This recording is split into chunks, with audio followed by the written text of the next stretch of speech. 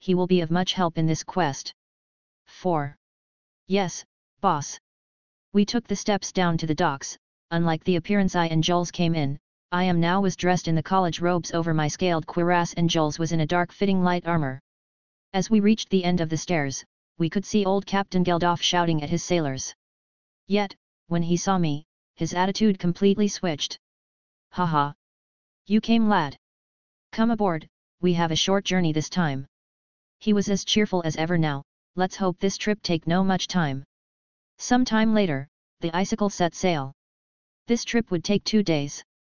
Pretty good time to practice spells and cultivate. Time passed peacefully for a while. I was sitting in the cabin with Jules, who was lazing around doing nothing, or she was playing with her new twin swords. She took a liking on them.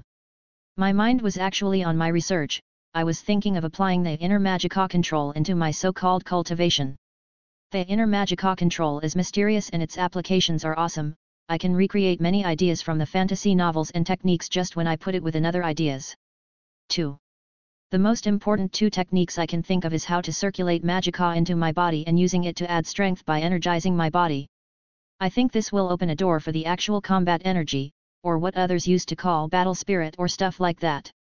Also, to discover more aspects I try to look into the current ones and think of their reverse. Necromancy, for example, is a magic to manipulate the dead, so shouldn't there be a magic to do the opposite? 2. I am not talking about the light magic or what's called here sun magic.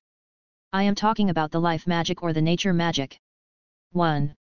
History recorded many mages who had the ability to communicate with nature. Humans also make nature part of the goddess Kine or Kinereth specialties, and elves say the same about Wyfer or Jeffer. The correct way to manipulate nature with magica, in my opinion, is divided to flora and fauna. One needs to communicate with both green nature and wild nature to start the first steps in this path. I'll call it the way of the druid from now on. 6. The other kinds I am after are both the space magic and the time magic. Space magic needs a lot of spatial awareness and understanding of the energy of space itself. Time is even harder. Nurina gave me a long lecture about that. 1. I know these 2 magics are Sidekick specialty and hard to master, so I associated them with mysticism even though I felt they belong to alteration. Why not, as I know that both magics are part of the nature around man, but that's a long theory I left aside. 1. To reach all the magics I thought about just now, is to understand them or detect them. This goes without saying that my detection magic I am practicing now is the most important step in the way to unlock and understand new abilities. The scary thing is, I am increasing my power in order to find these mysterious magics. Increasing power like this is not a good thing. It's dangerous and may cause a catastrophic result one day. I am guessing that one day my body may no longer be able to keep my energy in and some accident happen. Something like what happened to the augur. 1. I must have talked to him before I leave, but it would have taken a long time to prove to him that I am worthy with knowledge. He is very particular about passing the knowledge. 2. My last concern in the mysticism right now is the opposite of detection, the divination. 1. When normal people think of mystics, they think of those who can tell the future, scry into fate and all that. 5. I learned 2 spells in divination. One of them was passed down to me by Nurina and it's my alarm spell, that spell that saved my life who knows how many times. I also learned clairvoyance, a spell that guides one by his need to his target, but it's really a hard to control spell. Speaking of alarm spell, I am hearing the tech tech tech in my head and I am getting a bit nervous because of it. Something is wrong. Joel also noticed and moved with me. Her ears are sharper than mine, so she must have heard something. What's going on? I asked. I am not sure, but a lot of footsteps are sounding from the deck. Up we go. Unsheathing our blades, we headed up to deck. The deck was in a mess. The sailors were running around everywhere and arrows were coming and going. I didn't step on the deck yet. I still had to assess the situation. What's going on? I grabbed one of the sailors and pulled him to me. Don't you see? Pirates! Pirates! Oh! What a high-spirited fellow! But pirates? This ship carry the banner of the college. No pirate shall be this ignorant and attack the ship. We are going, here. I evoked Stoneskin and cast it on Joel, then on myself. I won't forgive you if something happened to you. She said. Hee hee. The same back to you. We ran onto the storm of arrows. I hate arrows. 2. A/N, Third-person POV. Two vessels attacked the icicle from each side. One was a small vessel and one was a little bit smaller than the icicle itself. The pirate banners indicated that they are not the usual pirates of these parts. These were Argonian pirates. After the war in Morrowind between the Dunmer and the Argonians, Morrowind lost a big part of its territory to Black Marsh in what is known as the Accession War, a war about seeking revenge for thousands of years of slavery, or so one theory goes. Now after nearly 200 years, new Argonian pirates started to emerge in the north of Skyrim. Jon was for the first time witnessing a naval skirmish, and he didn't take a liking to it. They are just shooting arrows at each other like this, he thought. Normally, he didn't see any pirating scenes like this in movies. The golden age of pirates during the gunpowder era was only known to him, so this to him was a sort of disappointment. Captain Geldof. How are we going to deal with this? Jon took cover beside the captain and asked. If it was one side then it would be easy. We can't focus on that caravel with that small sloop on our back. My quartermaster is injured, lad. This is your time to shine. A/N, I am using the classification by size. Sloop is a small vessel with a single mast, think of it as merry-go from one piece. Caravel is a long and light ship with two masts in normal cases, 20 m long.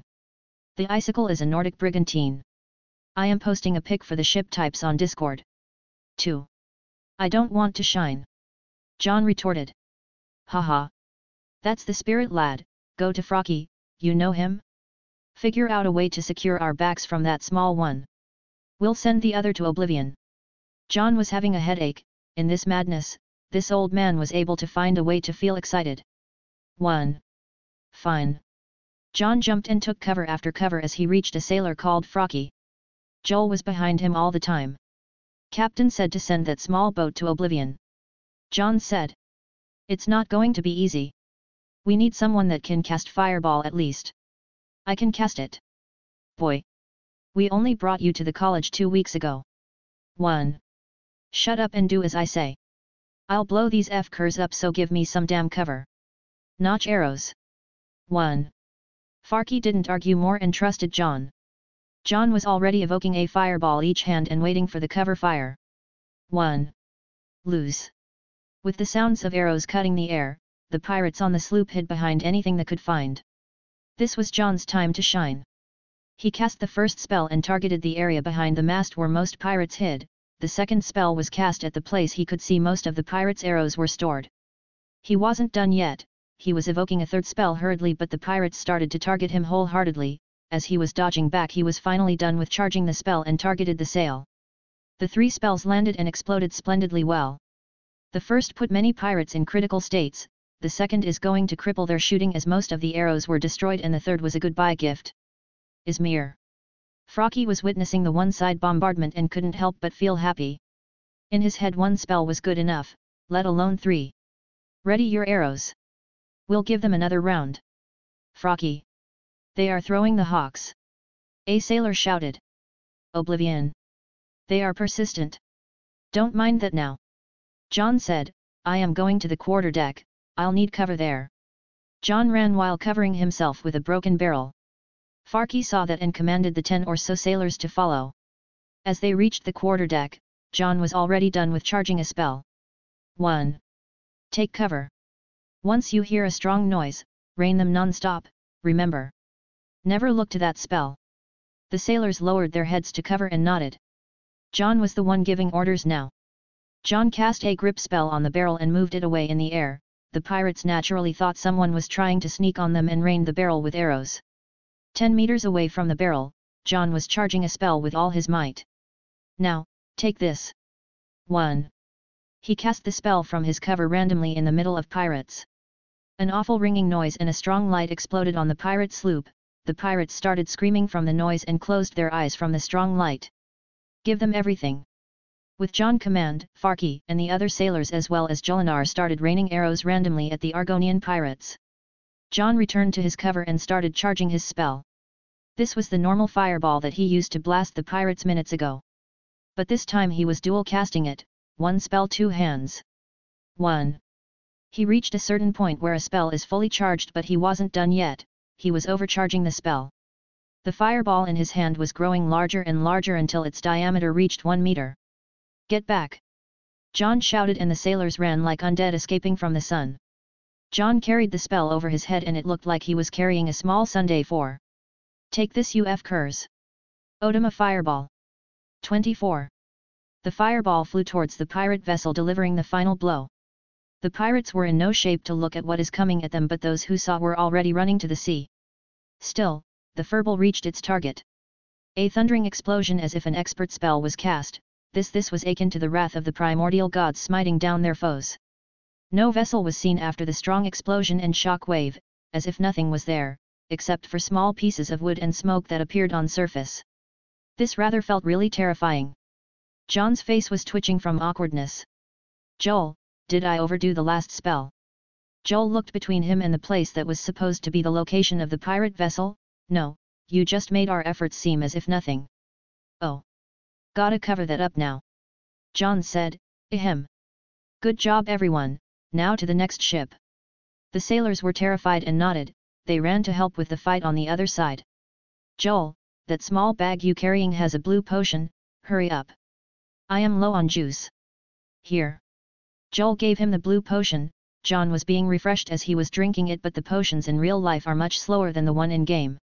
It would take 15 minutes to digest the effect of the potion completely.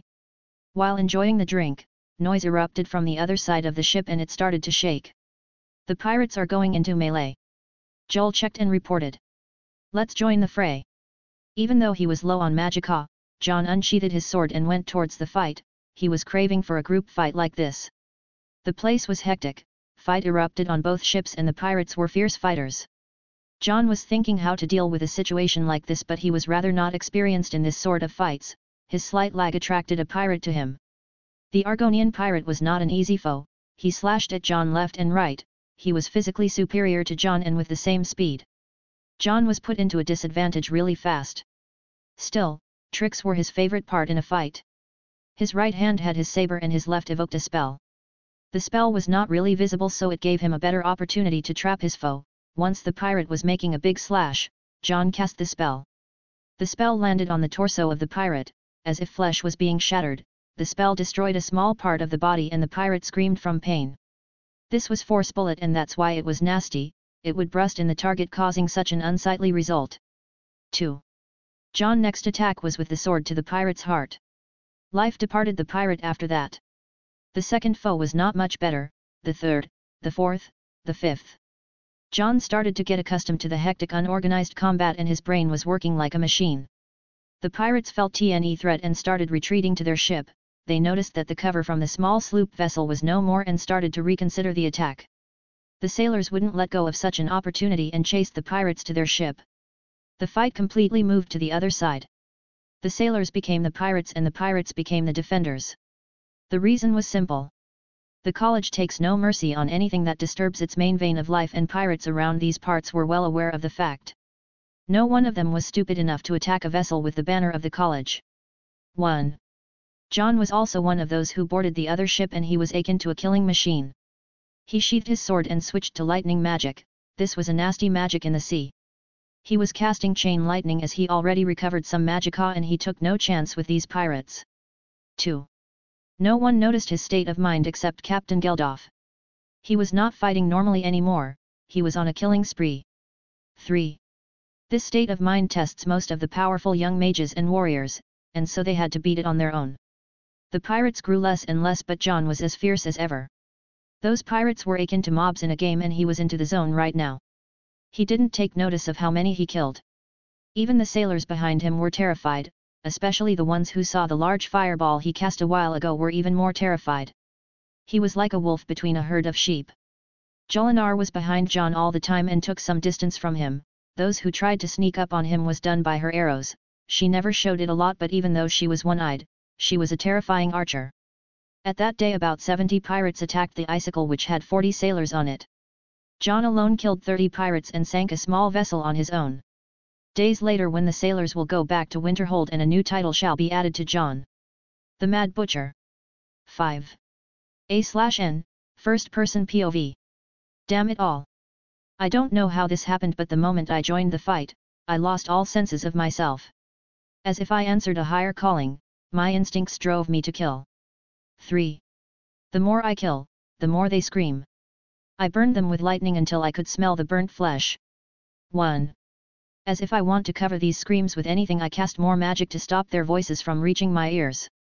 How many of them I killed was not a number I can count. My only consolation was that they were pirates. 1. The captain said they were not from these parts and their heads are not wanted yet, so we threw them at the sea. I don't think they would mind that. Argonians love water and so do sailors. Argonian sailors would not be sad about it, right? 3. Every time I had to take a life, I preferred it would be a quick stab or a swift arrow. For some reason it was less messy, clean, and the victim wouldn't be in so much agony. How did Hilda feel about this? I mean, she fought in a war, right? There were thousands of enemies compared to this small fight. How many does one have to kill in a war to survive like those veterans did? Maybe I was a different case. I killed a lot on my own. I should have held myself back a bit. Now the sailors are afraid of me. But I am not afraid of who I am. I would be mistaken if I did. After all, I acquired this power for that very reason. To kill enemies like a mad. To smile over their corpses as the fools who tried to bring sadness to my loved ones. 4. Just like those fools who chased after Hilda all the way from Hammerfell to Riften. I remember reading that Jonred did the same thing in Iliac Bay. He attacked some ships and sank them with fire. Indeed. Like a father, like a son. Damn it. I smiled. The sailors got creeped out by me again. No problem. I just started this path and I'll take it to its end. That was fun. A soft voice sounded in my ears. For some reason, it healed me. We killed a lot of them today. Yes, we did. She is right. And we will kill more. That's right, more. We can kill as much as Ugh. Shut up for a second. I caught her from her neck and stopped her madness from going public. 2. Fine. Sorry, I was just. Don't talk now. Damn her. She likes killing so much. Boss. Oh. So you survived. Joel said. What do you want, Trudvar? I asked. ILAMSORRRY to interrupt, but Captain Geldof is looking for you, boss. Even he is afraid. Where is he? This way, boss. Trudvar led me to Captain Geldof. He was in the pirate ship we blundered. 3. Lad, come here. He called for me and walked away from the others. Look, lad, I don't know what demon haunted you during the fight, but one thing for sure. You need to suppress it. Suppress it? I saw some fine sailors fall into your state before and it took some of them to oblivion, lad. You need to distract yourself from these demons now. Thank you, Captain. I will. Look around you. This is a good distraction. A ship probably built in high rock, can be manned by 7 men and needs some light repairs thanks to you. I don't know where the pirates blundered it from, but we should take it to Dawnstar with us. What say you, lad? 3. Say about what, Captain? I'm telling you to captain it, you numbskull. Chapter 62, The Alexandria. Captaining a ship? The idea seemed likable for some reason. If I remember, the Firemanes are famous sailors and I guess that their younger generation is the same. Wouldn't I look bad among them if I am not a good sailor? I will do it. Oi, lad, that was fast. Fine, she's yours to captain. If the sailors deem you worthy when we reach Dawnstar, I'll make the whole ship yours. Mine. Yours, ha ha ha. Captain Geldof slammed my back and left to his ship. Before he leaves, he had already looted most of what was in here. He gave me a share equal to his and it was a lot money.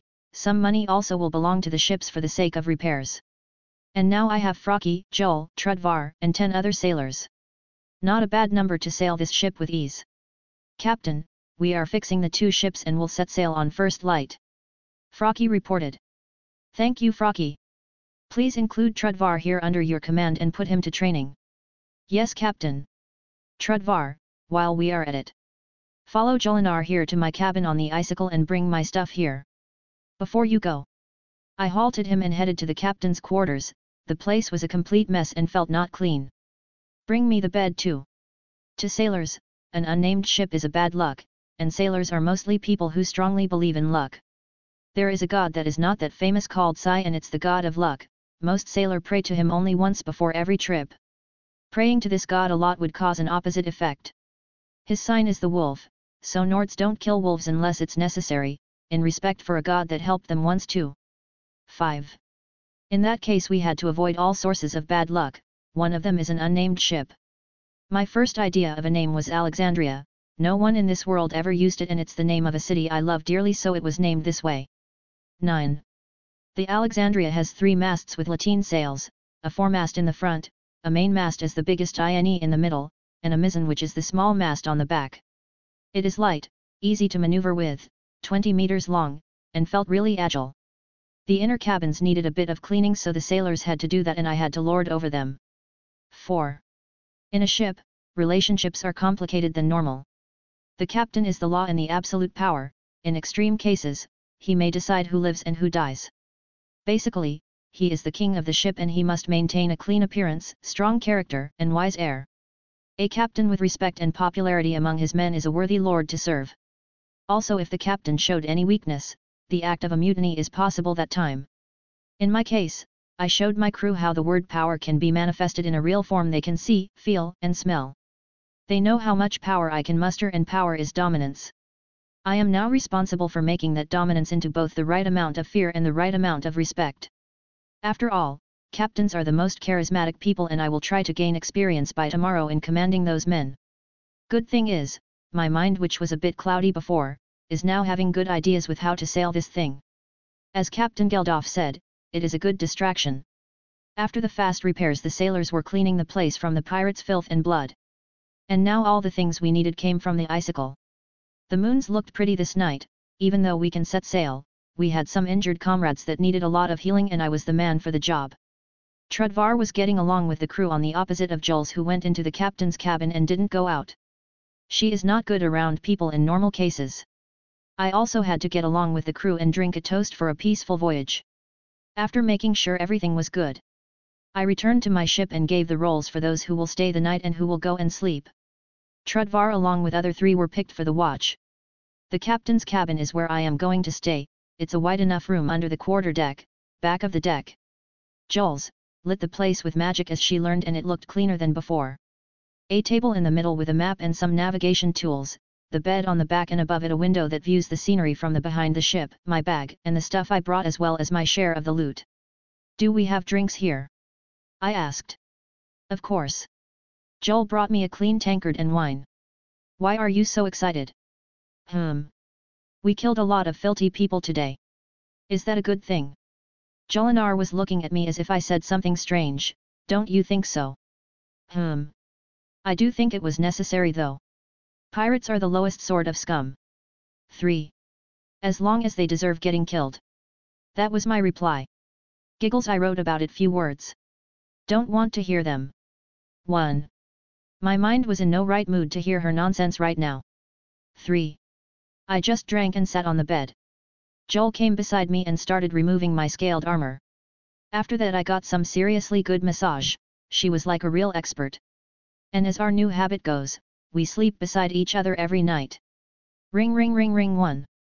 The bell of the ship made the waking up signal, all sailors were gathering on board. The sky barely had any light and we were done with the rest after battle. Now everyone ate what could be eaten and took position. With the first light the icicle set sail and we followed after it.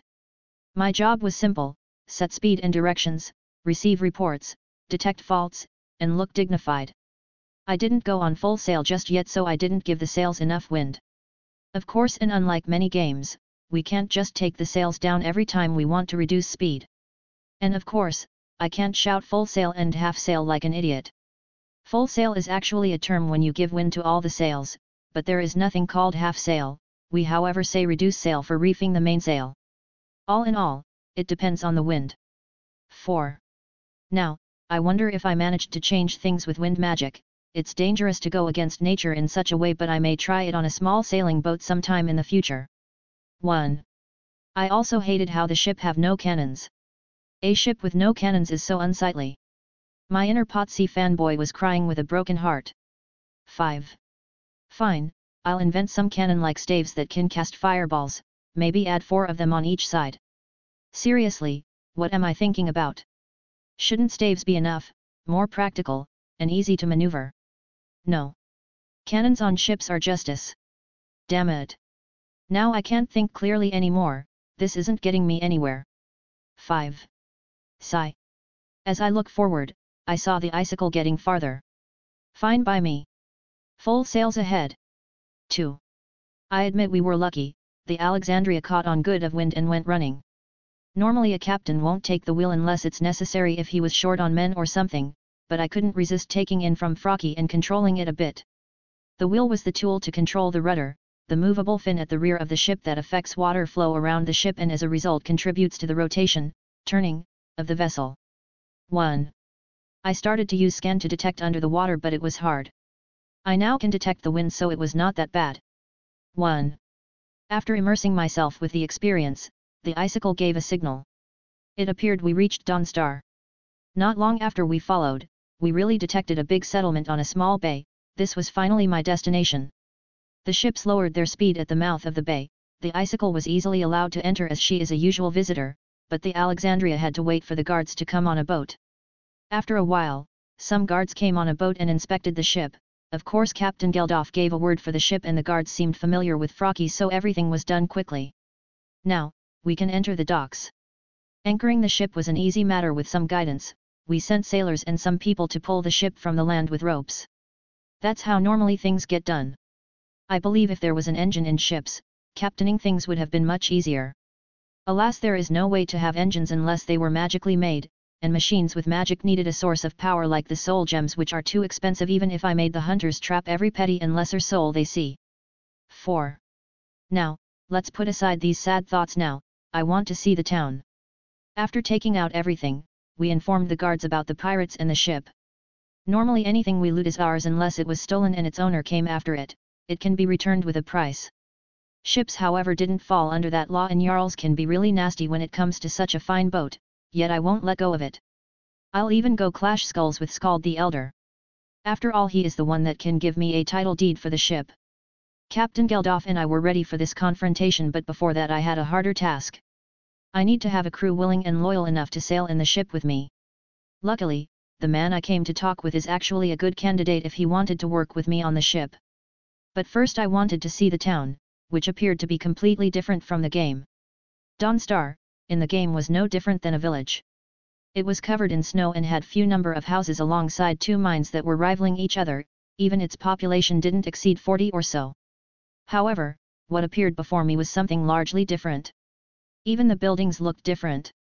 First, there were not that much snow and the road was not made of stones like the game. Actually the town was full of wooden houses and muddy roads, the houses were wooden and their roofs were long and reaching the ground, to go in a house you would actually take few steps down. The dock had few wooden buildings based on the nature of the place. It also had a shipbuilding workshop that can be paid for repairs. What piqued my interest was a ship with a banner I am familiar with. Once I saw it, I went near to Captain Geldof. This ship. Fire main. You have good eyes kid but keep them away from people like these. Captain Geldof won't get tensed that easily. But there are fire mainies around these parts now. I wonder if trouble would arise if I run into them. When I looked at their ship I saw some fearsome looking sailors in a matching uniform set. So it was true that the hidden clans have private militias and all that. Good lord. I always wanted to make my private security force for my establishments in Winterhold but I guess I didn't come up with anything new. I can even learn a thing or two from these private forces. Still, I won't lose. Now, the first step is to take that ship. 1. So, we go meet the Jarl now. Yes, Skald the Elder is a stubborn old fool but he likes money, so make sure you are loaded when he gives you a price. What a pain. I will waste the money I just got now. Well. Money is for that purpose of spending. All I need is just to convince that Jarl to hand me the ship. 1. Walking in Dawnstar, it was actually a pretty place that gave the vibe of a normal sea town more than Winterhold. I could see that the two big mines had a lot of miners alongside big industrial-grade smelters. The docks were busy with workers and ships, there were a lot of work here and there. It made Winterhold feel like a ghost town. We had to take the road in town to the White Hall, the Jarl's residence. A longhouse-style building from wood and straw but looked more dignified and higher than the buildings around it. Requesting an audience with Captain Geldof's name and my name as the tournament's champion was easy. I am not sure if Jarl Skald likes me after I beat up his team black and blue, but let's hope he is not holding a grudge. The guard came and let us in. Who received us however was the captain of the guards. His name is Captain Jod. I remember that from the game, he was one of the good guys. A tall man in a Nordic plate armor covered with cyan cloak, the color of the hold. Captain Geldof, a pleasure seeing you in town. How can the Jarl's court assist you? Ha! Where is that man you call Jarl over this town? He is with guests, Captain. I beg your pardon, but we even had to bring Lady Brina to receive them. Oh ho ho! Afraid that old fool might embarrass you or anything. Captain Jod heard that and didn't even retort, he just sighed, this guy clearly is having it hard. The talking went from here to there until we reached the pirates' subject. Captain Jod got concerned and asked us many questions. Unknown pirates are a serious matter, especially to a town like Dawnstar that all its business is relying on ships and trading. Of course, having no prisoners to question was due to me going berserk, so I had to apologize about that. A short while Captain Geldof got bored and urged Captain Jod to get us in. Captain Jod had to go check in first, then he came back saying we got permission for audience. Captain Geldof was not polite and walked in with no patience. He was ahead of me, but suddenly he halted for a second, then walked in again. Lady Brina, sir. As I went in, Captain Geldof was greeting a woman sitting on the left side of the hall and a man sitting opposite to her. Lady Brina Marilis is an old veteran from the war and the most popular person in town. She is an exemplary Nord with a straightforward attitude. Opposite to the Jarl, who is the least popular person, and his attitude is that of a brat. The other man who was greeted by the captain was a tall person with calm appearance. He looked like a hunter of some sort, as he was wearing a cap made of a wolf's fur and was stroking an actual owl standing on the armrest of his seat. 1. Old Skald. We hunted more pirates in your hold. Captain Geldof said, as if he was familiar with Jarl Skald. What are you so proud about? You know the regulations, loot what you want and leave the ship. We are taking the ship this time. Taking it? Why would I give it to you? You are not giving it to me. You're giving it to him. Skald looked at me and looked as if he was illuminated. You are that brat. I remember you. You costed me half of my money in that tournament. Only half. He seemed displeased with me, so I thought it wouldn't harm to taunt him. Ha! Fine, I'll give you the ship. He said, for 100 goldens. He was seriously doing this, ha? 100 gold septim would buy me the best ship I ask for, let alone that small caravel. But who did he think he was playing? I am sorry. Half of your money is only 100 goldens. 2. Skald was baffled and tried to think of a comeback, but Lady Brina was faster. You look young, boy, do you know how to sail her? Yes. This question had to be answered like this, there is no so-so in sailing ships. But you were only one passenger on a ship that was attacked. To actually have the right to own a ship is something that falls under many rules than just the ability to sail and captain. What gives you the right? I smiled at her question. Skald smiled too, as he thought I was trapped by her question. 1. Actually, her question was a very reasonable one. But Captain Geldof should answer it. After all, he is a witness. Captain Geldof cleared his throat in courtesy to speak to Lady Brina. Well, young Jon here took out most of the pirates alone. We were attacked by 2 ships and nearly 70 pirates. He sank one ship with his magic alone and liberated the other ship mostly by himself. From the 70 pirate, he took 40 of them down. Lady Brina raised head brows and was taken aback. I guess my butcher image with this handsome face of mine are not going along together. Jarl Skald was staring at me like the idiot he is. Just admit it, some people were just born this awesome. Ho ho. What a naughty child. Strangely enough, the guest who was here before us talked. If I remember correctly, these pirates were a band of Argonians on a caravel and a sloop, right? The man's voice was calm and clear even though his eyes were sleepy. I answered him with a nod.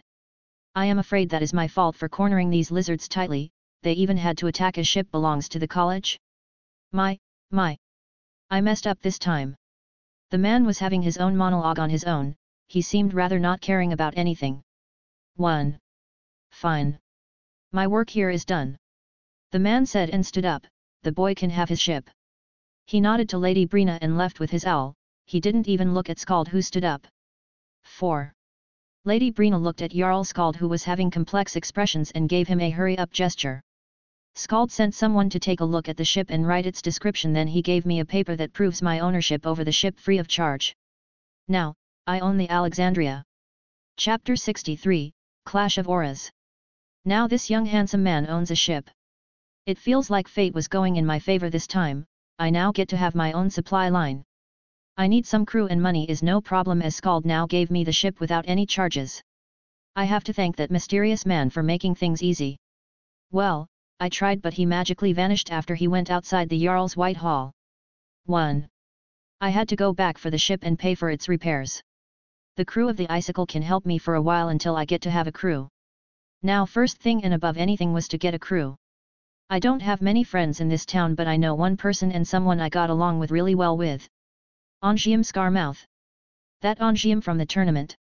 And from what he said, he spends most of his time at the town's biggest inn, Wind Peak Inn. From what I remember, the inn was owned by a man called Thoring. In the game, he was a grumpy sad man because the death of his wife but I guess she is still alive by now. The inn is the first thing you see when you enter the town as most inns. Reaching the inn, I pushed the door open and closed it quickly. It was bustling and warm unlike the cold weather outside. However, no sailors come to this inn as there is a tavern for them near the docks and they have to sleep in their ships. Most of those who visit inns are land travelers and captains. In the inn, some people appeared to be chatting here and there, a fight broke inside and some shady people were sitting together. A normal inn. 1. Most inns had what we call the notice board. There is a mod that actually adds that but in reality the boards are located inside inns. What was interesting about this inn's notice board was how it was filled with wisdom and hunting contracts. From what I remember, Dawnstar had two major problems. The attacks and the nightmares. The attacks are actually due to the location of the town on land. Dawnstar is so isolated. To reach it by land, you will need to have a risky travel into wastelands of snow. It was even that annoying to travel here from Morthal or Winterhold by land in the game, let alone real life. This isolation in location caused a lot of wild animals and giants to form packs around the town and attack it periodically. Not just that, in the game, this town was attacked by dragons most of the times the hero passed from here so it somewhat turned into a meme. 5. The second problem is the nightmares.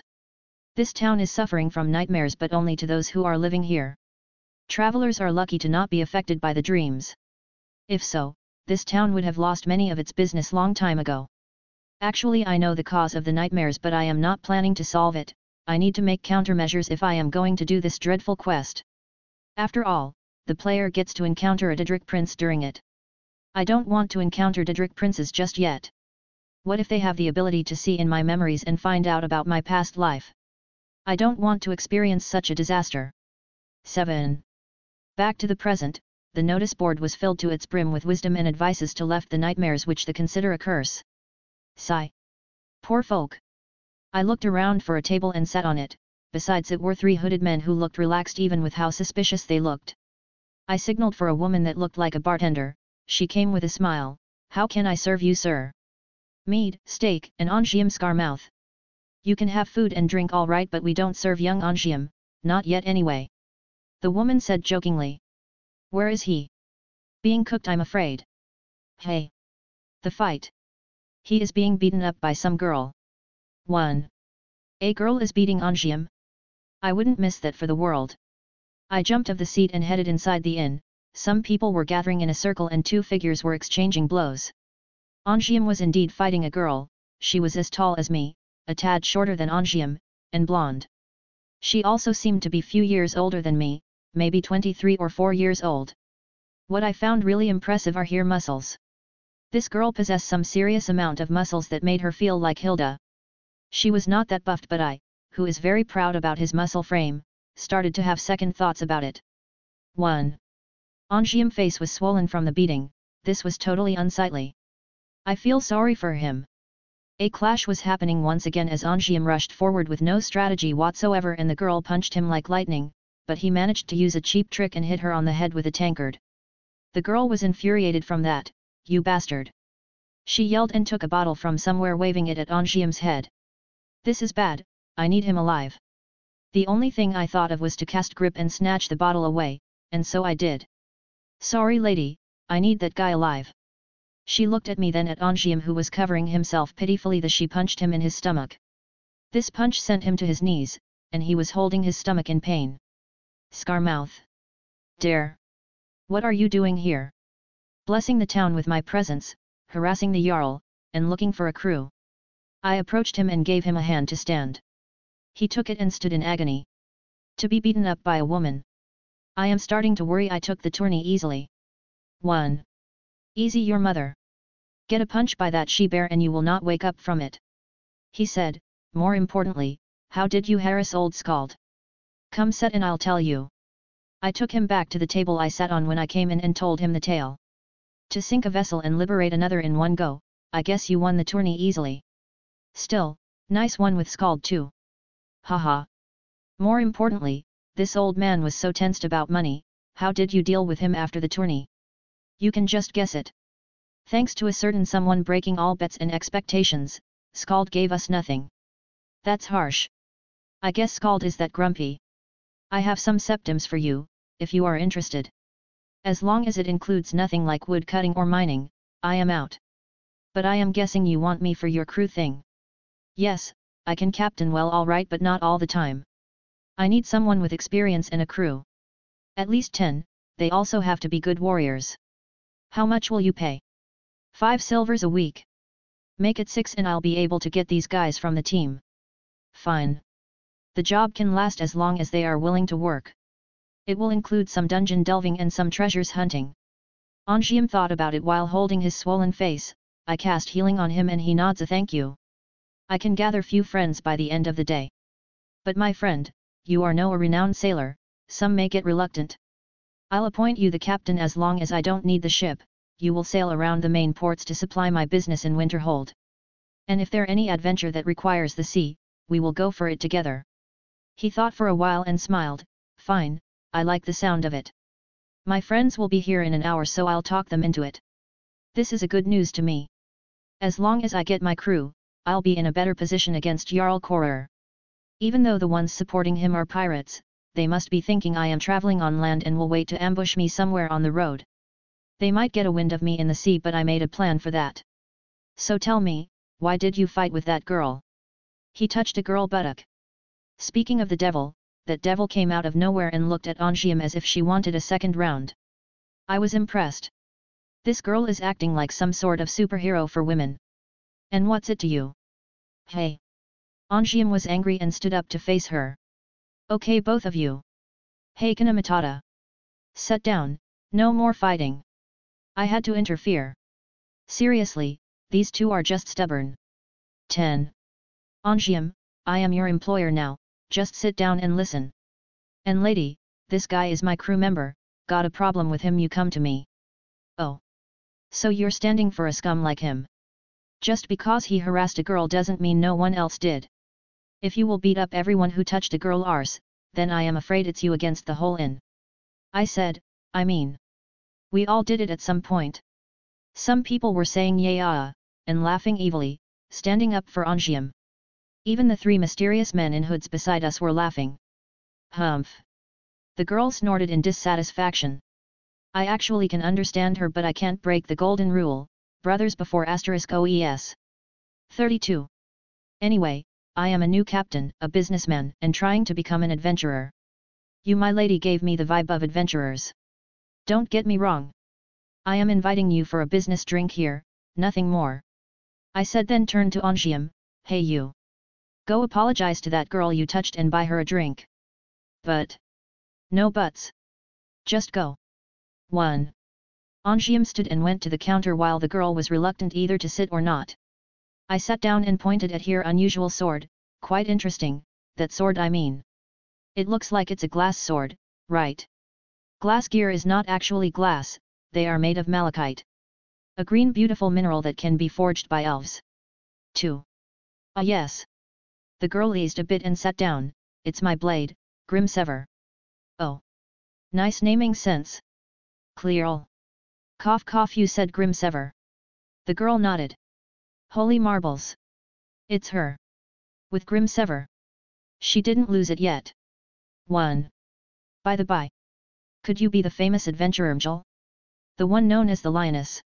The girl was taken aback, I am Mjol.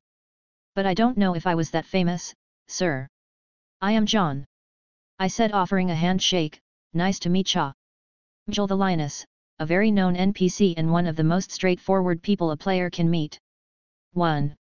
She has a bit of a complicated history and she hates bandits and all their kinds. Bandits attacked the village she grew up in and killed her brother. Jill at her young age was taught swordsmanship from her mother and went on adventures across all Tamriel with her father. At some point of her journeys she went into an ancient Dwemer ruin. These ruins belonged to the long-lost race of the Dwemer, deep elves, this world's concept of dwarves. A race that exceeded all other in knowledge and craftsmanship. They even had automatons to protect their cities that still work since the olden ages. Now, this Mjol is actually going to delve into one of those in maybe the near future.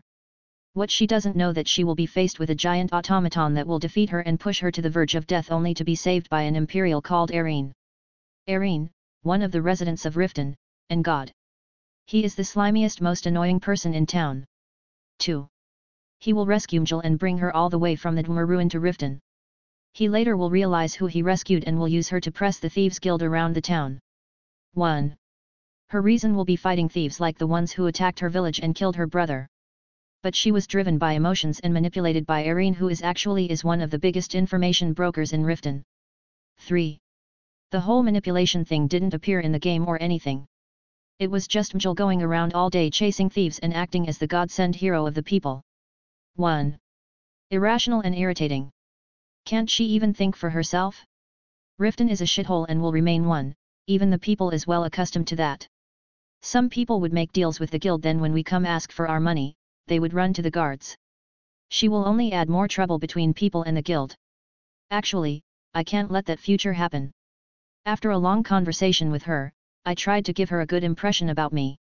If that Arene will be able to turn her head around, then it's not hard for me. So Mjol, where is your next adventure? Up to the sea.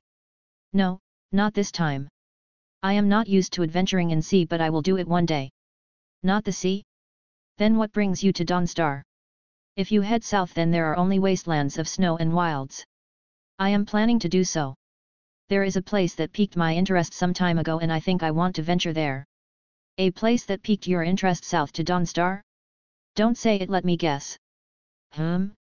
Windward Ruins? No, nothing is there. Corvinjund? No, that's too far. Misnchaleft. She whispered. What? Oh God.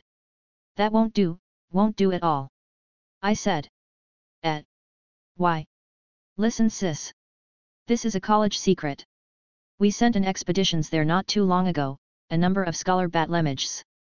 Believe me when I tell you, that's not a force to be messed with. I said and looked concerned. They returned back in an unsightly shape.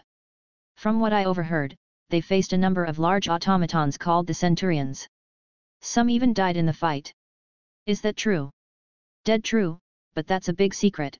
If the other forces knew of this, we will be a laughingstock. The Archmage himself ordered the ruins to be again and the news to be kept a secret. I only knew because my master is an actual force in the college and she said it around me nonchalantly.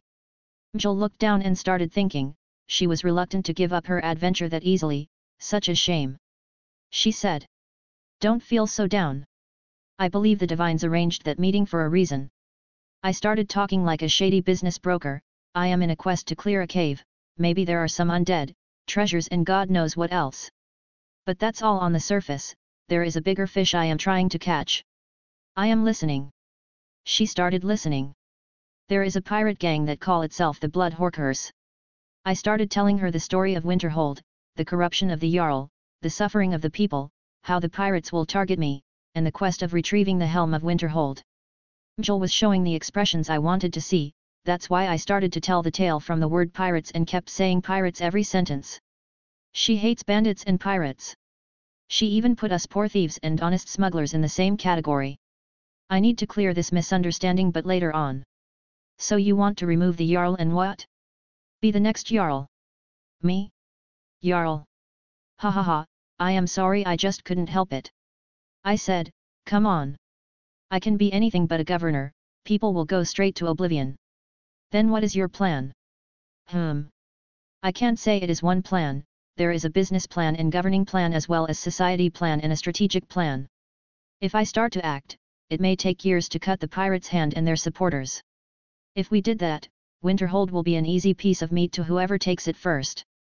Don't forget that all businessmen fight over any territory that may look good, especially a territory that is too good and has a sea access as well as a treasure trove called the College of Winterhold. If we just fought with the current tiny chance of winning, we will just open an opportunity for someone maybe worse than the ones ruling now, and we will take nothing for ourselves. I said, my current plan is to start a small business to circulate money in the town. It will be a shady piece of business, but it is what the town needs. I will establish myself a name and gather the people around me. I'll give them work and help. The next step will be finding more people who can act as public figures and lead the populace, as well as making more people migrate to Winterhold. This will secure us all the manpower we need to establish both economical and fighting force, which will lead us to the last step, the independence, and taking down the Jarl as well as opposing his supporters. You thought of all that? I was not focusing on her face when I was talking. I was busy moving the cups and bottles around as if some chess pieces to give her an understanding of my grand plan. When I looked at her face, however, she was shooting beams of sparkles from her eyes at me. What a simpleton! I hate that kind of people who act like heroes, throwing around flyers of justice and fighting evil while not actually doing anything about how to fix the problem from the source. 1. Of course. I won't go beat everyone who touch girls' buttocks before I make a social movement of under the sign of no touching buttocks and gain supporters. Jill's face turned red as she realized what I meant. But suddenly she thought of something and narrowed her eyes at me. Why me? Hey. I mean, why did you tell someone you are not familiar with your plan? Aren't you afraid of me ratting you out? Sis, if I came to hire you as a bodyguard in my quest without telling you a word, will you agree? She thought and said, no, I am not a sellsword. Exactly, I knew that the moment I saw you. You are that kind of person who care about the people and act based on what they feel right or wrong. I am not saying it is bad. It's just not the way how the world works. And you know the way how the world works. Every cat, mouse, and skeever in Riften knows the way how the world works. Of course I had Uncle Delvin to teach me, so I grew up judging people by these scales. I said, but that's not important now. I just offered you one big size adventure that will make you busy for maybe few years. What do you say, sis? You're in. I smiled and offered a handshake. Jill thought for a while, then nodded and took my handshake. Hee hee. To your face, Irene. Jill agreed to join me and went to bring here stuff. Now I felt rather accomplished. Having that beast around me is a good deal and will make my job in Winterhold much easier. She will be a pain in Koror's ass. I couldn't help but smile and imagine how he will feel having two people he can't go against wreaking havoc in his system. Still, I was not comfortable with these three shady, mysterious guys on the table next to mine. There were a 5-meter space between us, but they were gazing at me the whole time. Is something funny on my face? I even raised my tankard to them with a smile to tell them stop looking, you fools, but they shamelessly raised their tankards back. I am afraid if they were eavesdropping on me talking to Mjol, this may turn into a problem. Suddenly, a man came in and called, John, we are leaving in 2 hours. Who is that? I don't recognize him. Fine, we'll be there. Strange enough, one of the shady people answered. I looked at him but couldn't see his face under the hood. This is annoying. I am sorry. My brother's name is John too. One of the other two who sat on that John side talked directly to me. Another John. But he said too, these guys listened to some of what I said, it seems. Don't get tensed, young man. The third said, my friends will politely apologize for their rudeness. The third was dressed in a different kind hood, it was dark but a bit colorful. I sensed a lot of magicka from him. The other two felt dangerous too. The one who spoke to me felt as sharp as a blade, and the other one called John had a strange magicka that felt not like a blaze. 2. These guys were releasing some sort of aura at me. What skill is that? This is interesting. So interesting. I want to compete with them even though my loss is guaranteed. Wait. I also made something like that. The incomplete spell that I released at Jolinar to suppress her madness. Hee hee. Here I go. I used the hand on my other side of them to evoke and channel it directly. Aura of madness, it's as far as I could go, but it will counter these crazy fellows. Now our auras met. I was clearly at disadvantage, but they were going easy at me. Still, I'll be rude. I stepped on the oil pedal and increased the output. They also did. Our auras were not visible, but I think if I used a vision spell, I would see them. One aura was filled with power, as if nothing can stop it. One aura was sharp like a blade wielded by a monster. One aura was as if the fire that can eat anything and everything. 1. These were the colored hood man, the man who talked to me, and his friend named Jon respectively. My aura, on the other hand, was too unrefined, a bit weaker and all over the place. Still, it carried madness, anger, fear, and a lot of negative aspects. I was not done. I was comprehending how to power it up more. How to correct the aspects. What a chance! I smiled widely. My smile was so wide. I contained my happiness anymore. The first to back down was not me. It was the man who talked to me. He stood up and looked around, then shouted, "Enough!" As if I was woken up by a cold bucket of water. I realized what I have done. These people's auras was contained and focused on me. My aura, on the other hand, was all over the place. Unfocused and was wreaking havoc not just against them, but to all the people in the inn. The place turned messy. Some people were looking at me as if I was some sort of a beast.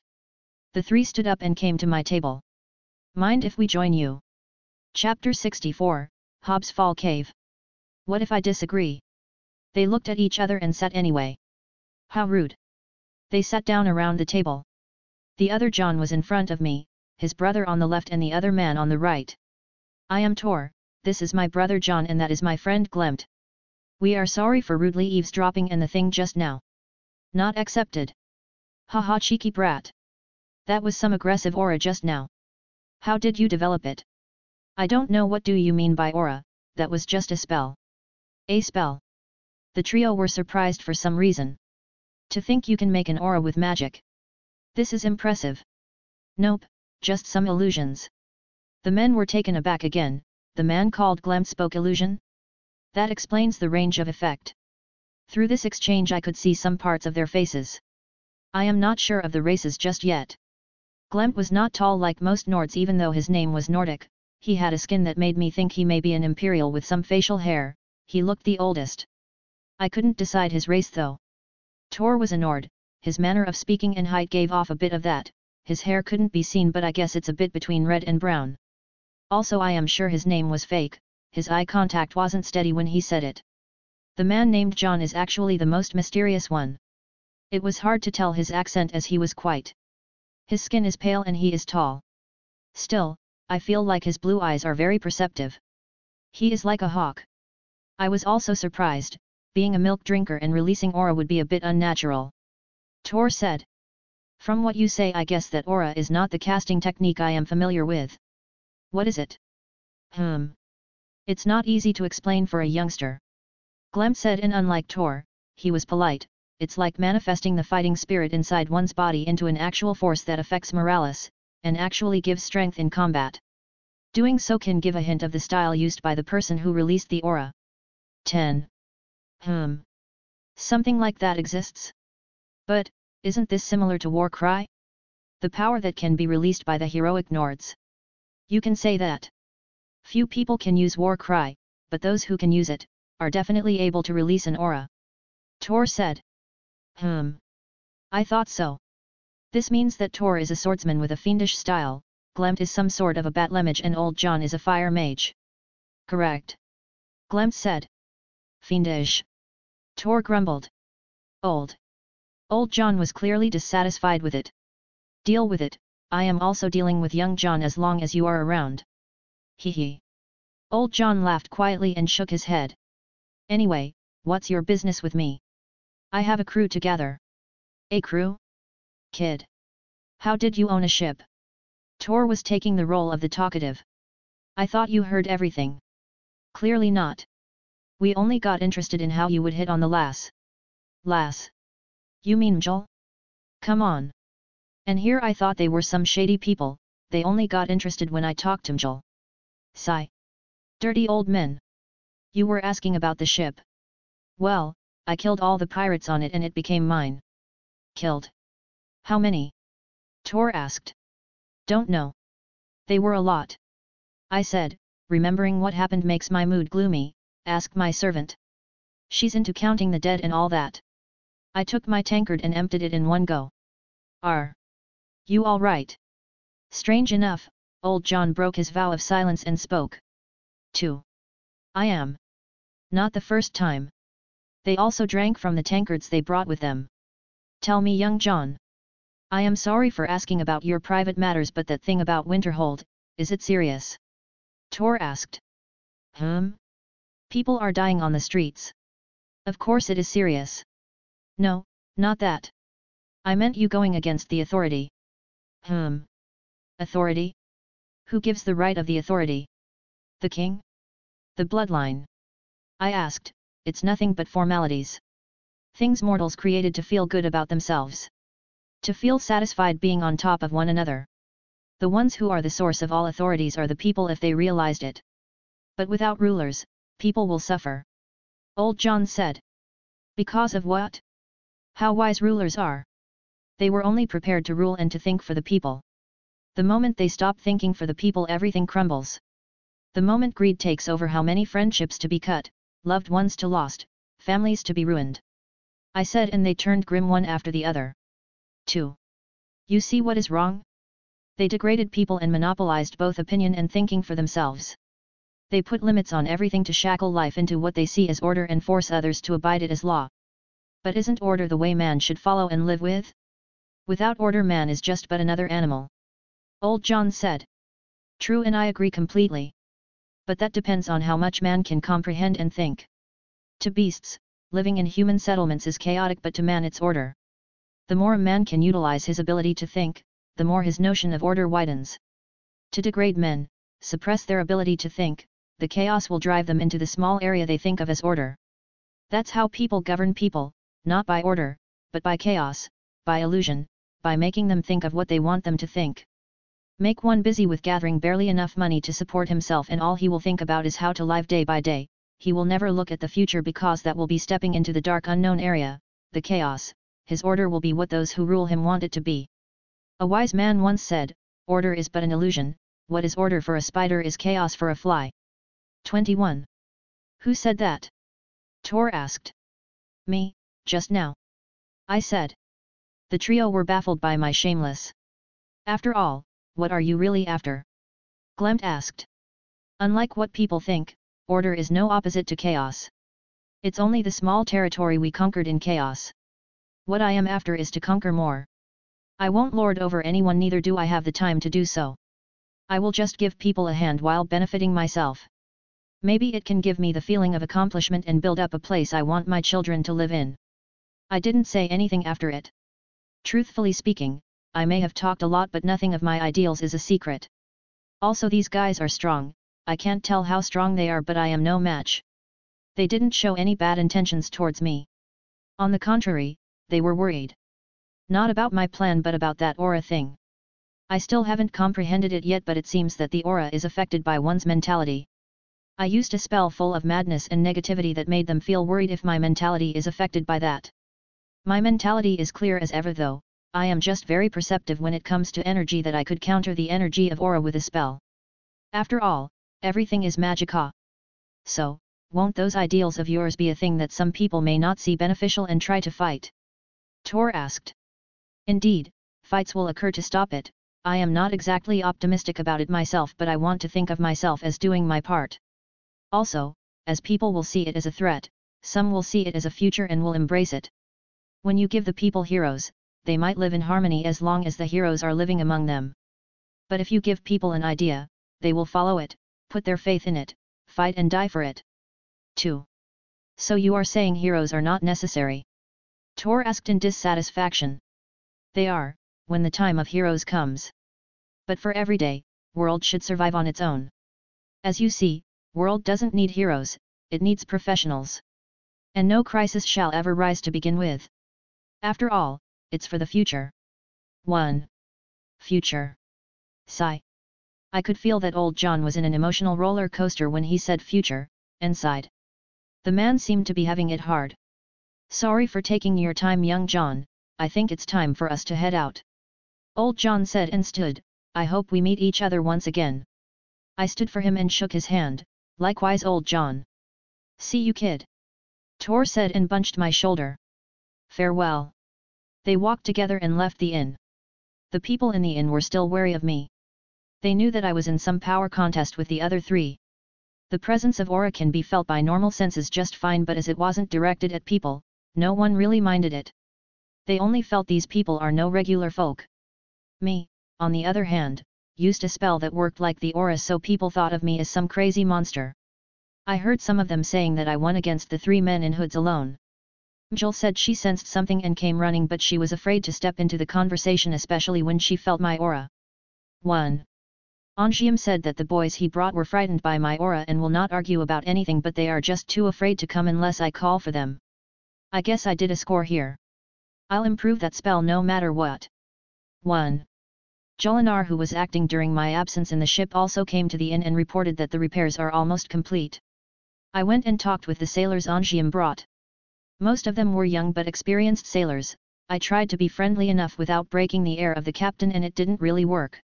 Still, they eased up a bit when I ordered drinks for them. Jolinar wrote the names of the sailors and everything was in order. 2 cooks, a navigators, a charter, 2 carpenters, the rest were 5 warriors. Anjiam will be my quartermaster, Joel will be Joel, Trudvar will be my guard, Joel will be my guard too, and the one who will do the intimidating. I, the captain, the healer, and the battle mage. 7. I also paid 2 silvers up front as a bonus of starting the job. They have half a day to get what they need and be on the ship. 2. Anjiam took me around the town and we bought tons of arrows as well as some weapons and many other necessities. I also had a shopping list for Nurina, and it was nothing easy to carry alone. I hired people to carry the stuff to the ship. By nightfall, the ship was loaded and the repairs made it look like a new one. The Alexandria was a small but an elegant ship. Adding few lanterns here and there gave it a good vibe. I also made sure that everything is taken care of before heading to my cabin. My cabin. Ah! What a transformation! I must admit, I love luxury. I brought a big-sized bed and the comfiest furniture that can fit in. I also bought some maps and new navigation gear. My navigation skills are not that great, but it's okay for traveling not far from the coast. I also bought every sailing book in town. Let's see what else is here before we miss anything. Arcane table for enchanting, check. Alchemy station, check. Luggage, check. Jewels, check. My reading material, check. Chest for valuables, check. Every piece is where it is supposed to be. Ah, it was never this tidy in my past life. Now, to bed. Next morning. I was standing behind the wheel. 5 sailors were being punished in the very morning. Why? 4 overslept and 1 slept on guarding duty. What is the punishment, you ask? Simple. Ice bucket challenge. I call it that, but it is like this: these guys will stand naked, in underwears of course, and pour ice-cold water from the sea on themselves. 10 buckets or 10 whips. Those who start can't stop, because whips on cold bodies is a heavenly kind of pain. Of course one can stop any time, but will have to take the rest of the buckets as whips. Even though these guys are Nords, cold sea water in the morning is a bit too much. 2. The sun started rising and everything was going fine. Dragging the ship out was also the sailor's job, but we pay few coppers for dock workers to help. Now, the ship was on water and we have nothing left but to open the sails to the wind. Few minutes later, the Alexandria was back in the sea and heading east to the direction of Winterhold. Our destination is Hobbs Fall Cave. Hobbs Fall Cave was right on the coast just after an island called Invilt. We took the short narrow path between the small islands near the coast. Truthfully speaking, I was worried of being followed, so my plan was to hide the ship somewhere like here. After 6 hours, I could see the terrain of the cave I am familiar with. My navigator also confirmed the location. I insisted to hide the ship from sight. There was a small hill near the coast that can do the job, and it was surrounded by small pieces of land. Even though the area was shallow, my detection scanned it for the best way out. Now, we are very well ready to go down. Trudvar will stay with the ship along with other sailors. Me, Jules, Joel, Anjiam and 3 sailors who were good fighters took the ship's boat to the land. Hobbs Fall Cave is at the end of a path enclosed by sheer walls of ice, which starts at the shoreline to the northeast and ends at the entrance. Everything was so far so good. I was worried about any beasts in the area, but... Tech! Damn it! What's wrong? Joel said. A troll. At the entrance of the cave. I said and evoked the fireball spell. I hate trolls when they are alive, 3 eyes and crazy strength. What is more ridiculous is their regeneration. I remember playing as a warrior and going against a troll once. Dumbfuck healed like crazy after every hit. Anjiam, Joel used shields and pin it. The rest go with spears. Joel, shoot to its eyes without making it see you. The troll emerged near the entrance and started to make warning roars to the intruders. This is an ice troll. I cannot believe I extracted an essence from this thing to buff my bedroom prowess, but I think the troll's regeneration is what made it a fearsome extract. Trolls themselves are ugly fucks. Gorilla-like creatures with 3 eyes and evil-looking heads, their bodies are stringy with muscles but mostly covered in fur, their shoulders and heads have many bone spurs that makes a clash with them is a bad idea, their hands are the most problematic thing. They have 3 fingers each with claws like steel. 1. This combination of fearsomeness and incarnation of manhood is raring and rushing against us. There is only one weakness the trolls have. It's fire. And this young and handsome man is called Jonhild Firemane. 1. One more thing. They guys around me are nervous, let's give them a good buff. I haven't used this in ages. War Cry. Chapter 65, Dungeon Delving. Sovngarde. My war cry echoed around. What else could I shout anyway? 7. My party got buffed and the troll slowed its advance. This was the perfect time for me to release my spells. 2 fireballs were cast from each hand. And 2 perfect hits blasted on the troll. The monster won't be easily done by this. But I guess it lost most of its endurance now. There were no time to cast more spells, the troll was fast, much faster, and more dangerous than the ones from the game. I had to fall back, allowing Mjol and Angium to take my place while carrying their shields. The situation will get dire from now. I can't use fire with my allies close to the target, fire tends to be tricky to use in this situation. The troll may start regenerating and his stamina is also a pain to deal with. The trolls clashes with shields badly. Mjol was pushed back but the sailor behind her was supporting her well. Angium was superior to Mjol in the term of weight so he didn't move from his place. I think the vanguard need more support, the man for the job is Frost Atronakshan. It made its appearance after the coming out from the void. The problem now is that the Atronak won't deal much damage to the ice troll as the troll has a high resistance to frost. Also it has already started regenerating. I am hating the situation but the only solution is to do something about his vitality. Beside my mastered spells, I am researching new spells most of the time. The aspect of vitality is a hard to control aspect but I can at least absorb and supply it. It's dangerous to use the effect of supply with vitality as one gives his own vitality to others. It's more effective than healing though. Mages tend to use the effects fortify and restore with aspect vitality to make the healing spells. If I absorb the troll's vitality it may affect me as my vitality is full or different in nature than a troll's vitality but I can supply it back to the members of my party as they are taking damage directly from the troll. 1. Fine, I'll risk it. I evoke 2 different spells on each hand, the right is absorb vitality, the left is supply vitality. I aim my right at the troll and my left at Mjol who received a hit. After a minute of struggle, the troll's regeneration actually slowed down. It took us 5 more minutes to put the beast down. The 3 sailors made sure to make their spears go through all its vitals to make sure it died. This was tough. If there is anyone in the cave now I doubt they didn't know about us already. Don't let your guard down. They didn't come at us when we took down the trolls so don't worry about it now. I said, Jules, you will scout ahead, make sure to use scan and alarm like I taught you, do what you do best. Joel was taking the role of my mysterious right-hand girl so she rarely spoke. How adorable. Now everyone on me. I may be a mage but I'll kick your asses if you come at me combined. Don't focus on protecting me unless I am doing some serious magic casting. I'll tell you by then. We will walk light and not trigger any attention. I am taking the lead with you 3, we'll use our bows and bring any target down swiftly. Angium and Mjol, you 2 will be our rear guard. If it turned dangerous ahead then switch into vanguard. Everyone stay cool and don't lose your shit if you saw a freaking undead in there, just shoot on my signal. Understood? Yes, Captain. Good. I gave these guys few lessons on tactics and infiltration strategies, we will move and kill like shadows. Jolinar took the lead and sneaked into the cave. Her mission was disarming traps and scouting for enemies. She also would leave us marks about the situation ahead and wait for us if there is an enemy. This is how my tactical lessons were hammered into her. I cast Bound Bow, this way I have my own bow and a quiver with many arrows hanged from my waist. Now we are ready to roll. Upon entering the cave, we found ourselves in an icy cavern. It was very spacious with ice walls, floor, and ceiling. I was in wonder even though this is not my first time witnessing such a thing. Whistling mine looked similar but I had no time to admire it. Still, I can't say anything or make any sound for an echo may form. 2.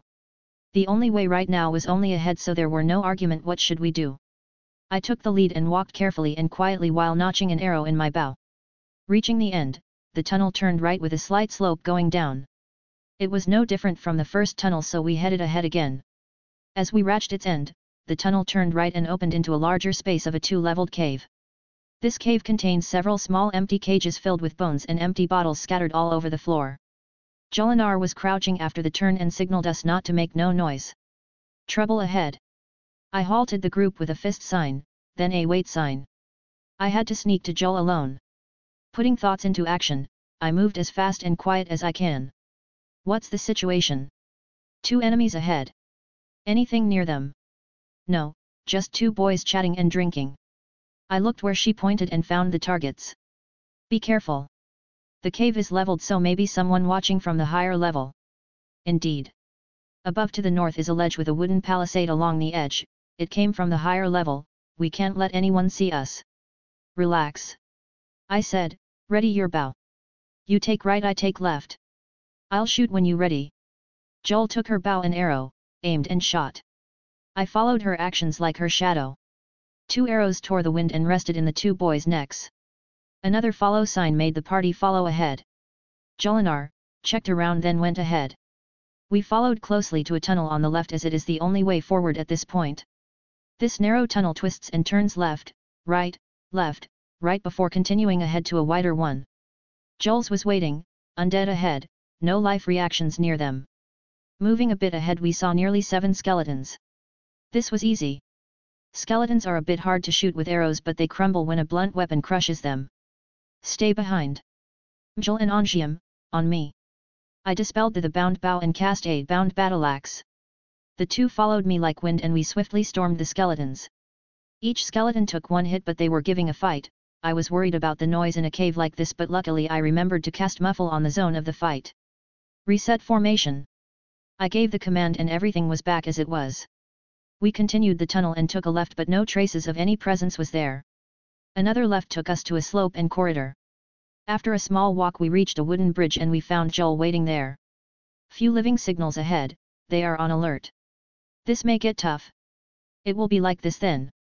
Switching back to the bows and getting protected for the next raid. Everyone. We'll go in storming arrows. Shoot fast. Joel and Angium, you 2 will have to shield us if we fell under heavy fire.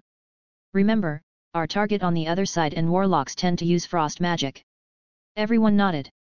Taking a deep breath, I made a countdown with my fingers and moved to the next location.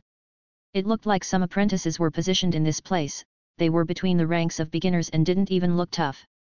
But there were 7 of them and 5 archers of us. Assigning the target with signals was an easy task for those guys. They are already an experienced SWAT team. 3. At the signal, 5 arrows tore the air and 5 enemies fell. The remaining 2 were alerted and tried to run, 1 got shot by me and another got an arrow to the thigh and escaped while limping. 2. Crap. The area ahead is unknown but I and Joel gave a chase through the wooden bridge and honeycombed him with arrows. Tough bastard resisted. As we reached the end of the bridge, we noticed that the wooden bridge spans over a deep cavern. I knew this but still, it looked fearsome. Resetting the formation and moving forward was done even before I say anything. The walk ahead was strangely not interrupted by any traps. I even felt worried for Joel. Still, we met her after we walked down a few slopes. 2 paths ahead, one had a mage with many undead and the other is going down somewhere but I can't check it else I get seen. Fine. I'll deal with the undead.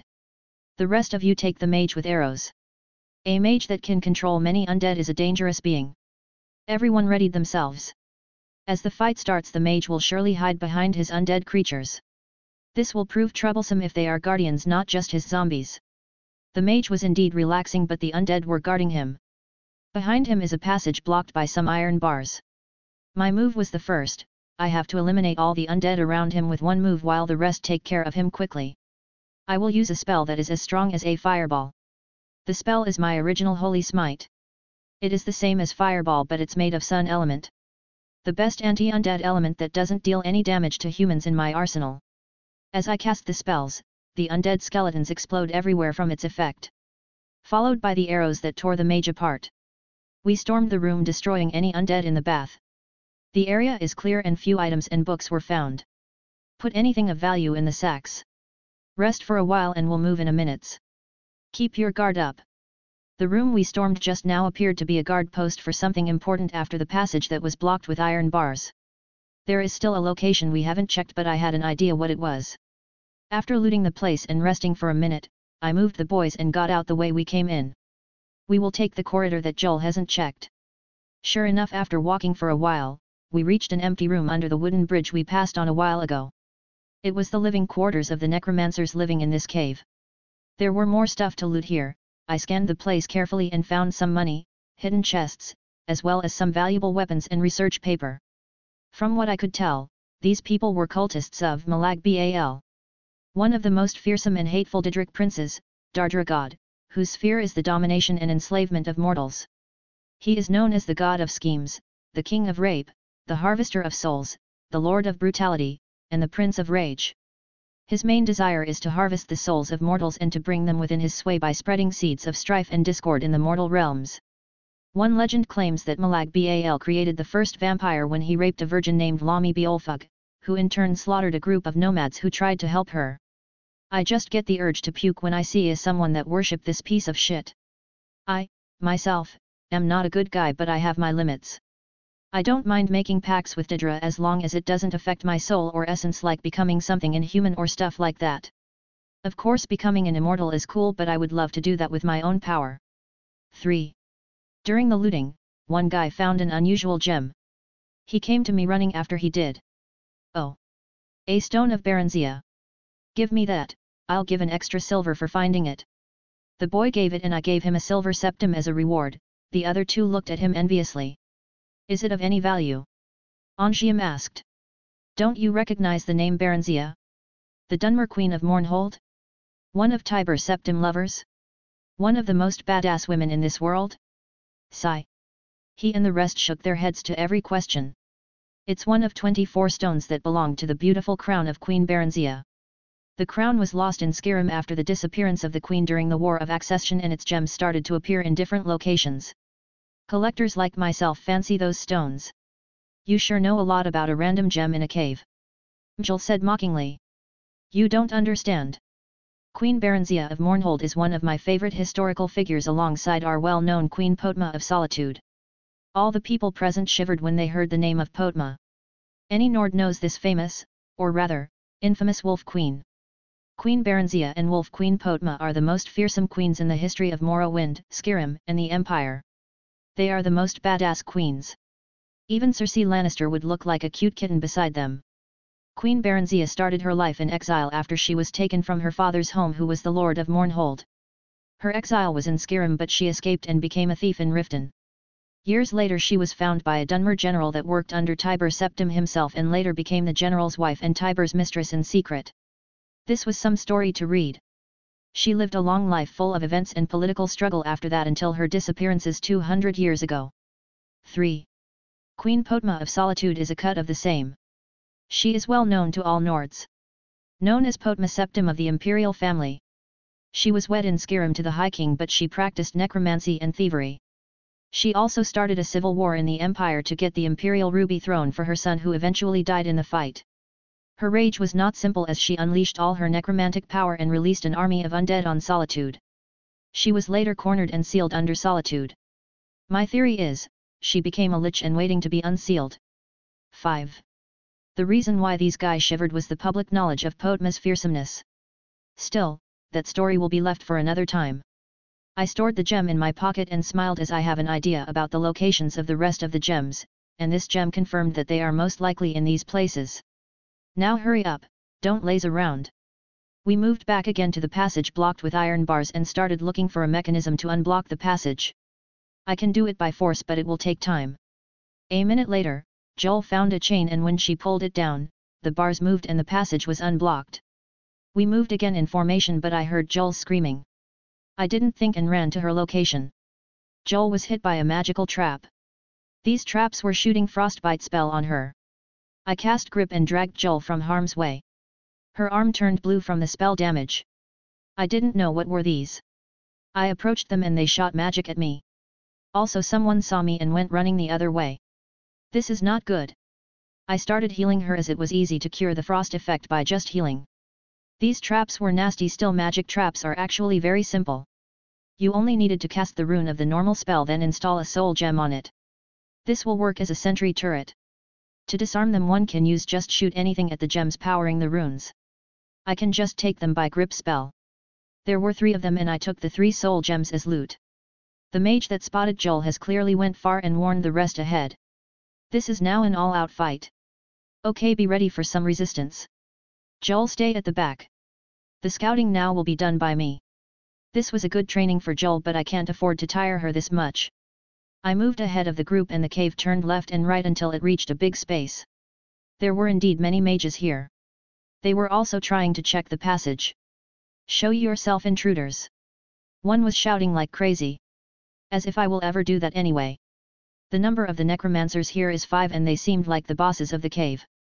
They also had few undead minions that were being put into formation around the passage.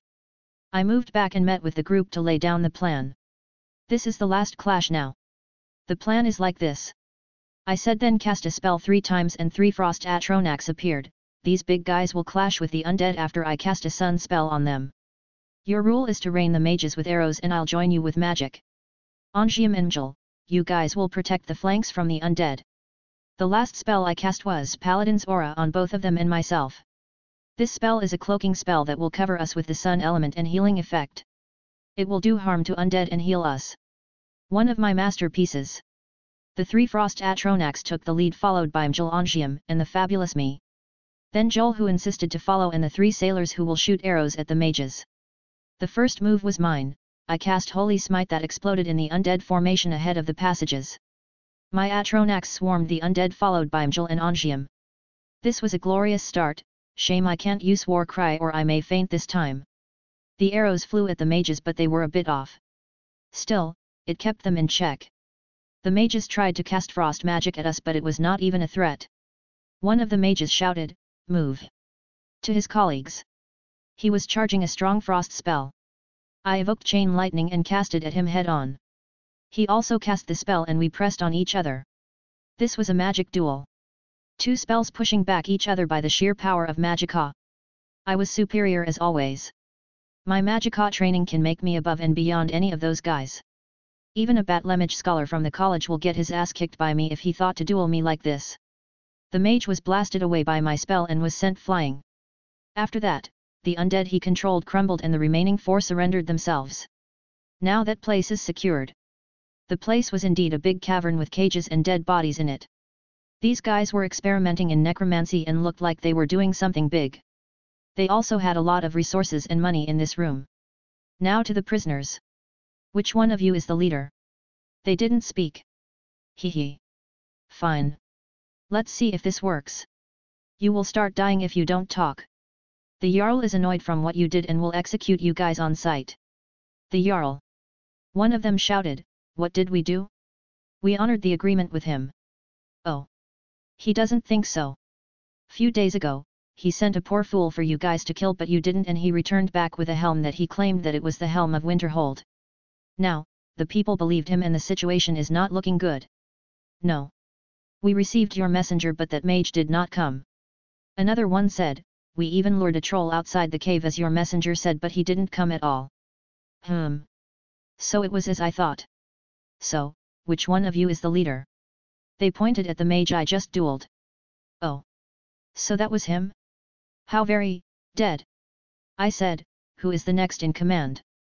Another guy raised his hand. Fine. You are in charge now. Stand up. I took the guy away. The Jarl also wanted me to change some items in your agreement. Let's see, what do you guys usually do? Sir, we maintain the chill and install frost guardians there, we also get rid of the unwanted troublemakers in secrecy. What else should we do? Nothing at all. Oh, one last thing. This helm, do you still have it? What helm, good sir? We don't have. Oh. The guy said but he realized it and glared at me. I also thought so. Sorry man, time to die. I stabbed him with a hidden dagger and he didn't even make a sound. Kill the rest. Chapter 66, 7 of us, 30 of them, almost a fair fight. A/N, I am not that great with third-person POV, so I will use multiple POVs in first person. Tell me what you think about it. Jon's POV. We packed all what looked of value and gathered the bodies around. Unlike the game, bodies rot and people piss themselves when they die, so we will burn them. What I found really exciting was a necromancy tome called Corpse Explosion. I just couldn't help but grin when I saw it. This spell is just too evil. I opened the first few pages and wanted to try it so bad, but it would take few hours of trial and error to get it done.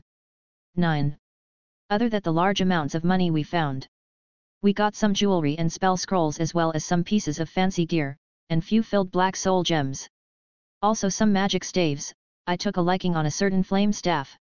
Magic staves in the Elder Scrolls games were different from other staves in most games and are not really anything practical. Just imagine them as a tool to cast the same damn spell repeatedly without costing you magicka until the energy of the staff is depleted. I always thought that was impractical and not much different than magic scrolls. As if heaven heard my plea, the staves in real life are not that miserable. They are magical weapons that are based on aspects. Which means if a staff is enchanted with flame aspect, then it can cast any flame spell depending on its own energy and the knowledge of the caster. Neat, isn't it? This is also much better than having some random folk carrying staves and think of themselves as mages. And also would make staves have a different use than magic scrolls. This would also make famous staves much more powerful from the ones in the game. A/N, and also you people can stop asking about the Wabajak, Staff of Magnus, Sanguine Rose, the Skull of Corruption. They will have better functions based on their unique style. We gathered what we have and started counting the loot. This was good. We will be rich for some time now. After we distributed the loot into smaller sacks we can carry on our backs, the other things that had value but we can't carry were kept in a chest and buried in one corner in the room. Felt like pirates from those movies. Now let's leave this cave. The last room in the cave had its own passage to the first room we came in. That two-leveled cave room from before. We had to jump a wall like 8 meters, but it wouldn't look good if we landed wrong. Okay ladies. Featherfall. Who is going first? I evoked Featherfall while saying that. Feather. What? A spell that makes the fall lighter and slower. Hurry up. Joel, show those ladies how it's done. I cast it on Joel and she jumped the 8 meters and landed slowly like a feather. The guys lost their marbles after they saw it and started fighting on who to go first. Sure, this spell felt wonderful. Just like a parachute. Everyone and their mothers lose their marbles over them. After getting done with it, we headed back to the entrance, but... Tech. Shit. My face became yellow and my head felt light. I couldn't even count how many sounds my alarm spell made in my head. What's the matter? Joel asked. We've got company. Nuts POV 6. I stood outside the cave with my men after we got the report from that weasel in Dawnstar. The place we stood at was a wall of ice that overlooked the passage to Hobbs Fall Cave. We saw clearly what can go in and out from here. Beside me, was that weasel and his boys. How can he be so short and slimy, yet call himself a Nord? Are you sure it was him? I asked. Absolutely, Captain Nut.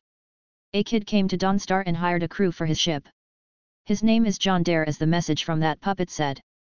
The weasel said. Those guys are supposed to take care of him. But you said he had people when he entered. Yes, Captain. 7 of them. Those dirty cultists can deal with that just fine. What of that ship of his? I saw it over the coast there, but it sailed away after that guy got down with his men. Idiot. Why didn't you send one of your men after it? If we captured it, the leader will be pleased. Now all we need is that brat's head. Send some of your scouts to talk with the cultists before the sun sets. I want to be back at the sea in an hour. 4. Yes, Captain. We got wind of that bastard. I thought he would take the land road and came all the way from Dawnstar to greet him here, but to think he took the sea. Now he is cornered like a rat. Hee. I'll show you the fate of those who mingle with the blood horcrux business. Jon's POV. 7 spectral owls of mine surveyed the sky. I think this is going to be tough. How many, Captain? Angium asked. 30-something. The faces around me got paled. Come on.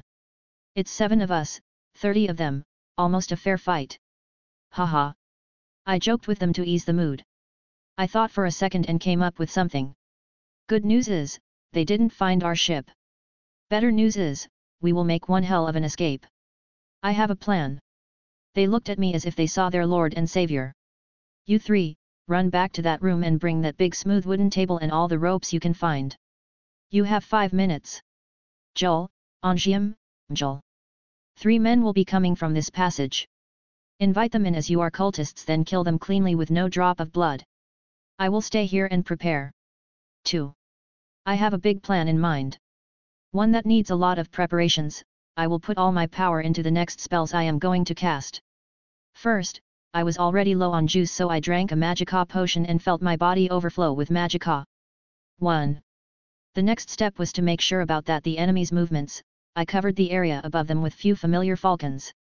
I can get information of what my conjured familiars see, but not clearly, so I had to get the best vibe possible. The enemies actually had a ship too, and it was away from mine, thankfully. Still, this confirmed that they are pirates. I was far from done. My potion bag had a side pocket, and it had few alchemist's fire flasks given to me by Nurina. I took them out and put them neatly aside. Few seconds later, the 3 boys brought the big table I asked for. Now flip it on its top, tie the ropes there and there, don't let them get loose. You call yourself a sailors. My mother can do ties better than this. I instructed them around while cracking jokes. These guys were nervous. Now, ladies. Watch the magic. I evoked a spell on my hands and put a lot of magics into them. After the cast, the void formed and 3 fiery creatures appeared. Terra. 3 beautiful flame Atronak horses. Now tie them to the table. The boys looked at each other and didn't want to believe what they saw. The captain is just too glorious. He can scare the whole, and when his mood changes, knows stuff about treasures no one heard before, can shout the legendary war cry, and now can summon horses we haven't seen before. I also heard that the captain can use the Thursday Just do what he said or you will make him angry. These rude fellows are actually starting to lose it. Anyway, our glider was ready in no time. Joel and Co brought back 3 corpses and put them in front of me. By the gods! Angium and Joel lost it when they saw the horses. Get me the bodies, I can only use 2 of them. Use? Joel asked. Look, this is a desperate time. I will have to perform a forbidden ritual just for the sake of getting us out of here. I will use some of that necromancy, I said with a grim face. Nothing but an act though. What? The people around me got scared. This magic always comes with a price if I am not a Daedra worshipper. So, I will have to suffer the consequences, but it will be worth it when we make it out alive, all of us. I'll be able to hold on for an hour, then I might collapse. When I do, Jolinar, please take care of me. To the public, necromancy is a foul ritual that only get done by people of evil. If I performed it normally in front of them, they will take the wrong image of me and may cause harm to the reputation of the college later. John, please don't do it. You might not survive it. The lady told me. Jolinar joined the act perfectly. She talked in front of others with ease and made it look dramatic. This evil minion of mine is the best follower ever. I am sorry, Joel, if you can at least make it, then it will be all worth it. Making a touchy scene was an easy task. I read some shoujo novels at some point, so I knew the tricks around this genre. Now from the mage who will perform a dark ritual to the hero who will save the day. I stood on 2 corpses, evoked reanimate and charged. I focused on the effects a bit to manipulate the hue and create a strong blue light with the spell. I tried to make my voice as rough as possible, or as rough as Morbagog. They started chanting a death metal song from my past life. 3.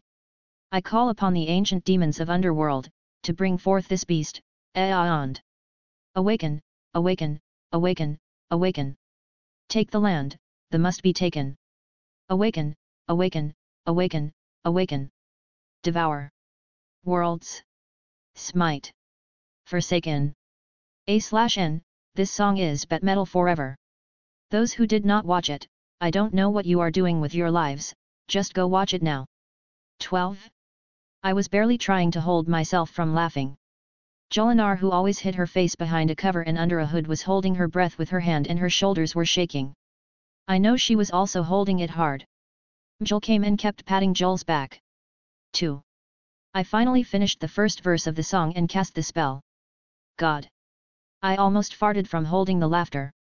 2 corpses were surrounded with blue light and started to stand up, they looked scary. This was my first time doing that on a human corpse. I always practiced this spell on mice and skeever. There are many differences between necromancy and conjuration, and the most important one is control. One can control reanimated undead much easier than conjured Daedra. Daedra are living beings with egos and feelings, so much alive that you can communicate with the intelligent ones of them. One can also converse with the conjured Dremora freely. All of that made their control a bit of a hurdle. Atronax are elemental Daedra that are much easier than Dremora, who are living speaking ones. If a mage can conjure a Dremora, then bounding it needs a lot of power, but it's always worth it. Dremora are fearsome and proud fighters. Undead are beings that are controlled by a fake soul that gets created by the necromancer. That's why necromancy sometimes falls under the aspect of soul. However, the fake soul actually destroys the body as long as it is not perfect, until it reaches the point of disintegrating all the flesh and turning the undead from a zombie into a skeleton. The better the fake soul was casted, the more the zombie form would last. If it was a thrall spell, then the fake soul would be formed into something akin to perfection and doesn't disintegrate the body for a long time. All in all, controlling an undead is a piece of cake, as they have no life or ego compared to summoning a high-grade Daedra. That's why the necromancy is so popular. I can control 7 undead now, but only 3 Daedra. Back to the present, my 2 zombies stood in their dead faces. Joel, please put a fire rune spell on each that explodes remotely. After that, hide these flasks in their pockets. It's not that I was having a problem or anything, it's just that controlling 2 undead and 3 horse Atronax was somewhat not easy. I have to trap these pirates and everything should look perfect. The sun was setting, but it was still dangerous for undead to walk under it.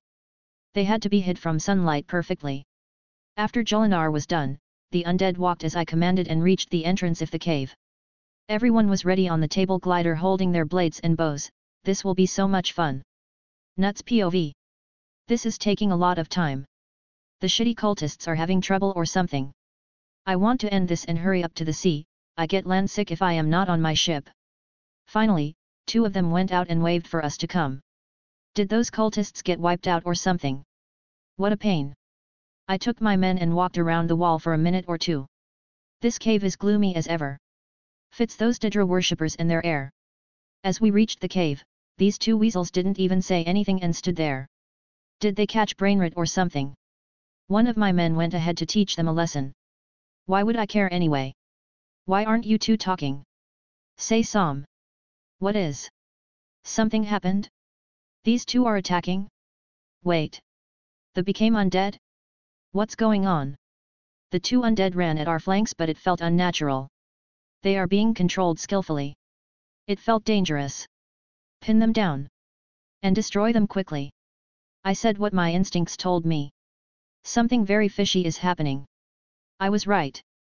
Something happened. I saw light and fire eating my men afterwards. Fire exploded from the undead. Evil. Green. Fire. I couldn't hear it. No, I can't hear anything. My ears are ringing. I can't even stand straight. I was blown away.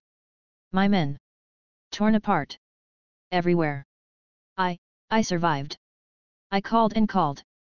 Only screams answered me. Half of my men were swallowed by fire. The other half got blown away. I was lucky. Gather up. Help them. I shouted for the men that were blown away, but just like me, they could barely stand. Captain. This is alchemist's fire. We need to run. Its fumes are poisonous. I am not abandoning my men. Yes, I will never abandon them. Like that day. Against that woman. Captain.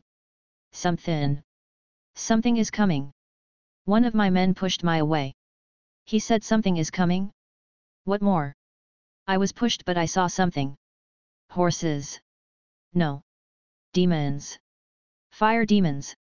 Pulling something. Am I seeing things? A bunch of boys being pulled by fire demons.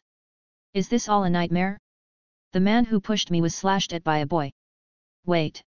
That boy. With red hair. With blue eyes? Just like them. Just like her. He is. Fire main. Jon's POV. A grand explosion sounded. I used the best bomb flasks on that one. Alchemists fire a green poisonous fire that burns all organic matters and make poisonous fumes. These were made by Nurina and I had every urge to try them. Now deep from the cave I could peek at the glorious explosion. As the undead were destroyed, I could at last put better control at the horse Atronax and start the run. I also cast Bound Spear which gave me a 2.5 meters long Daedric spear with a glaive-like blade. The horses ran and the glider began making noise. Ho ho! Let's show these fucktards! Go Captain! Captain Jon! Forever! Everyone was hyped for this escape. I was hyped the most. I aimed at a large man that appeared like the leader and wanted his head, but one of his men pushed him and took the slash instead. Fine by me. I felt the spear was less practical this way, so I dispelled it and used chain lightning instead. The narrow passage to the cave, which was filled with pirates, now became much clearer and we passed them beautifully. After the end of the passage, I turned the horses right and continued the run on the wasteland of snow beside the coastline. The flame Atronac horses showed their true might in an open space. A 3-horsepower table glider on snow was not something to mess around with. I don't know if it existed or not, but I'll call this the Nordic war glider that was inspired from the Egyptian war chariot. 7. Captain! Aren't we going to signal the ship to bring us a boat? Angium shouted. You are so old school. I'll show you how I did things in Riften. I fixed the glider to a certain direction, the place where WHE hid the ship in. It is a place with a high piece of land with a steep cliff that will block the view from the land and had a high rock on the opposite side in water that will block the view from the sea. Now I am heading towards the cliff. Now, ladies. Make sure that your sacks are tied very well to your backs. This will get crazy. I started casting a certain spell on my crew. They took no time in recognizing it. Feather fall. Jill realized what was happening and opened her eyes widely. I couldn't help but smile. The horse Atronax ran to the cliff and everyone started shouting. My next instructions were about how to jump from the sides just when the table glider is midair. As the horses were about to reach the edge, I banished them and jumped to the side, and so the rest did. It was really a parachute spell. People can get addicted to this feeling. As we jumped, the table glider, taken by its speed, flied to the other side and fell into the water. Trudvar and the sailors were alerted by it and looked up to see us skydiving. One can control the direction of the fall slightly, so it all went well. Even though we were jumping from a 30 meters cliff. Everyone landed safely and I landed with a style. Move your asses right now. Pirates on R6. Those who lays will get ice bucket challenge. Store the loot. Release the sails by order. We have good wines. Run for it, you dogs, ha ha ha, dot. I gave a series of orders under the effect of adrenaline. Everyone was running around. My only fear was the pirates getting to their ship and chasing us. I gave them a good beating, but I don't think it was enough to cripple them completely, especially when that leader survived my attack. Now, let's just head to the sea. My ship is fast and can maneuver in shallow water unlike theirs. I guided the ship out of the narrow area with my scan and sailed fast into the sea. I was not leaving anything for fate, as I always kept the area around the ship under surveillance. After an hour, a ship appeared at R6. I am sure the pirates are coming seeking blood. I was prepared for the bitter battle to come. I can't allow their big ship to come near to mine. This would bring me a disaster. I am not sure how many of their fighting force left, but I still have many tricks in my sleeve. Fire main boy. I will kill you, I'll burn your bones and drink your blood. Dave Fugue. Who is that? That captain I failed to kill. I guess he found out my identity. Don't know how, but I am not letting you off now. Angium. Go between these rocks. Make them follow us there. Yes, Captain. Joel, bring that flame staff that we looted and a soul gem. She nodded and ran. I started using scan on a wide range and detected all the obstacles under and above the water. My ship was sailing around the small rocks like a fish. The pirates took their time, but they followed us when they thought we may escape on land. Now back to the sea, do it slowly, let them catch up for now. Nuts POV. A fire main. A damn fire main. I will never forgive these bastards. They will pay. That woman shall pay. This boy too. Just like her. 14 years ago. She burned my men with the same smile. This crazed smile. I'll kill this brat. And that woman too. Then all of fire manies. I'll burn them alive. Gaya. Catch them already. Why is that piece of trash is sailing in shallow water? After them. I'll never let you go. Even beyond the gates of oblivion. They are slowing down, Captain. This must be a trap. They can't trap us in water. After them. Ram their ship. We are finally beside them. Now, where will you go, kid? He. Careful. The foremast. No. Watch out, Captain. What was that? What is that? The mast? Flying away? No. Don't let him get away. Captain. The ship is stuck between rocks. They are casting magic, Captain. Gaia. You all are trash. Wah. What is that? I saw fire. This is not from the kid's direction. It came from the sky. Damn it. Fuckin'. Fire. Mayonnaise. Jon's POV. A minute earlier. They are catching up, Captain. Perfect. Make them come to our right side. They will ram us, Captain. Let them try. Now, they are beside us and planning to ram us. Sigh. Those pirates will have it hard. Well. Sorry not sorry. Fuss ro da. I aimed the unrelenting force shout at their foremast. The pirate ship took a strong turn to the right and crashed hard into some rocks near the shoreline. The foremast got blown away and a strong sounds of wood being broken sounded. This was a crippling move now to the last phase. Joel, the things. She gave me the flame staff and the soul gem. My plan was to give them a rain of fireballs. I wanted to use the staff because I have used a lot of magicka today and I was actually exhausted after the last shout. Using the staff was simple, it's just an extensio to one's own hand. Here we go. Charge and cast. Perfect. Once again. Char. Kaboom. Mommy. What was that? Did anyone hear that embarrassing scream? Jon. Look. Joel said and pointed at the pirate ship. Holy baby Talos. The ship exploded? This was just one fireball. Not even overcharged. What the hell? Was that ship loaded with explosive? Don't tell me. Is it this staff? What in oblivion is going on? Tears POV. Oh boy. He did it again. This Jon is just this annoying. I guess we have two annoying Jons now. They are more annoying than each other. Say old Tyr. Are all of your clansmen that nuts? Glemp, my old friend, is just standing there spouting nonsense too. He is a monster on Jonred's level too. Why is he branding the family as nuts? Actually, we are. But my relative and brother-in-law Jonred, as well as my sister Hilda, and their son Jonhild are completely on another level of nuts. Sigh. Nicely done, old Jon. Glemp said, welcoming back our troublemaker. Was it really necessary? The kid was handling it just fine. I couldn't help but complain. Relax. It would have been troublesome if someone returned alive to the blood sales. Old Jon said, it would be a problem if they sent someone to investigate. Right. After that act from 14 years ago. We can't afford to give the clans any wind about young Jon. Not until he becomes able enough. This kid is dead to the rest of the world.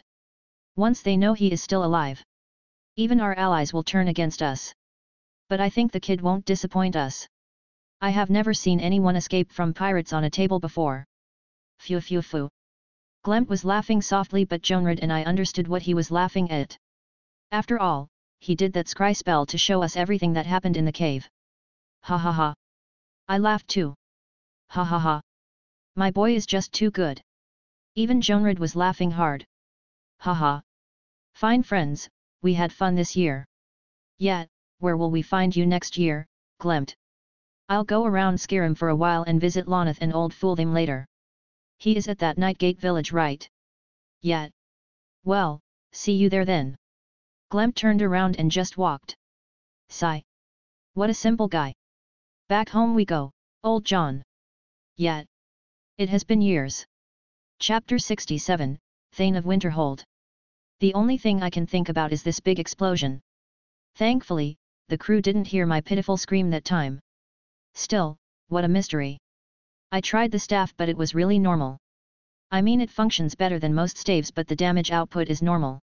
My only theory is that the pirates had some explosive substance that reacted to the fire and gone kaboom. Well. After the explosion I acted as if the forbidden magic from before took a toll on me and walked weakly to my cabin. The crew members that came with me made a tantrum about how great I am and a small party was thrown to my honor, but I actually was too tired to care. Still, I made sure to gather those who came into the cave with me and gave them a lecture of how important it is to keep the matter of the forbidden spell a secret, or the vigilance of Standar will come after all of us. We will reach Winterhold by tomorrow before nightfall. Angium reported to me in my cabin. Good, I'll leave the crew to you. Make sure that some get rooms in the Frozen Hearth Inn and some guard in the ship. They exchange roles every day. Yes, Captain. Also, there will be a list of things you will sail here and there to buy for me. I'll make sure to get us permission to fly the flag of the college. Will we work with the college? It's better to be safe for the time being. We may change flags next year, but we need safety now. Captain Geldof may start giving you some jobs, so answer to him but keep reporting to me. I had to make some rules for the ship and give good treatment for the crew. They are my people now. What I was worried about was the Jarl being a jackass during the coming part of the plan, but I have to trick him into wearing a helmet. Anything else, Captain? Angium said on his way out. Where is Joel? Lady Jolinar is brooding on the quarterdeck. Pfft. Ha ha ha. Angium said few words that doesn't fit a single sentence. Lady Joel. Brooding. More like writing a PM for today's massacre. Sorry, Angium, but please call her for me. Of course, Captain. A minute after Angium left and Jules came with an expressionless face. Need something? I pointed at the bed and said, sit down, we have something to do tonight. Here we go. John, I can't take it this anymore. What? Just take it, don't move your body too much. This is just too big for me to handle. My head felt like getting pierced because of it. Just breath. Maybe you didn't try one this scale before, but amateurs experience this when they try a big one. It's exhausting. I almost fainted. Next time. Remember to synchronize the flow with me. We will get the best result that way. Lady Nurina and Lady Ferelda said that it's easier than this. Even when they did it together, they were doing it naturally with no problems. What? They did it in front of you. Yet. Lady Nurina was teaching me few techniques. Oh. I was planning to teach you these stuff myself. Such a letdown. Shall we go again? Okay. Don't scream if it hurts you. Just let me know and I'll stop. We are now using a technique called combined casting. Combined casting is a technique of casting magic that requires more than just one caster to apply a part of a spell's runes and combine it with the other parts made by another caster's, then they would cast it together. This is one of the most difficult ways to cast magic. Simply speaking, one may have enough magicka but can't apply this number of runes on his own, so he/she borrows the runes made by another caster. But as the runes will be split, the control will be split too, so everyone needs to synchronize the magicka flow with the other or the spell will crumble. This requires knowledge of even the bad habits of the other caster while they cast the spell together. Asking a novice like Joel to perform such a complicated process would make her brain to overheat, but I have no other option here. What are we trying to apply here is an enchantment. And it is the most complicated thing I ever seen. Still, I, myself is the one who drew these runes on that sheet. This rune sheet was akin to a high-tech blueprint that has every single detail explained. After I finished this rune sheet, I felt like I went from the realm of magical runes to the realm of programming. Still, I know nothing about programming. 1. What is the enchantment, you want to know? Well, the effects of insinuating, persuading, and many other effects from the illusion school were put into this enchantment. 1. What I was trying to recreate is something similar to bend will. A very powerful Thursday that will make everyone and everything obey. Of course, it was impossible to recreate it either by a spell or an enchantment. I wasn't frustrated or depressed over that, actually I expected as much. That's why I tried my best to get close to it as much as possible.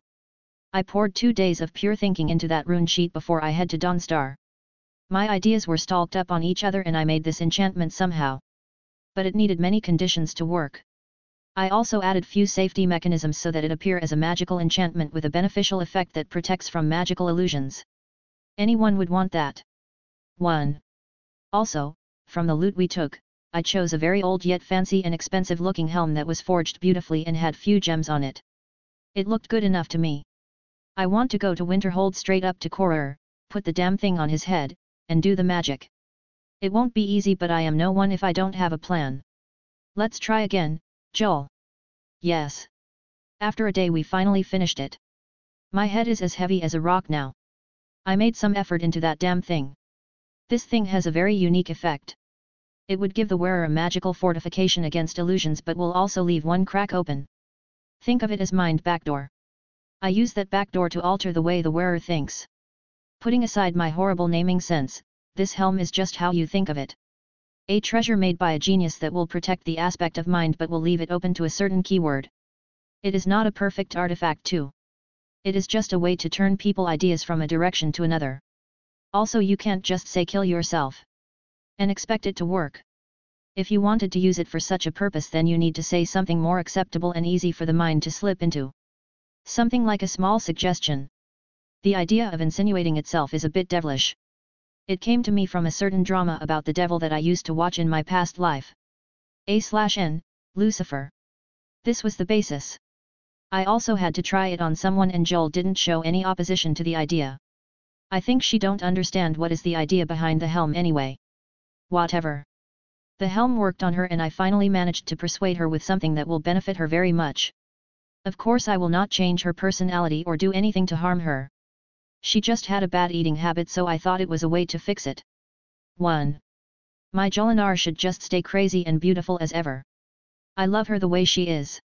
After the day of hard work, I went out and joined the crew. My people were doing their job without me just fine. Had enough rest, Captain? Yes, thank you, Ongium.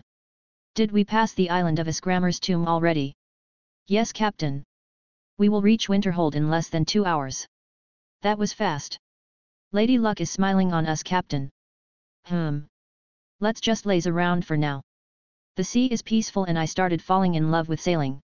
Something about it is charming, especially when the ship starts running on wind and the sea becomes easy. I have a favorite spot on the side of the ship where I just cling to the shrouds and feel the wind on my face. A/N, shrouds, the net of ropes under tension that are used to support masts.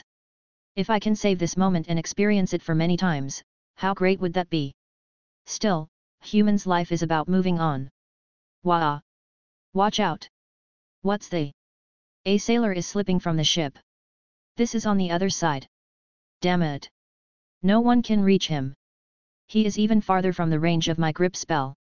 Fuck it. Gotta run fast. 2. I pushed with my right foot ahead with the intention of running to the other side, but something abnormal occurred. I had to run at least 12 meters, and with my strong body, they would take 4 steps. But I took nearly 8 of the 12 meters with 1 step, and had to stop my body forcefully the remaining 4 meters. I caught the sailor before her falls. But I caught him with one hand and carried him normally. He is large, but I just carried him like that? Something is not right. When did I become this strong? 3. What is happening? Clap, clap, clap. The sailors were excited once and making another applause. I had to smile and get myself away in my cabin somehow. Just as I got in, I looked around for something. Here it is. That tankard. This tankard was made from iron and it was bent a bit due to me tightening my grip on it some time ago. I was just trying to release some frustration. I held it again and tightened my grip. As expected. It bent like a cartoon cup. That is impressive. Joel, who was previously in the cabin, was taken aback and looked at me strangely. I don't know, but I wasn't like that last time I bent this tankard. When was that? 2 nights ago. Joel thought for a while and pondered left and right. I was with you the whole time, but nothing special happened. She said. I know, we just went to the cave and all I did was casting magic since then. We went silent for a while. But I had an idea and undressed myself. Is there anything unnatural with my body? Jolinar came and starting pushing her hands on my muscles. I bathed with you, so I remember the shape of your muscles and it didn't change. Still, they feel harder, as if they got thicker. How is that? I don't know. Just do that embarrassing pose you do when you finish training. Oh. Okay. See. Before, they were not that hard, but something changed. She said. I am a bit worried now. I made this body strong by training like mad, but this result is a bit unnatural even for this world. I don't have any magic to detect what is going on with my muscles, so guessing was the only way now. Let's do a quick recheck over the past few days. We started remembering what we did from the day I left the college, to the pirate fight and how I acquired the ship to Dawnstar and the Aura fight, then to the cave invasion and the pirate fight afterwards. Up until now, there is nothing strange. I feel like we missed something. I don't know, did you consume or absorb something weird? Ate food from the ground? Slept you Andy? 1. I had to knock on her head with a finger swiftly to make her stop. My body strength is uncontrollable now. Wait a minute. You said absorb. I indeed absorbed something. I remembered now. Was it that? It would be crazy if that was the reason. Super crazy. Go fetch Mjol for me please. No, I feel nothing strange. I remember sharing vitality with you. Thought, you sure nothing is out of the norm? Yes, are you feeling unwell after it boss? No, thank you for the concern but that's another matter. You can go sis Mjol. 1. She excused herself and went out. As a temporary member of the crew, she heard the rumors about me and Joel that is going out among the crew, so she didn't want to stay in the cabin and went out fast. Joel is being called lady by the sailors because of it. Back to the current concern. I remembered something I absorbed when we were heading to Hobbs Fall Cave. This was the ice troll's vitality when we fought that time. 5. During the fight, the troll attacked Mjol fiercely, and I was trying to damage its vitality while supporting Mjol. That time, I used Absorb Vitality, which is an incomplete spell on the troll. At the same time, I also used Transfer Vitality on Mjol. 4. I could just simply heal her, but I was worried about having more vitality than I should have. I thought it may harm my body, so I supplied some and absorbed some. 2. Was the vitality varied in nature like Magicka too? Something like different forms of energy? It indeed is. What am I saying? But this was a bit different from expected. I absorbed the of vitality from the troll in an equal amount to that what I supplied to Mjol and the others. 1. Now that I think about it, I think I used the vitality of my own to support my team, but the vitality of the troll still dwelled within me. Another weird idea came to me. I took a dagger and injured my finger. I gave it some Magicka to make the healing faster. It should take about 10 minutes to fully heal this small wound just by focusing pure Magicka on it, but the result has some changes. It took 7 minutes. This is weird. My natural healing is faster. My strength is a bit more than my norm. I know warriors that can be much stronger than that, but this is quite the feat.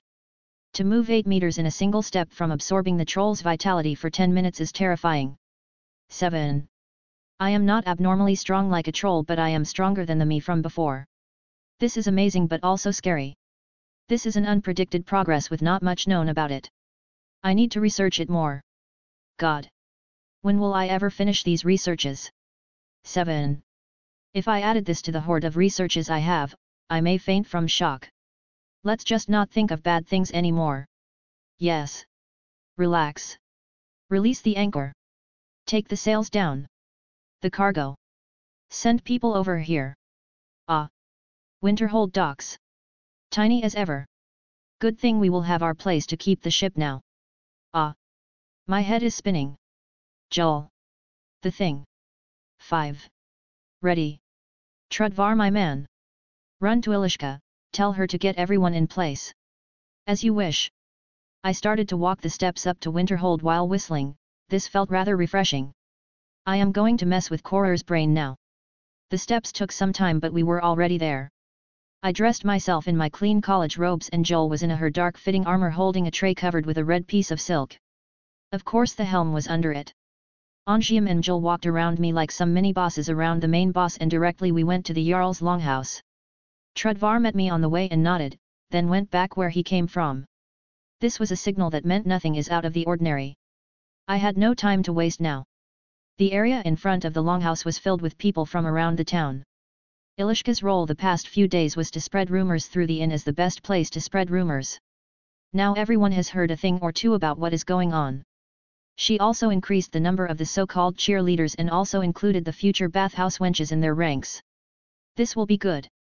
Guards surrounded the entrance as usual, and the Dunmermuller Seelith, the steward of Koror, was shouting at the people to send them away. Sir Mage has arrived. Sir Mage, divine save you. Sir Mage this. Sir Mage that. Okay. What is going on here? Am I this popular? I don't know any one of these people. Make way. Anjiam acted like a bodyguard and shouted at the people. Well, that was unnecessary. We can just move between them politely like these old politicians from my past life. Kiss babies, take selfies. 3. Nothing of that is here anyway. I walked straight to the Jarl's door. Once Malur Sealith saw me, his grey skin started changing color. This is my first time seeing a Dunmer's face changing color. The helm of Winterhold is retrieved, the people demand an audience. This was me saying come out bitch. Malur looked around me. I was coming here with a number like usual. He looked around for a while then appeared to have arrived to an idea and ran into Korur. After a short time Korur came out with an indifferent face. I don't know what is he thinking but my safe arrival should put his mood into shambles. Still, he was composed. Jarl Korur, I travelled by sea to the bleak cave of Hobbs Fall, invaded the place with a small force of mighty Nord youth, destroyed a cult of an evil god that laid waste to that part of the land, and finally retrieved the helm of Winterhold, the same one from the old texts. I made a speech, and passed the guards rudely with force and stood on the steps leading to the longhouse talking to the Jarl and the people. Really now? Korur said not minding me at all, why don't you show us that helm of Winterhold of yours? His tone was haughty and indifferent. I actually don't know how he is going to counter this but I was using scan to detect what they might come up with. I felt that Malur Sealith was carrying something akin to a Nordic helm behind his back. So they are going to do it this way, huh? Still, I don't think their plan will work. I clicked my fingers and Jolinar came with the tray she was holding. Ladies and gentlemen, Jarl Korur and his venerable men. I present to you, the helm of Winterhold. Jolinar held the tray high over her head and I took the red piece of silk away.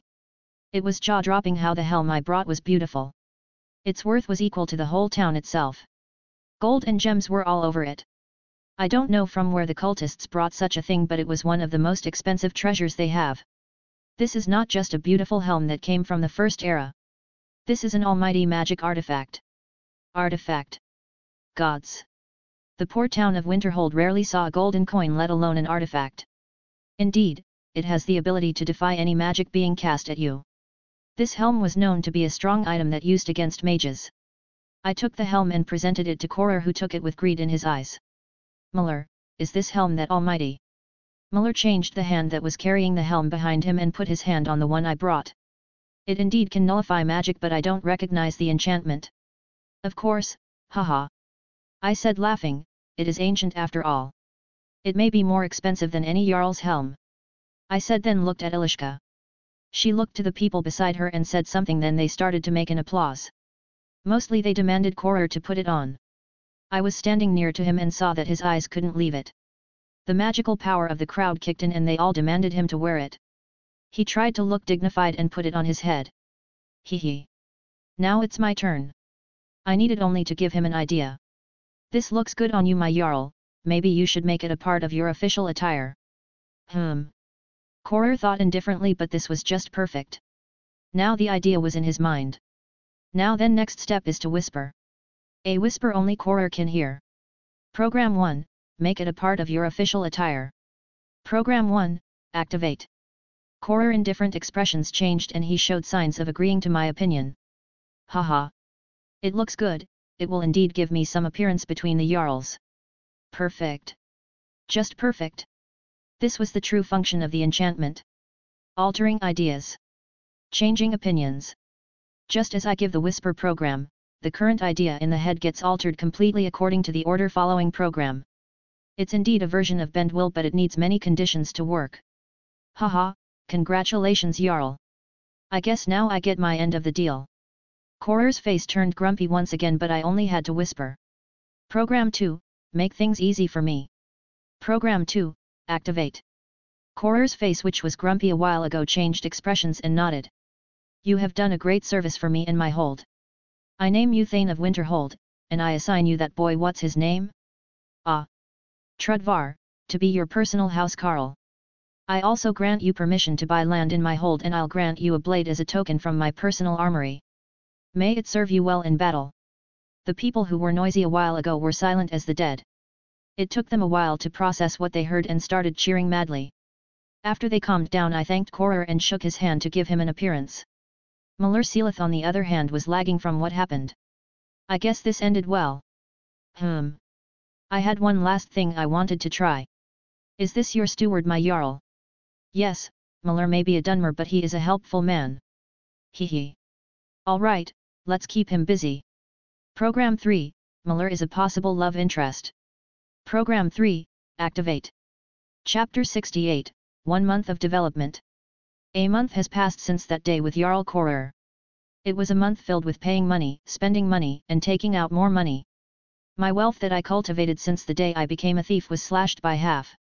I bought the 2 large pieces of land in front of the college's bridge, sent the ship and hired some carriages to bring me stuff from around Skyrim, hired Marin from the Creation Club to be my engineer, hired all the free laborers in Winterhold to be lumberjacks, and masons, invested with some blacksmiths to reopen their jobs, gave the management of the Soul Gem business to Trudvar as he will look after my relationship with Whispering Mine and the Master Huntsman, and gave Ilishka some funds to start putting the girls under lovemaking training and a healthy diet to puff the assets of their frail bodies. 7. I also made some advertising to the bathhouse in the college which was widely supported but I kept it unrelated to me. My title as the owner will be kept a secret but I may appear as the one who made it easy for the bathhouse mistress to open the business here. Of course I own most 80% of the bathhouse as I decided to give Ilishka 20%. I also promised the employees that the earnings of a 10% will be shared between them as a monthly bonus. This will make them put more effort into their jobs. 4. Some new girls wanted to work so Ilishka interviewed them and I gave permission. Some of the girls asked not to take the lovemaking part of the business for lower wages than the ones who does. Ilishka advised me to accept them anyway. She said most of the girls who ask for that will change their opinions in a matter of 2 months and will take the whole job. What annoyed her was the rule I said about the girls who are under 18 years of age. I insisted that girls under this age won't even take part at the bath business and will take other miscellaneous jobs. She agreed after I told her that it was not about money but for the girls themselves. 19. Of course, bathhouses don't just offer a bathing and a lovemaking service, there is a hairdressing service as well as a laundry and a healing service so this project will not be just focused on just the companionship part. The building of the bathhouse will take the eastern part of the land which was nothing but old broken houses. It was directly on the left hand when one go out of the college. Unlike other bathhouses in Solitude and Riften which were outdoors in tents and drew water from rivers. This bathhouse will be a 2-story big wooden building with many rooms surrounding a central courtyard on a wide space of land. It would look somehow like the Chinese structure of courtyards but I made this way because those girls will live there and it has to be their safe home and stronghold. 1. There will also be an underground basement which I really took time persuading the workers to dig. Of course the underground basement will serve as a place to keep our magical devices. We will use the technologies that I employed the Creation Club to make. The magical water pumping device and the magical water desalination device. 2. After taking care of the facility we started putting the employees into their jobs. I didn't think highly of the healing service as most of the customers will be from the college and can at least use the simplest healing spells, so the training was mostly about how to use razors and scissors for the hairdressing job. The laundry job was easy and students can do that just fine, maybe some of the teachers and the busy evokers will use it. The employees will be the girls and the guards. Of course we can never rely on town guards for this business. I had now picked a security team from Trudvar friends and will be led by him. I sparred with them few times to hone their skill and tough them how to be professional classy guards, not just some thugs. They were also promised free 3 hours a week in the bathhouse beside their normal wage. 5. The guards won't be just guarding the bathhouse, they will guard all the establishments I build after that such as my house and the other coming projects. And of course their number shall increase. Other than Trudvar's security team, the girls will be under the management of Ilishka. Ilishka is a professional at this business no matter how much she hated to return to it herself. Actually, she was like a magician in this business, I would never have reached that point without her help. She taught the girls everything from the love-making techniques to the etiquette with the guests and how to act and react. I was impressed, this was beyond my understanding most of the time. I had to spy on her lectures in the private room I booked for them in the inn to understand how this job went. It is very complicated and had many rules that I got a crazy headache at putting it together. Rather than that, Ilishka made a ranking for the girls. Working girls who will take miscellaneous work as their main, and the bathing work only in the peak times. Normal bathing girls who will be the usual bath wenches and the regular workforce. And finally, girls like she once used to be, the queen bees, the most expensive girls in the bathhouse and those will be considered the premium girls because of their outstanding looks and talent in lovemaking. According to her, we have 6 of those, which is a very high number. Ilishka also sent a message to her friend Xena in Solitude to invite her here. Xena had a few complications in her life as she is a fugitive from Hammerfell, and Winterhold will be safer for her than Solitude. I also would love to have that girl here, she is only one that can go against me in one-on-one with that infinite stamina of hers. 5. As my previous promise stated to the girls, those who will show talent in learning how to read, write, and calculate, more than that, the girls who will show a magic talent will be considered as the pioneers in our business plan and get to be the force behind the future projects. This will be all there is to it. I made a ledger and taught Ilishka the paperwork details and how to write reports. Also, one of the queen bees, a Nord girl called Siv, will be her secretary.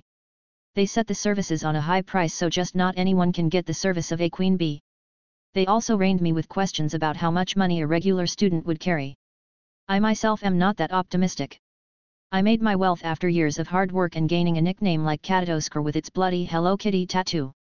I don't think any student shall be as wealthy as I. Also, mages are not that good in terms of body strength and stamina. A queen bee can turn a poor mage into a dried corpse between her legs. 7. I made a big journal for all the important details of the bathhouse and put it away. Next is my ship, the Alexandria. One can't just start imagining how awesome it is to have that small ship coming and going between the docks in Skyrim, as most of the stuff I wanted was the prioritized goods this ship transports. Nurina also made full use of the ship, as well as my friends in the Creation Club. Now Angium was the vice captain and made every trip on his own. He took few boys from Winterhold as trainees and his name became known in town as one of my henchmen. The last piece of business was the general goods store. Berna and her brother Ranmir ran the store. They were NPCs from the game and I know some of their lore. Berna was a grumpy girl in the game, as most of her business was nothing but oddments, and her brother was a depressed drunkard due to some tragedy. This seemed not to have happened yet, as both of them were energetic and offered to do business with me. They wanted to make food and vegetables trading partnership, as my ship will provide them with the goods. I think I need one more ship now. All in all, in this past month, I made Winterhold work like nothing before. Money started going around the town as business increased and life signs appeared after many years in town. Of course, it wasn't all easy and sparkling. I was faced some opposition with some of the local folk. Some folk were on the same old creed of mages can't be trusted and started going around saying all sort of shit about me. I really didn't want this to happen, and I am not foolish enough to act as these small words won't harm me. After all, a butterfly wing can cause a storm, and for an Egyptian who witnessed the political events between 2011 and 2013, I would never do the mistake of letting rumors go around freely. 3. The one who reacted to that first were my sailors and Captain Geldofs. In their eyes, I made a strong image, so they stood up for me. Same goes for those whose works were associated with me. Basically, every young person who was tired of the way things were and couldn't leave the town were on my side. Old folk, however, were stubborn as usual. The confrontations were in the first week, but I made a rumor about me moving from the college to live in town after I built a house. This made me get closer to many people. The second opposition was more expected than the first. It was my friend Mjol. Mjol caught wind about me being the main partner in the bathhouse business and almost made a scene about it. 1. She accused me making the girls sell their bodies for money, and she was disappointed in all that hero nonsense. I can't actually imagine how simple can the world work into her head. I knew this would happen, so I prepared the right girls for the job. Ilishka and the queen bees went into a big argument with Mjol that made her tiny brain run short on circuits. Anyway, she accepted it as the only way to put the homeless girls into a safe place and keep them away from the streets. She also started her own vigilante thing that she would have done if she was taken to Riften, but this time it was in the right place for the right people. Lastly, the Jarl. He showed no signs of stopping me and I was feeling good about it. However, the guards wanted to harass the workers few times but were not even supported by the Jarl when the time of arguments came. The Jarl was doing his tyrannical actions away from my side of town. Actually, the amount of land I bought was indeed large and he kept his men out of it according to my programming. One piece of report that I received and pleased me greatly was the news of Malur Sealith being sighted in the inn crying. 25. I actually felt bad, but it is for the good of Winterhold to keep evildoers like him busy. Anyway.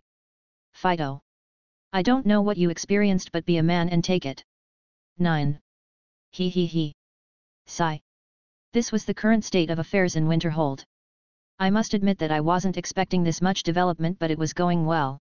The people wanted better lives and I was providing that. The news in the college of me becoming a Thane went like wildfire. Even Nurina herself wasn't thinking highly of my plan and took some time to realize what I did. However, she went writing messages for God knows who and made some arrangements with her friends in the college. When I asked about what was going on, I was told not to pry in these matters and continue my role in the town steadily.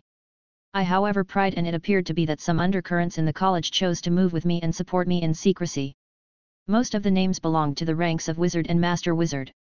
I don't know what is going on, but it's beyond me even if I knew. 5. The other thing I had to deal with were the people who wanted to invest in my business. I turned them all down, including the Thieves' Guild. I am not in any mood to deal with many partners who may cause me a long-term headache. What else? The house. I am making my own house. Don't talk about Hearthfire DLC or anything out there. I was having my own imagination running left and right to find the right pick. In the game, I used Breezeholm as my main base and never changed it even once. In my opinion, Whiterun was the greatest town ever. I always modded it with the best mods around like Breezeholm TNF Illianora's Flavor or Breezeholm Fully Upgradable. 1. But now I have no ability to fast travel like the game, so my home base will be here in Winterhold. I may acquire some homes around the holds, but this place will be mine. 2.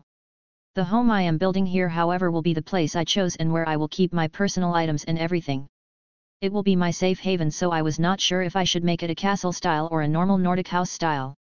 The piece of land I chose was across the street from the bathhouse to its east.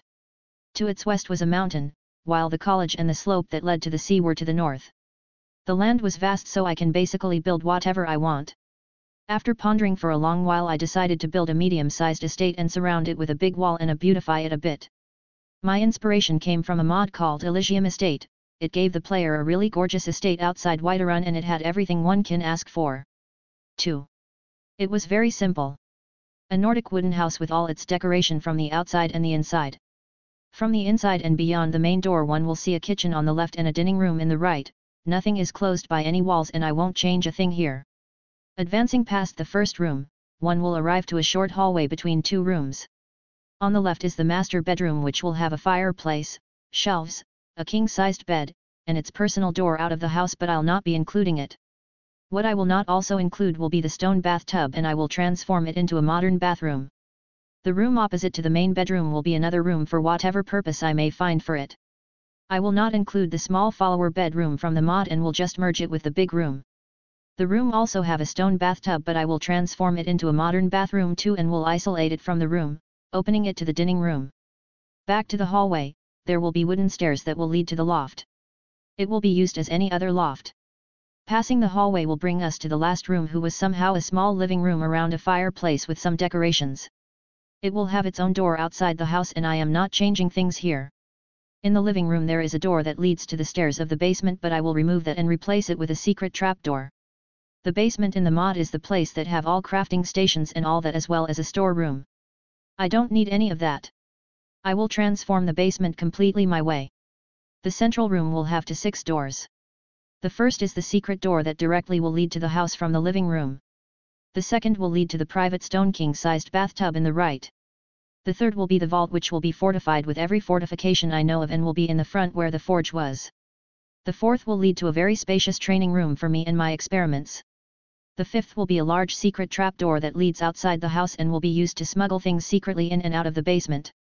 The sixth will be a secret passage underground that will lead across the street to the bathhouse's basement. This was pretty much all there is to it inside the house. The outside will have a tower to the north of the house that I have plans for, a small-sized house for my house Carl, and a guest house. All of this will be surrounded with a big wall. 2.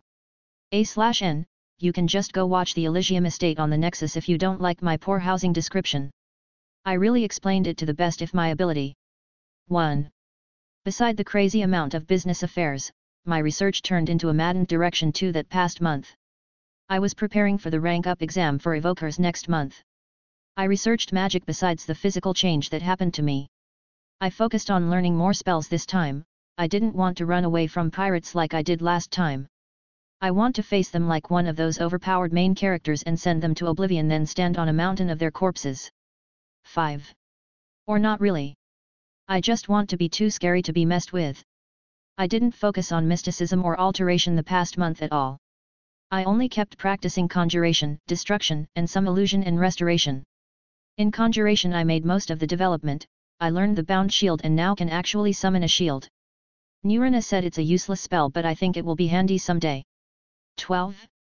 Also I can now conjure a Misman, an undead black skeleton that looks like the Boneman except it is a floating half-skeleton and it casts frost magic. This will be really useful against warriors. 1. I also learned how to conjure a storm Atronak in its normal form. It actually is pretty strong Atronak that is made of floating stones upon each other and casts powerful lightning magic. 2. The completely new summon that I learned lately was the Dremora summon. And it's a pain in the ass. I don't know to what extent can these creatures be so haughty. First time I conjured it, it broke itself free from my bounding and attacked me. At first I didn't want to kill him but he was cursing at me the more I hit him, release me mortal or bow before me mortal. 1. I was so enraged that I accidentally killed him but Didra get recreated so I'll get a chance to beat him into sense later. Anyway, after a long time of beating the damn things up, I finally summoned one that obeyed me without making me lose it. Conjuring Dremora is not illegal but highly advised to be practiced under full guard. Conjurable Dremora are ranked to 7 ranks depending on their own social system. I can summon the first rank which is called Dremora Churl and that is considered the common rappel among the Dremora clans. Still it was a development. 2. I can summon both warrior and archer Dremora Churls now. They have a pitch black skin with crimson markings on their bodies and they have horns, pointy ears, and scary eyes. They are dressed in a black sinister looking armor and are not really something to think highly of unlike the Dremora warlocks and Dremora lords. Dremora are this world's concept of demons but they don't have wings or tails. They have a human-level intelligence and despise mortals to the extreme. 1. No one really bothers with their real names though. They are just a bunch of bastards. I wanted to learn summoning different kinds of Didra like scamps but Nurina said that their smell is hellish so I avoided the idea. 2. The Destruction School had a different kind of development. I only learned 2 spells. Flame Cloak which is not really interesting but it damages anyone around me with fire damage, I learned it only for the sake of research. 1. The next spell was important. So important that Faralda herself showed interest in it. It was a fist attack spell made by the augmentation technique and lightning aspect. You can imagine it as a lightning fist attack but as it makes an explosion when it hits the target it was called Thunder Cookie. Degree, 17. What was interesting about it was that it needed no casting. One only should evoke it then it will cover the fist and attack with the contact against the target. From the destruction to the illusion, I completed the Aura of Madness spell and made a vision spell called Far Vision which can make me see for a fairly long distance. 1. I didn't have any development with the aura itself when I looked it up. These people from Dawnstar were indeed monsters. Finally in the restoration, I only focused in completing the Absorb and Supply Vitality spells. Which takes us to the next subject. I had to research the development of my physical strength too, but I was not an expert in that part at all. I took the matter to Nurina who assured me that my body has nothing strange but also was in wonder of how much my strength has increased. The only people that may actually have an idea are the Restoration School experts. Those people researched all there is to research about vitality and were knowledgeable about mortal bodies as well. Nurina however rejected the idea of getting help from any of them. She didn't like Colette Marantz the head of the Restoration Department. That will leave us to only one person I can think of. I said. Who? Nurina asked. The Augur. If the college found out you talked to the Augur with no permission, Savos won't leave you alone. Not just that, you will have to venture into the Midden alone which is a very unpredictable place. And supposedly you found the Augur, there is a tiny chance he may bother about you. 1. Tell me something I don't know. Don't take Jolinar with you. The entrance to the Midden is marked here. Nurina drew a map on a paper hastily and marked the location for me. I actually knew of it. It was the same place from the game. Just at the end of the western corridor under a trapdoor. Fine. I'll go tonight. I hope he gets interested in what I will offer. Jon's spells. Number Mysticism. Magicka Outer Control. Channel. Absorb/Supply. Dispel, Drain. Detection, Energy, Matter. Scan. Pinpoint. Force, Telekinesis. Grip. Force Bullet. Feather Fall. Soul. Scorch. Trap. Necromancy. Reanimate. Supply Undead.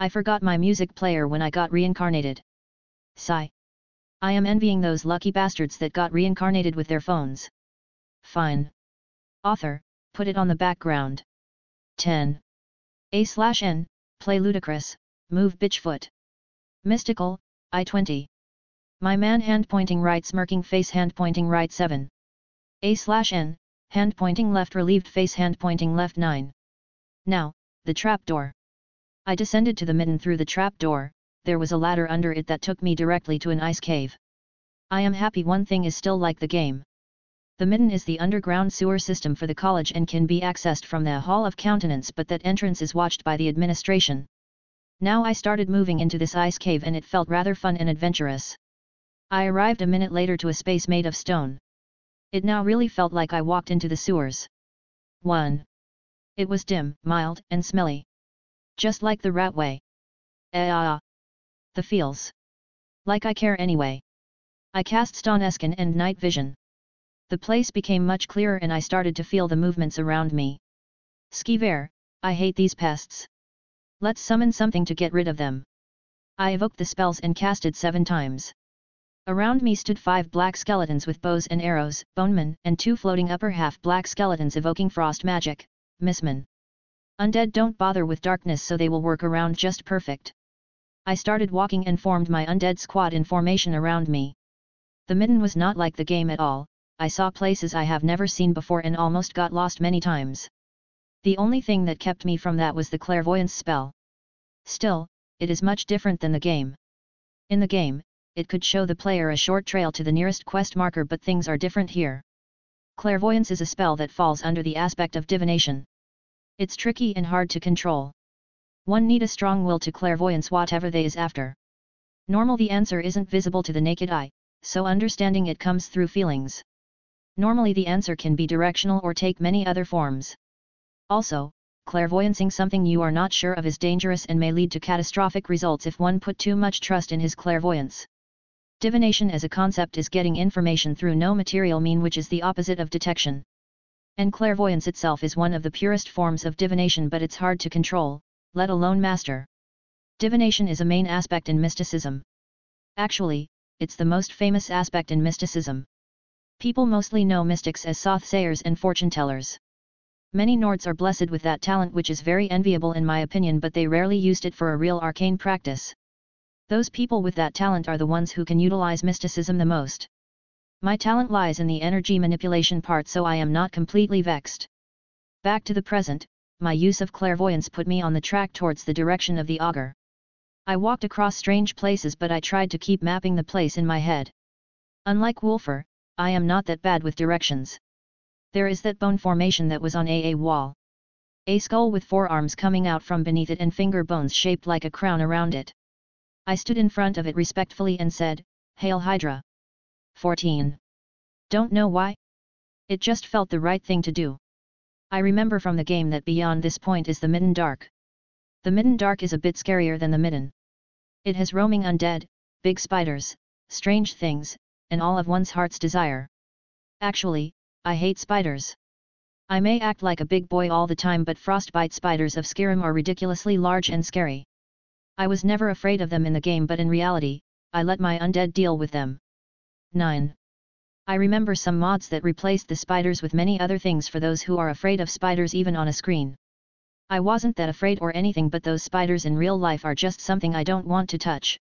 Anyway, I remember some unpleasant enemies in this place, that's why I am using something with a thin presence like the undead around me. I don't want to fight an ice wrath or anything annoying. 1. Finally, after an hour of searching, the clairvoyance is not reacting like before. I guess I am not far. Looking around the place, I saw an ice cave once again. Walking it would connect me to another stone corridor. This is the part before the augur's room if I am not mistaken. I walked slowly and commanded the undead to stay put. Once I saw a door, I banished them away. Knock knock. Leave. A voice echoed from the door.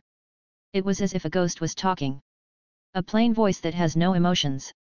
Sir Augur, my name is Jon Dare, a mysticism apprentice and a novice businessman. I am also an otherworlder. Hello.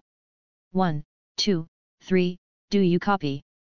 And what business does an otherworlder have here? Cultural exchange. 1. What are you after? Our answers. Answers you think will help you in your path, but it's too late.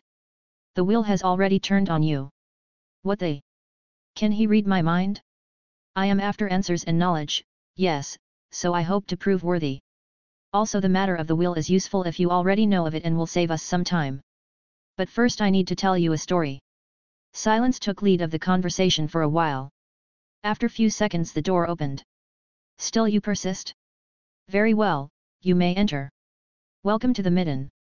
I knew what was I going to see, so I head right away and the door got closed after me. I like what you have done with the place. The place was empty, stony circular room, with a small well-like magica focus point with a glowing ball of light on the energy stream. Your sarcasm is not appreciated. 3. Who replied to me was a glowing ball of energy. This is the Augur, or who was known as Augur of Dun Lane. A Breton with a strong magical talent that focused on obtaining power instead of controlling it till an accident that turned him into a non-corporeal entity. I have many theories, but I'll leave the confirmation to him. So you're the Augur of Dun Lane. I am which you have been seeking. But what you are really after is dangerous. Can you read my mind? I can. Go ahead please. Read my memories from 25 years ago. Supposedly it is possible. What is there you want me to see? Anything related to you, me, Skyrim, the college, dragons. I'll just sit here and you enjoy the show. I said this, sat on the ground leaning my back to a wall. I am afraid that won't do and may take a lot of time. So. I will, need a guide. Hey. Way. Crab. Tud. No no no no no no no no no no no no no no no no no, I don't want this again. This is bad bad bad bad bad bad bad bad bad. I hate this. I am panicking panicking panicking panicking panicking panicking. Hey. You piece of fluorescent pulp. I told you to send me out. Your reaction was not calculated to be this severe. I must apologize for the sudden action. But normally, most people would consider this a thrilling experience. Thrilling my ass. This experience killed me once. Yes. It did. I died because of this once. I put that damnable Gold Dive VR headset on my head more than 15 years ago and look what happened. Now I am at a strange black space with black background and a sense of movements. It awakened all of traumas. I can't deny this is different, but I have the same fucking feeling of the full dive VR space. Please relax. We are traveling in the memory tunnel, so it would take us a short time to get there. Damn it. This guy is enjoying it. I am not. Reading my brain, hey? Technically we are in it. Then why are you acting on your own accord so willfully? I simply took action, the best way to achieve your goal. You are talking like robot now. I don't recognize the term. But is that something like an automaton? Yet. A machine. I think that is the closest way to put it in. Wait, what? Aren't you a human? I remember that the Augur in the game was recorded as the Breton in the system. Being me right now and being the human who I once was from before is different. So, you lost part of your humanity. You are not listening. I am not a human anymore. Think of me as a reincarnated person like you claim, but in a different race that altered me. I still don't get it. I mean, I thought of you as a person who overpowered his soul with energy and the astral body couldn't keep up with that increase until it caused the mortal vessel or the physical body to not be able to contain the deformation in the astral body, it disintegrated. Keep going. I am not sure how you did it afterwards, but you managed to seal the astral body and keep the soul bound to it somehow. But you needed an energy source, so you took residence in the unused magica focus point. Nothing more. That's all I could get based on how much I could research. But from what you said about losing humanity, then I guess it is because you lost what others call the desires of the flesh. Things like eating, drinking, or humor meant less by time, and you reached this mechanical state of emotion. I guess you put it the closest way possible. Your understanding mostly came from some notes I left behind, as I see, so we are agreeing on many terms. So, does this mean that the physical body should be strong enough to contain the astral body? The astral body is the shell of the soul that has all the magica in, right? Does this mean that the soul itself is a higher form of magica? And the vitality is an energy of different nature, right? My body has experienced an immense increase in power lately. Does this has to do with the troll's vitality that I absorbed? I still haven't deemed you worthy yet to answer your questions. Damn it. All I need to know is, will I experience the same thing like you? You will soon find out. I just don't want to be a miserable computer-like ball of light that lives in sewers. We arrived at the first memory. Let's see what you want to show me. Chapter 70, A Question, A Request. Interesting place. Whoops. My room from 2 decades and a half ago. Messy as ever. This is the day when I first played Skyrim.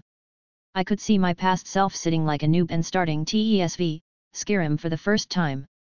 The amount of knowledge in this memory is more than expected. Please give me time to process it. Boy oh boy. If you lagged on me now I might have to go through childhood all over again, you know. Not nice Augur, not nice. The process is complete. I must admit. I didn't see that coming. Listen. If we are talking about the maze of new folders in my PC, then please, that was a long time ago. I started to only watch online after a short time from this memory. 1. I have no understanding of what you are talking about. I was actually expecting something less. Weren't you the all-knowing almighty entity a while ago? There are limits for even me when it comes to divination. But I can read it from your memories now. I hope you don't get any Terminator weird ideas from the movies I watched. More importantly, what is that? Oh. This goes like this. I started explaining the game to Augur. The me from the memory was watching the game's first cutscene that occurs in Helgen.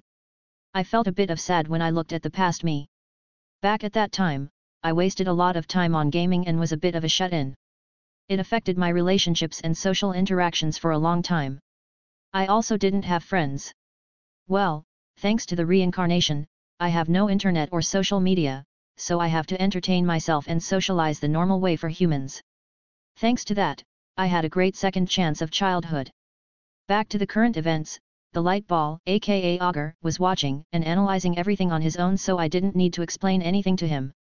After all, we are in my brain. Will the past you keep changing the character's appearance that much? Ah.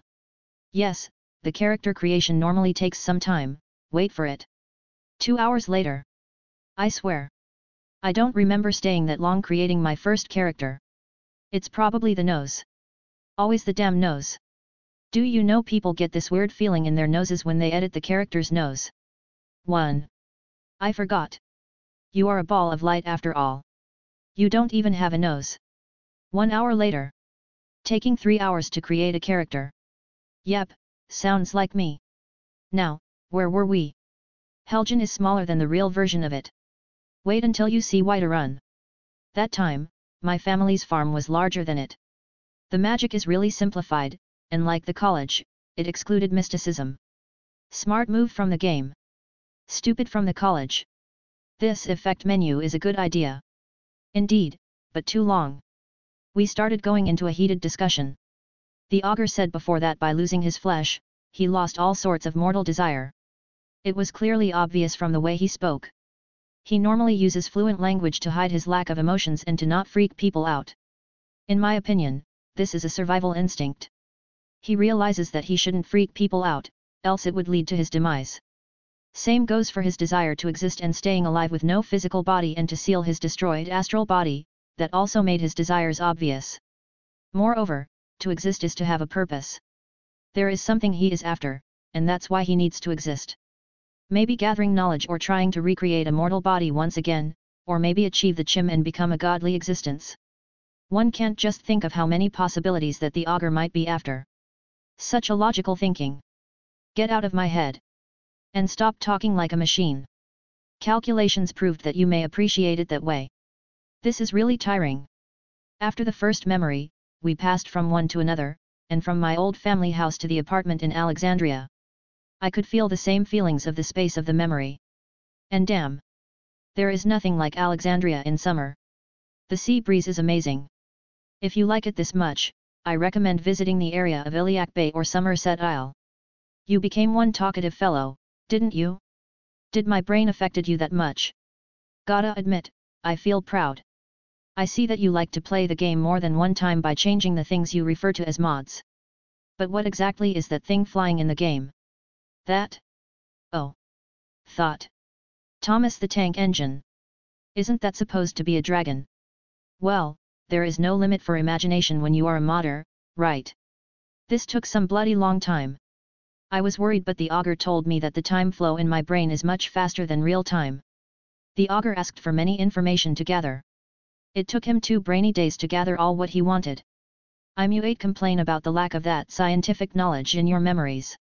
There are indeed many good memories, but they will need many years of work on and analyze all of them. Weren't we here for the information about the game? We finished that a long time ago. Excuse my rudeness, but I was in awe of the otherworldly knowledge you carry. It proved of immensely high value. Invaluable, I would say. If it was the mortal me, I am sure I would be shaking from excitement and wonder. Yep, just what I needed. This is seriously scary. I knew why the protagonists from the novels don't show off their past life origins. Still, I stupidly had to do it. Actually, I was a bit desperate. I don't know what is going on with my body, and this blue ball of light is taking it easy in my head, gathering all sorts of data. Please don't be alarmed. I am not seeking any harm. I also plan to repay the knowledge I obtained with the thing that you need. Thank you, but do that before you turn from blue to red and start calling yourself Skynet. Please give me a second. We will be out of the memory tunnel in no time. If you are going to talk like a machine, say it with a countdown. My head hurts. Why my head hurts? The piece of fluorescent took me to a memory trip before I get myself ready. And my body fell before I take a good position. Now, I guess it is my time to answer questions. My body. The physical body is perfectly healthy. The astral body, however, is where the problem lies. I am listening. Imagine a cup made of glass and filled with a liquid. The light falls onto the cup and it gives an image for the lookers. The same theory works for the relationship between the soul, the astral body, and the physical body. But there are few twists. Okay. The soul is the liquid that fills the cup is the astral body that contains the soul, the physical body is the image reflected by both. What do you think may happen if any of the three experienced a change? The other will have the same change. Not quite accurate, but generally yes. The changes vary in effect, and some can cause no harm because the effect is easy to deal with. For example, if a damage was caused to the physical body, then a healing spell was cast to undo it. How exactly does the spell know that these cells can be regenerated? The answer is quite simple. The astral body is the ghost of the physical body. They resemble each other in image. The spell simply copies the information from the astral body and apply the healing this way. So what if the wound was left with no generation or healing? It would appear as a scar, cause the same image to appear on the astral body and be permanent. That's what I meant by few twists. The image may not affect the object, but the object affects the image. Yet in our example they both affect each other, as this was nothing but an example. Returning to the subject, what about my case? Your case and mine are close, didn't you already make a guess? My astral body is being affected by the magicka I absorbed. Not quite accurate. The energy you gather by your so-called cultivation is affecting your soul. The soul has many different kinds of energies, like the magicka, the vitality, and the essence you use to shout the Thursday Every being has these different kinds of energies, and they can be transmuted into each other. From there comes the aspects of magic. One of the rules is that the energies must be in harmony with one another. If one increased in an alarming rate like your magicka, the other energies, especially the vitality, will try to keep up. I remember. When the protagonists of the cultivation novels increased their energy too fast, they have to go into seclusion to stabilize that much energy they gathered into their denshin or whatever. Exactly. Your past world has a good understanding to energies. But wait a second. By the time I started cultivating, shouldn't the vitality keep up at least some bit with the magicka? Here where things started going out of your hand. You always cultivated the magicka between heaven and earth, but one time you broke the habit. One time? I normally cultivated my own way and didn't chan. No. There was one time. That time. The Elder Gleam Sanctuary. That is right. You cultivated from a source of high-grade magicka. You enriched your magicka to the point that the other energies in your soul didn't get the chance to follow up. Unlike me, who gathered more liquid than what my cup could handle. You gathered a liquid that your cup may shatter from how heavy it is. Fuck me. Don't get alarmed. You can stabilize by time and you can heal your astral damage. I get the seriousness, but what about the troll's vitality problem? This is already that bad. I still have to know everything. Problem? Didn't you get it already? Hey. Get what? This is the solution, not the problem. Hey. The troll's vitality is a high-grade vitality, not as high-grade as the magicka from the Elder Gleam of course, but it is one of the highest in grade between the living. No creatures have vitality like trolls. 5. Hey. So you're saying that I should go, chain up some trolls, and drag them around for vitality source. 1. You can take care of that as you see fit. This is actually weird. I mean, doing that to trolls can be considered animal brutality, but trolls has evil nature and appearance. Even their meat is not edible and their blood can be used for poisons. Their skulls are useful for magical purposes too. 1. There is a wide variety of trolls in the world and some of them can be as strong as giants. 1. I don't think it would be considered a torture if I just go on troll hunting and absorb their vitality in the process. Okay. Let's do that. So to stabilize the magicka, I need to cultivate the vitality from a certain source. It will increase my physical power and make me stronger. But what about the stamina? You look at the vitality from the game's perspective as the health, or what you prefer to call HP. This is an idea that the game creators from your world came up with to give the game more attributes. But in reality this is a bit different. Think of vitality as both stamina and health. How vitality works is simple. You lose stamina and your endurance lessens until a critical point where your health start getting affected, and upon death the vitality itself crumbles. So it is like that. It's indeed logical. But didn't the troll's essence potion increase my stamina that time? It was a temporary buff. The area of effect was your P. Thank you, I don't want to hear from you. This guy is truly an emotionless machine.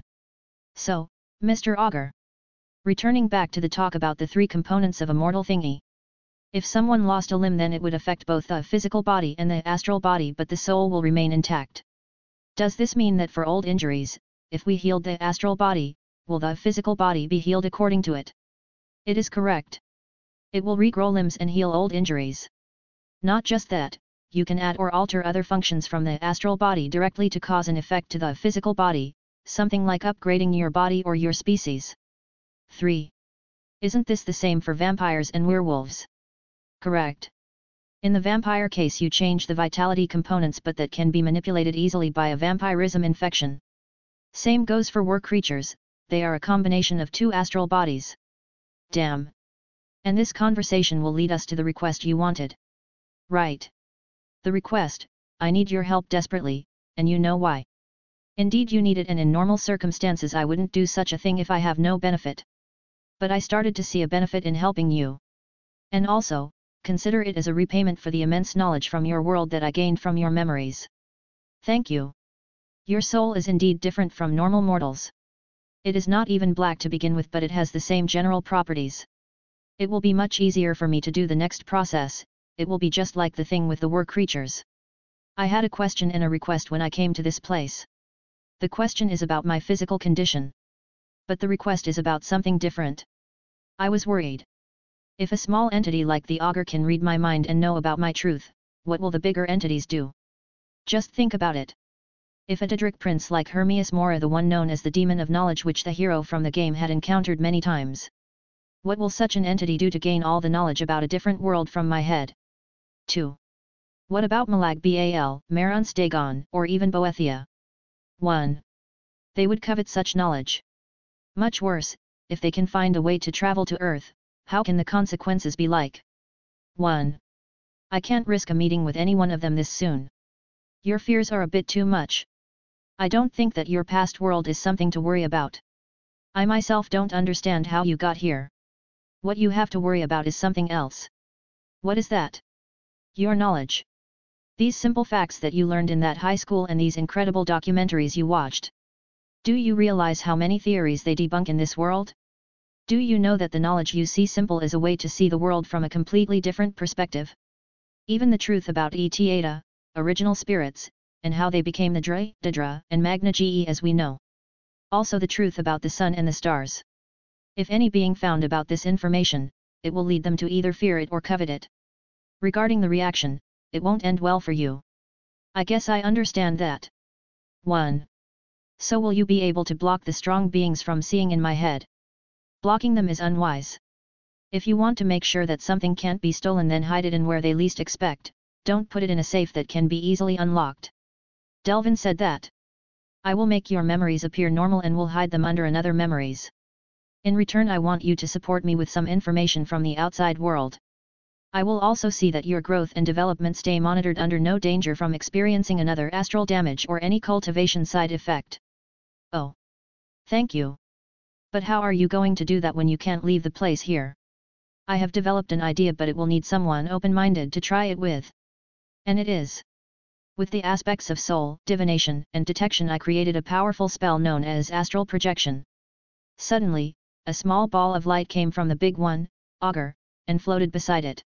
Oh. Look at him, resembles his daddy. This is merely an out-of-body experience. Yet, I remember reading about it in some novels. This is an extension to my astral body, it will merge into your astral body. You said something about solving it like the were creatures. Are you saying you are making me a were augur? This extension will merge with your astral body and will hide your memories by creating a fake front above them. It will also keep the Daedric princes from knowing that you are allying with their enemies, unlike that unrealistic game you played. If you went Boethia after being an agent to Malag Bal, you won't gain her favor. For last thing, benefit will be applying some of the game knowledge I gained from you to monitor your growth. 3. I understand the first two, but how will you do the last one? Easy. Let me merge my astral extension with you and you will see. Fine. The smaller ball of light shot in me and I felt no charge at all. Everything is complete. Showing your status. Name, Jon Dare / Jon Hiltfire Main. Race, Human, Nord. Age, 15. Level, 17. Attributes. Health, 140/140. Stamina, 100/100. Magicka, 520/520. Magic. Plus mysticism. Plus alterations. Plus conjunction. Plus destruction. Plus illusion. Plus restoration. Plus powers. Plus Thursday Active effect. Astral damage, 19%. Hey. Is that? 22. Creator's thoughts. L_Don. Yes. The augur is the system. We finally have a system. I was planning for that, but some people saw it coming 2 chapters ago. I guess I became predictable. Anyway, vote, comment. And if you have any suggestions, just leave it here or on Discord. Peace. My shrine on www.com/eldicamese. My temple on Discord. https://discord.gg/gva7. The cultists. Repo Spunky. Thorfinn Hammerfist. Angry_bear. Alex Martz. Astaroth Atter. Daniel de Lamar. Chansey Orr. -mo.fi.sa. Comment. 138 comments. Vote. Chapter 71, Human. Are you kidding me? In your memories, you complained about not having a system for a long time when you got reincarnated. Yet I remember. Got me really bad back in the day. I always wanted a system when I was in the orphanage. When I didn't get one, so I felt really cheated. Well, systems were for those who got a planned reincarnation by gods, unlike me who mysteriously died and mysteriously got reborn somewhere. 4. Still, it is weird to get a system this way, this late. 2. But you said that you can't get away from your power source. Would your astral extension be okay if I decided to visit Elsewhere someday? 1. Yes, my astral extension is only there to help you. I can locate and contact it using telepathy wherever you are. After all, the astral link is the strongest kind of link. Still, I tend to believe that there is no free meal in this world. You protect me and provide me growth guidance. Was there really so much valuable information in my head? More than you think. I can access the deepest parts of your memories and bring out things you don't even remember. 1. But still you could hide that and just not bother, pretend that there is little to do with my memories. If I were you, I would do that. You are giving me a system and you even go out of your way to justify helping me. What are you really going to gain from that? You already have all you want from me. You understand me, right? I know there is something you are not telling me. I am not someone who takes everyone with goodwill, I learned that lesson the hard way. Please clarify. You can read my mind, so there is no way you don't understand me. I am sure of it. You figured something out. Yes, he did. I can't see his face, or I can detect his emotions, but he found something. You figured the reason about my reincarnation, right? We were silent for a long time. I don't know, but I was staring at the ball of light and I felt he was staring back at me. It was a staring contest of sort. We understand each other and there is something important. Very important, he found out. Fine. I admit I figured most of it out. The augur actually gave up first. I knew it. I was sure of it. There are few things I don't know about myself, but the most mysterious thing is my reincarnation. Did you figure out the reason? Mostly. How do you want me to say it? Don't sugarcoat it. As you wish. My theory depends on two parts. The first part you guessed it, mostly correct. You mean? As you said it once, conditions were met. To make it more easy to understand, the idea of your VR headset works similarly to that of the out-of-body experience.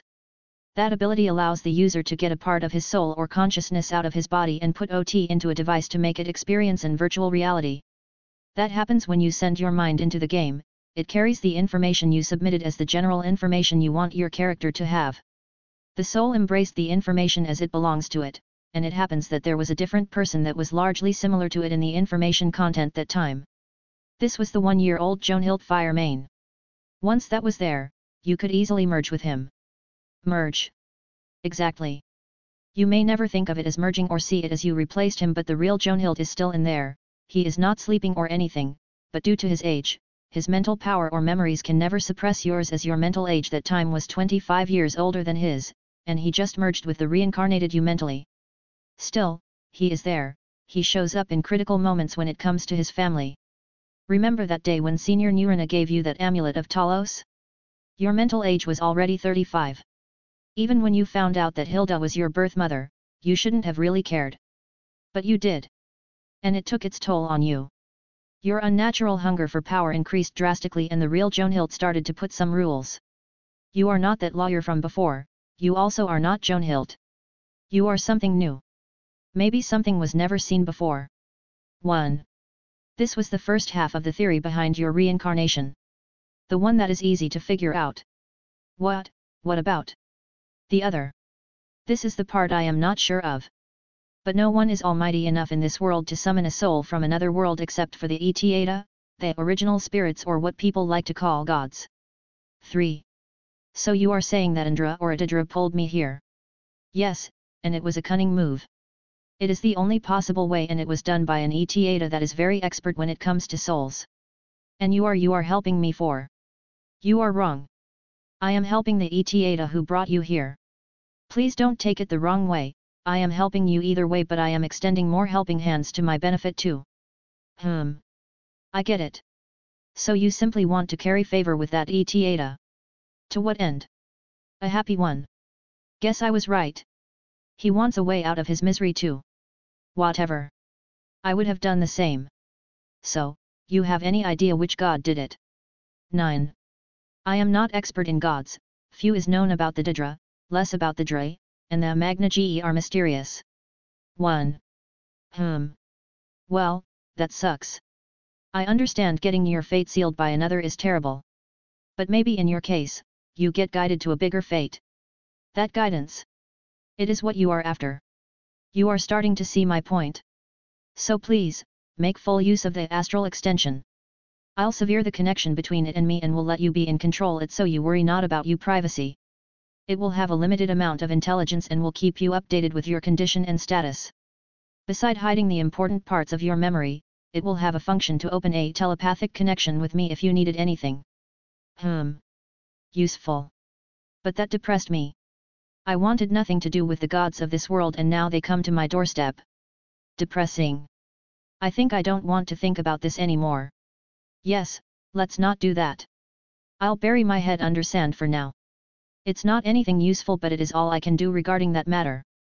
1. No matter how powerful I am, I can't face this problem alone. And without a being like the augur, no one will understand my situation. I don't know what Nurina may think, but Hilda may think of me as a demon invaded her son's body. 5. I am afraid if I think about this for too long, I may have an identity crisis soon. Sigh. I'll just bury me head under sand and stop thinking about depressing stuff. But now that I think about it, I was expecting that you may have some sort of reaction when you find out about the game and its relation to the world.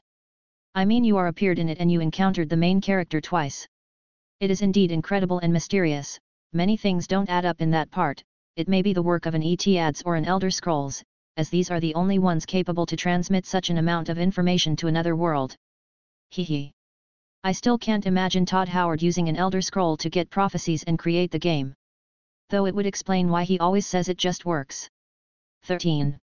A/N, Todd Howard is an American video game designer, director, and producer.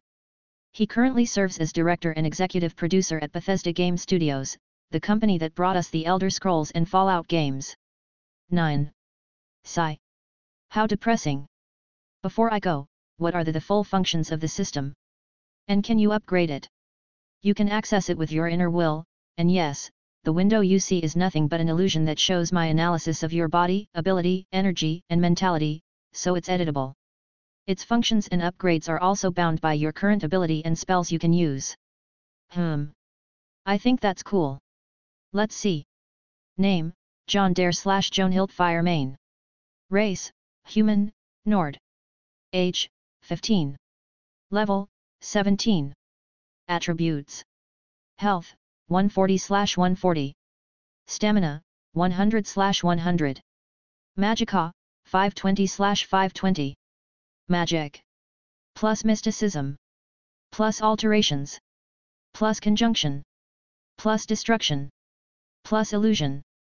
Plus restoration. Plus powers. Plus Thursday Active effect. Astral damage, 19%. This baby lacks the map, a media player, a screenshot function. Okay. Why did these windows show up when I thought about them? They were already there.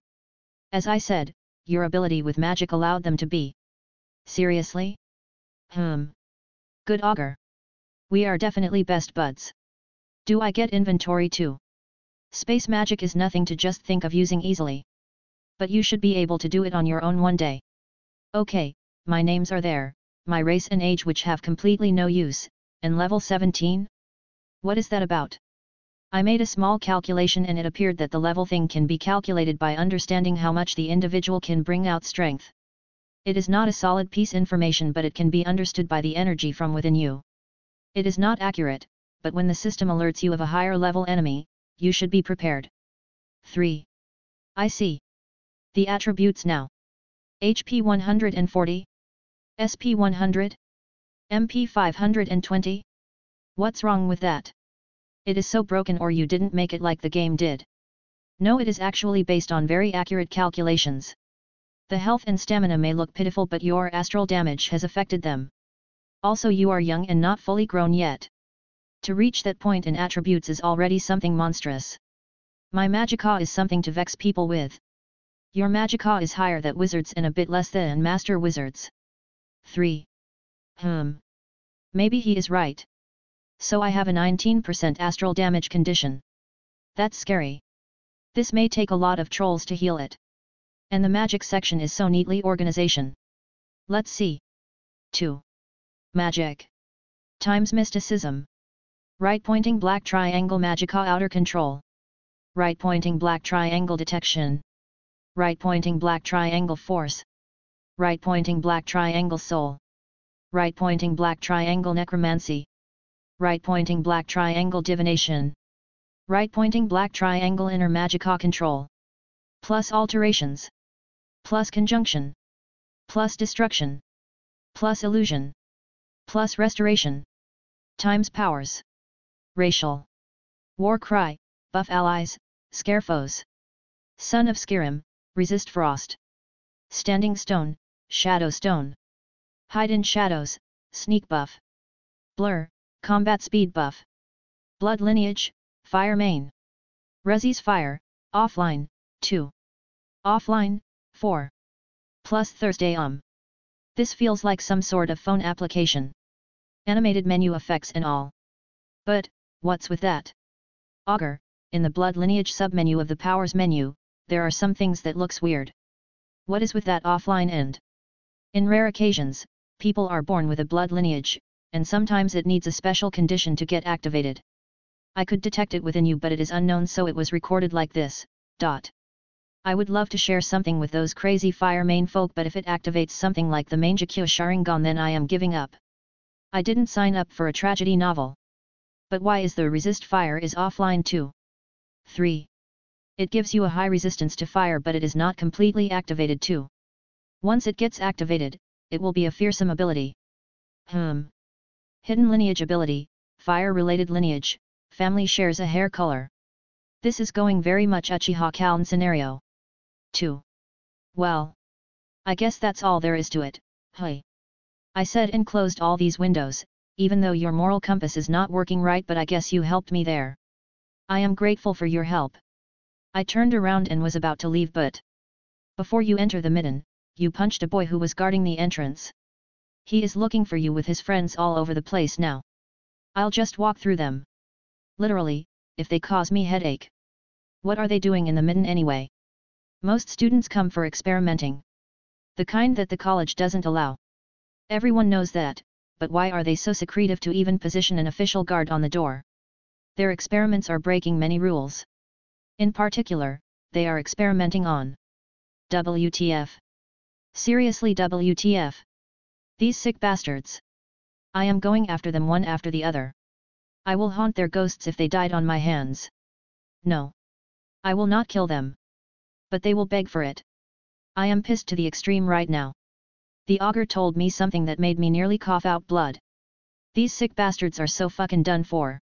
So done for that the done forness itself is not a way for them to escape what I will do to them. I ran out of the augur's room after he told me what was going on. To think these bastards dare, right here, and under my nose. This will be so freaking crazy. I remember something like that happened once in the Raptway. I went berserk on 2 guys who did a similar act and almost unmanned them. This is one of the reasons I was called Katatoskr. Even Big Sisvex, who scares the hell out of me, couldn't stop me when I lost it. They were just some of Mercer's boys, so no one actually gave a shit afterwards. Now, I conjured 8 bone men, this is all I can muster right now. Aura of Madness was casted as a cloak spell. Now let's find these bastards. I evoked scan and looked everywhere I can. System, put the MP and map on view, keep them mini. Mark any hostile as a red dot, mark the packages as a blue dot. The system, which is the astral extension of the augur, is pretty simple, it can function as a simple computer system. The augur himself took a liking on the electronic era and is studying it thoroughly by now. I hope that he just remain blue and not turn red, call himself Skynet. Speaking of Skynet, I am on a terminating quest now. And I almost forgot, I am angry. Get him. I commanded my undead. He's over here. Get him. Don't let him run. What is THA? Undead. Too many. Run. No. Shoot them in the thighs. On my command, the undead started shooting arrows in the darkness. They could see, but those filthy criminals were falling like flies before they even know it. It was hectic, but one thing calmed me down. Finally. I found them. A/N, POV 6. Scared. Dark. Alone. Friends, crying. Bad people. What dat? Noise. People. People come again? Many noise. Big noise. People. People coming. No. Run. Run. Scary people. Go away. People fight people? Food fight? Me not food. People crazy. People be crazy eat me? No. Scary. Bad people no fight more? Bad. Too bad. One coming. Human. Go away. Me strong. Bite you. Poor things, what did they want to do to you? The monsters. Humans speak? Humans rattle. Why humans speak? Here, come here. I can't take you out here or you will run everywhere. I'll take you in the cage. Don't worry. You will be out soon. Humans speak again? Hear that? You hear that? No. You don't? You hear human talk? No too. Why I only hear human speak? I hear human talk. Human cat talk. Human weird. Chapter 72, Nefertiti. I found 6 cats in a cage. 12. 2 were hurt and the rest were fine. But they were mostly afraid except for a little black kitten. They were even planning to experiment on such a little thing. This is unforgivable. 3. These fucktards are actually this bold to use the college's sentry cats as experimental material? These assholes. I am infuriated from how brutal this experiment was. They wanted to train on illusion and healing on cats? Some evidence even pointed to a necromancy research, but it is a widely known fact that necromancy doesn't work on cats. Aren't there skeever and rats all over the place? 5. More than that, isn't it against the rules to even adopt the sentry cats, let alone harm them? They are part of the security in the college, as I heard. I once requested to adopt one, but I was told that only a scholar and above in rank can adopt them privately. Yet those criminals wanted to use them in experiments. Fine. No good deeds go unrewarded, no bad deeds go unpunished. My undead have secured all the criminals. They are mostly apprentices like me. 4 of them in addition to the evoker guard which I punched before I enter the midden. Now. What should I do with you? Bastard. I dare you show your FAC. Uaaaic. Bugs should not speak. They can only be stepped on. Their thighs had arrows but they didn't bleed that much. A kick was perfect to cause more pain. Which team you shitheads are from? They remained silent. Fine. I evoked a spell and they got alert. When I cast it, void distorted and a figure emerged. Mortal, be done with it. Sigh. A cocky one. I don't know why Dremora churls like him make such a fuss even though they are nothing but weaklings. I even had to banish 4 of the 8 bone men to bound him better. Gods. Is that? Conjurer can summon a Dremora? Is he a scholar? Dremora. You mean those Didra? They got terrified from a mere churl. Churls doesn't dress themselves in the usual game's Didric armor, they are just the rabble of the Dremora clans, so they just wear a plain black armor that is less sinister. Sheath your blade, and use your fists. Beat them up until they start singing. What? No killing. Let's see about it when they tell me what I want. I left the churl with these 5 and walked back to the place I left the cats. I started putting some effort into healing them. What is going on here? I heard a voice, it was a girl's voice. What now? Even a girl was involved in hurting cats. Sigh. Such a cruel world. I was already done with the cats, so I left them in the cage and went to see who came. Senior, save us. He will kill us. These wimps started crying to a girl. Hopeless. When I looked at her I saw 2 other boys with her and I started to recognize her. Nirnil, you shithead. These were your club members after all. Should have known. Who are you? She didn't recognize me, of course I was wearing a hood. Nirnil was the Breton girl who tried to invite me to her team back in the rank up exam. She started to say some bullshit about elitism and whatnot. I had to kick Orthorn's balls to make a statement around the college to avoid that kind of headache. This was the first and the last time she involved herself with me. I knew that she has a very troublesome personality and she likes to disregard the rules more than anything. Are you aware that your club members were experimenting on the sentry cats? She looked at me carefully and looked at the Dremora I conjured. She was trying to come up with the best plan for battle. And what's it to you? She replied with a stare. Nothing, I just like cats. 6. Look, you seem like a good guy but don't overestimate yourself. JST, because you can conjure a Dremora churl and found few skeletons around doesn't mean you can do anything. You are alone and there is little you can do against the 3 of us. Why don't you just leave and we will pretend this never happened? Seriously now? Acting like this with me? Fine. I'll play along. Okay. I'll take the cats and leave. I said that, then turned around exposing my back to her. And just like the idiot she is, she tried to take the chance and attack me. Just when she cast ice spikes at me, I was already covering my back with a reflect ward. When the spell landed, it got reflected back at her but she avoided it nimbly. Cute. Is that what a so-called elitist student can do? Together. Nirnil and the 2 goons accompanying her started casting all sorts of spells at me. It may overwhelm me if I face them without using a trump card, but if I used one, my identity may get exposed. I don't want to cause a mess anyway. I only put the ward ahead of me and retreated behind a corner, then ordered the undead to stall for time. I also had to banish the Dremora hastily as I can barely command him anyway. We will teach him a lesson, don't let him run and be careful, he is powerful. Nirnil started making her plan. Oh. I am being put in high regards. I don't think I can just play around anymore, can I? Of course going all out here will result a disaster. If I used my new spell Thunder Cookie, I will cause a big destruction. It's an expert level spell and my strongest spell after all. 6. Even though I was behind a corner, they can't just go after me blindly, so I didn't feel any pressure against them. I'll just cast Aura of Madness again. Upon doing that, they felt it was an illusion attack and retreated hastily. I followed them with Frenzy spell that blasted on the 5 boys I fought before. Just as it landed, their eyes turned insane and started using their arms to beat each other, forgetting about the healing process they were in.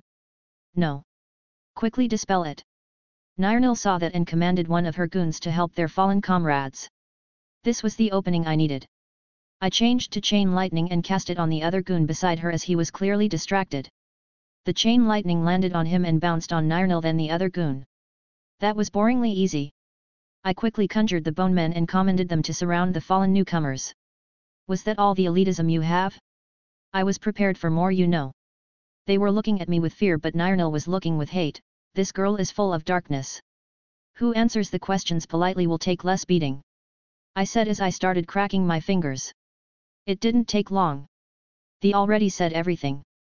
Nirnil, however, didn't utter a single word and kept looking at me as if I am the murderer of her kin or something. Her darkness is something to behold. After finishing up with them, I went back to the cats and carried the cage, leaving those lowly faults of creation behind. A few minutes later I arrived above ground. It felt as if I was coming from a grave. Okay, ladies and gents, at the end of our ride. Here you go. I opened the cage for the cats and got them out. Ah! I was getting healed. The last cat was a super cute black kitten. I know, right? Black cats are hardly seen cute by most cultures and beliefs, but this one has big blue eyes on a big head and a small body. She was just so flipping cute. 4. She, however, had no number collar like the other college cats. She probably is still young, so they left her without one. But she was undoubtedly a sentry cat.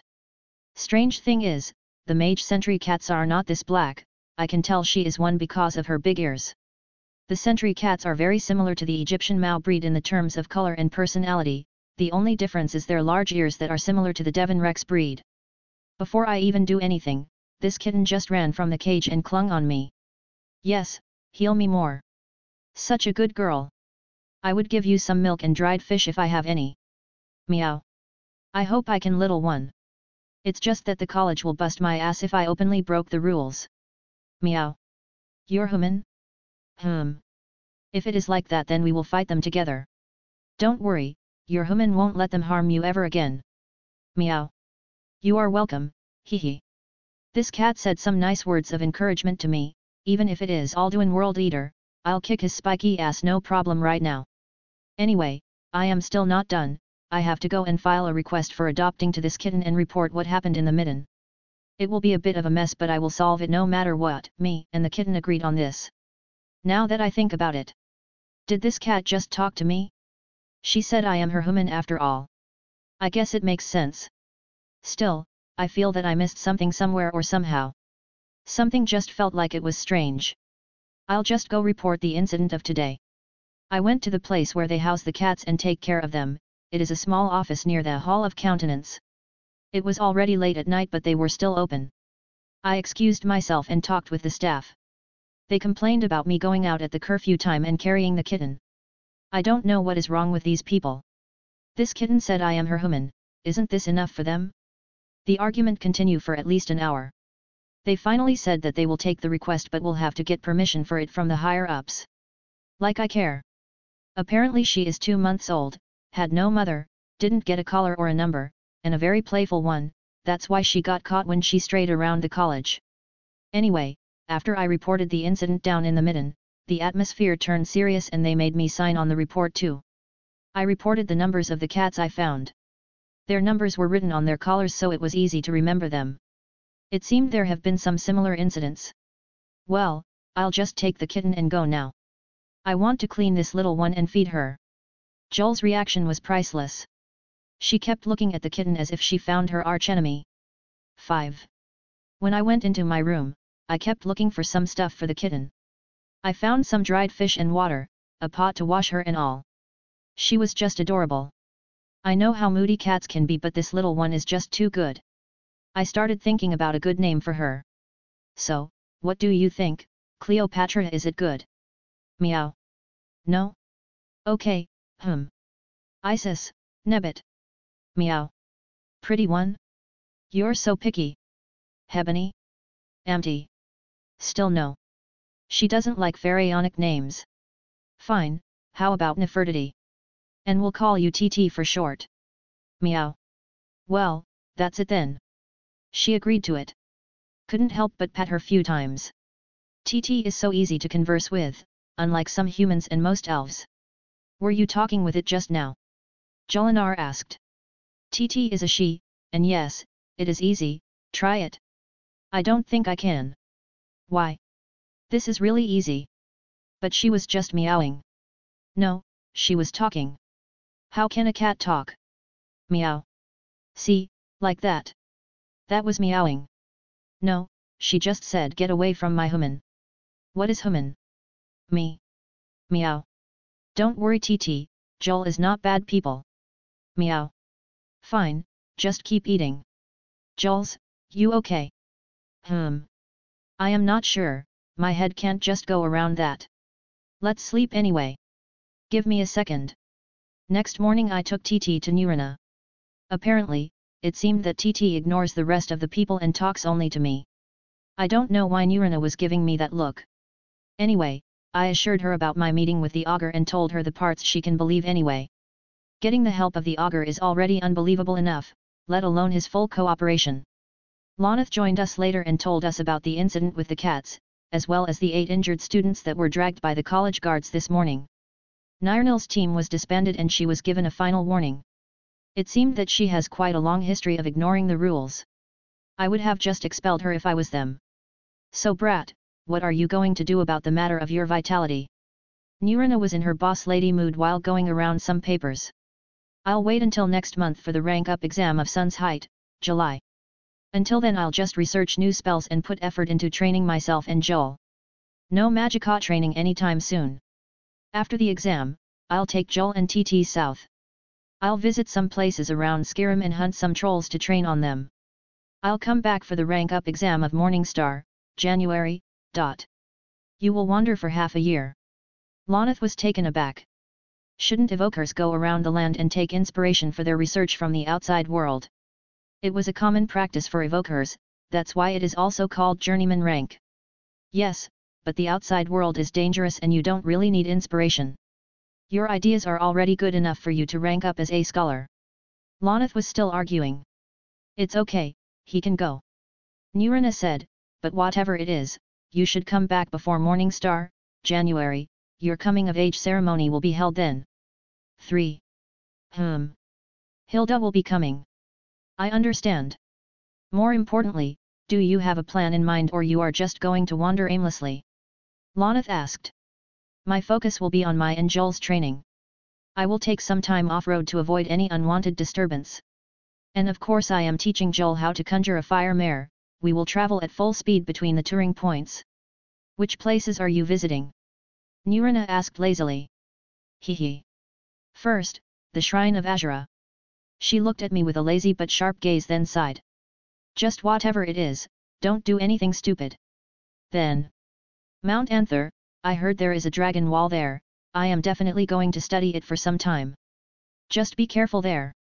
I heard that some dragon walls are considered sacred grounds for the hidden clans. Loneth said. Those idiots. 4 years from now these places will be the most dangerous places in the world. Why is that? Dragons.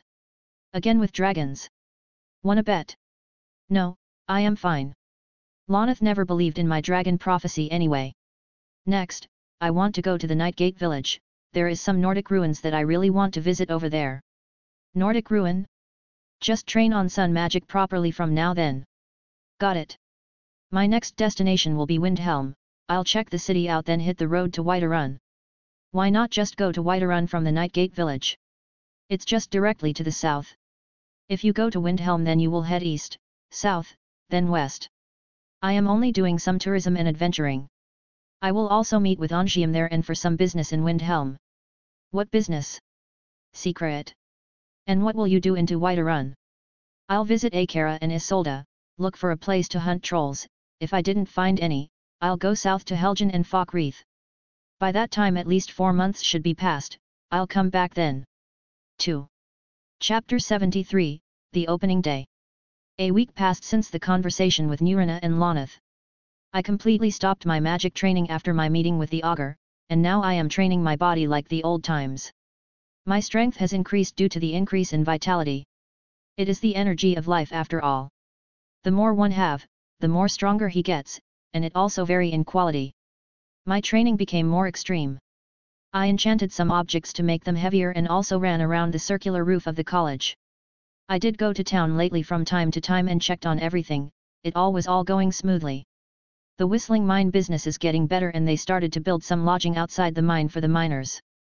The master huntsman was also working smoothly, his group survived an attack by a bear thanks to a scroll I gave him for situations like these. The lumber business however was not smooth at all. Those who wanted to lumber started leaving the town to the south of the hold so I made business contacts with them and they will provide us when we need. I also sent Angium to Solitude, he was to buy a lot of furniture for the bathhouse and my manor too. I had my eye on few places in Solitude so it will go smoothly for him.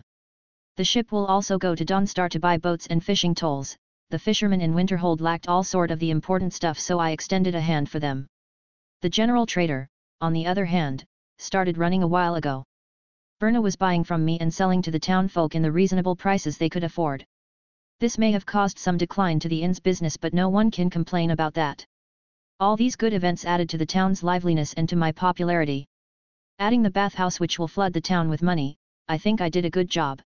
Trudvar kept recruiting more boys from the town. I was putting together some groups to guard the businesses I own and the ones I am investing in. The best way to cover this force is by enlisting them as my sailors as I nearly have 43 of them.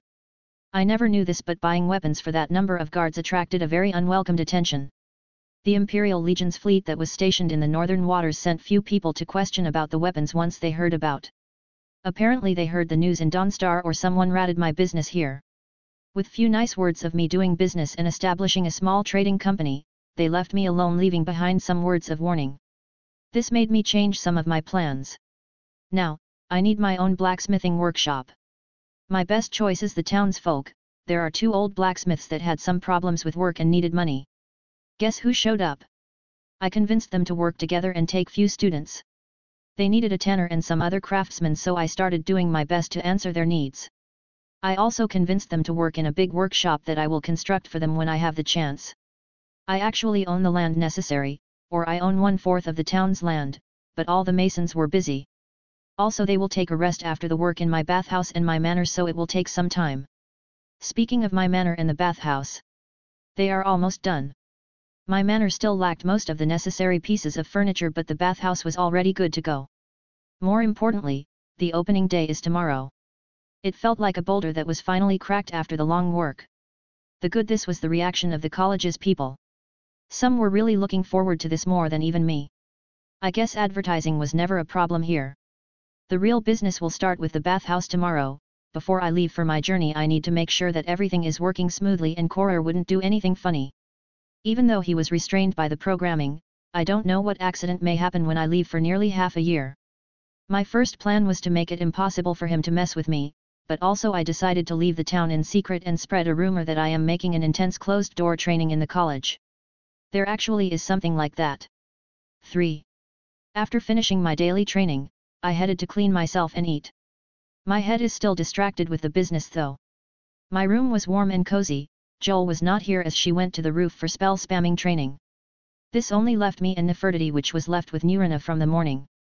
Nefertiti was playful as ever, she liked to jump on everything and go into every crate.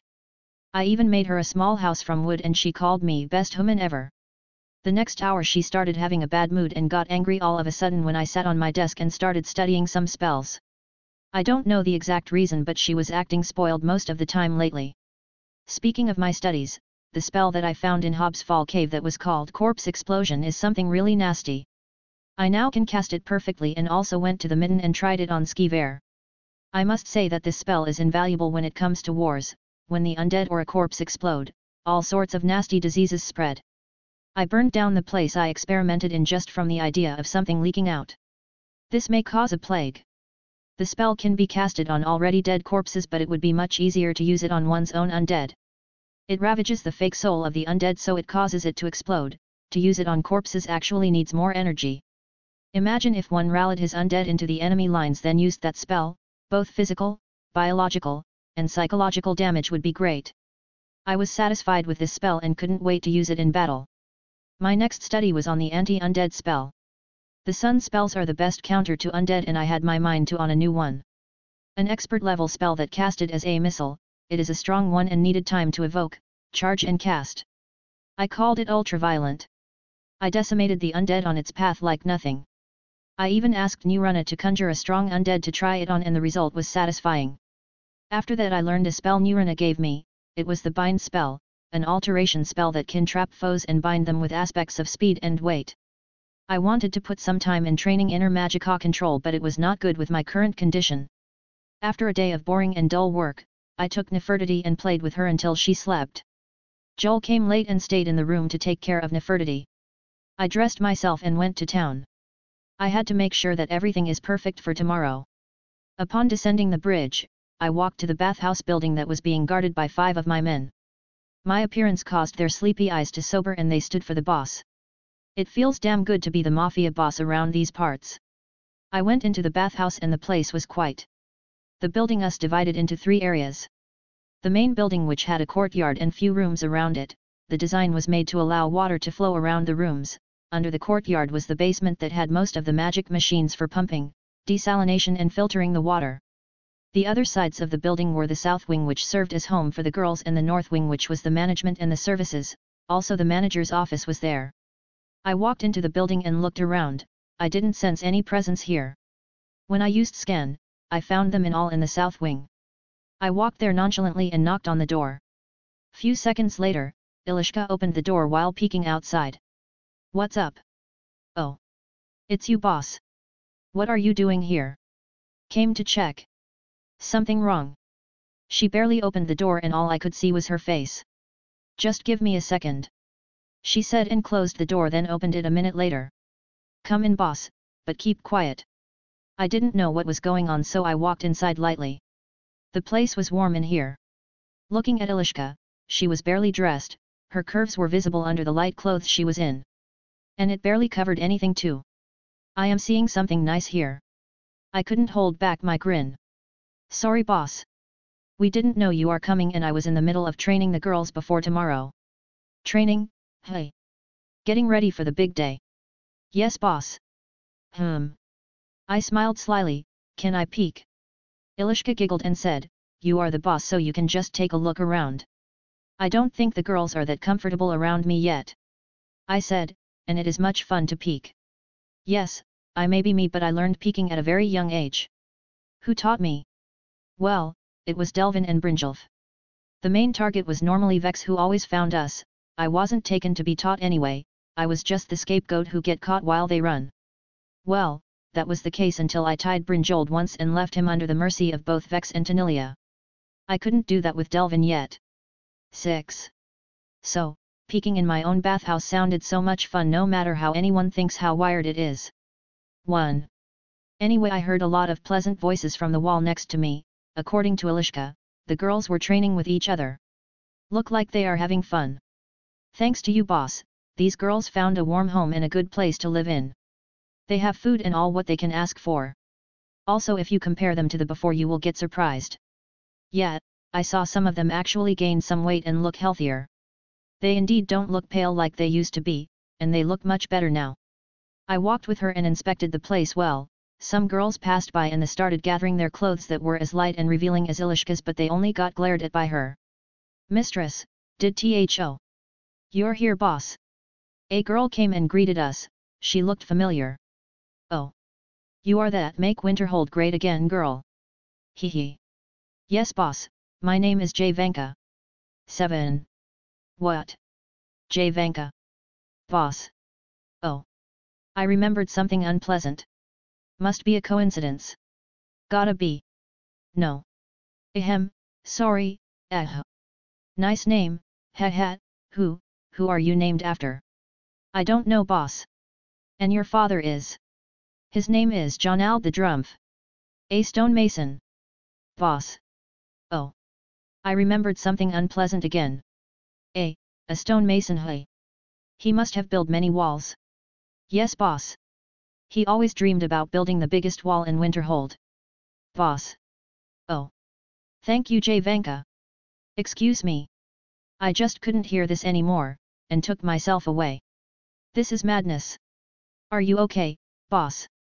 Ilishka followed me when I walked away. Yes, just remembered something. My head was spinning from the headache that assaulted my out of nowhere. I was having some second thoughts about the walls in Winterhold now. This way boss. Where to? Didn't you want to peek? Ah. I almost forgot. Where Ilishka stood was on the stairs to the next floor.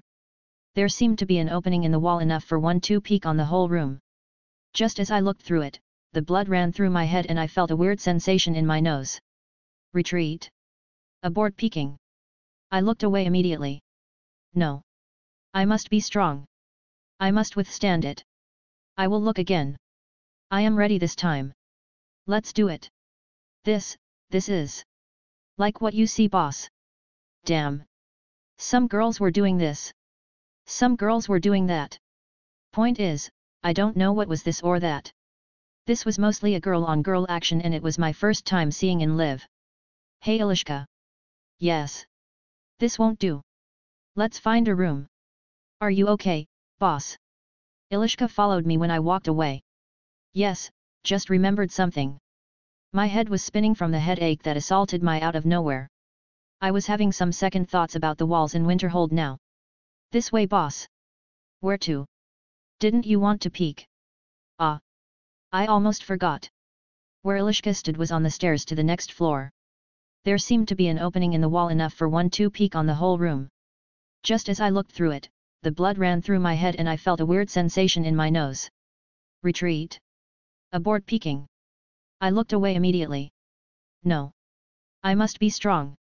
I must withstand it. I will look again.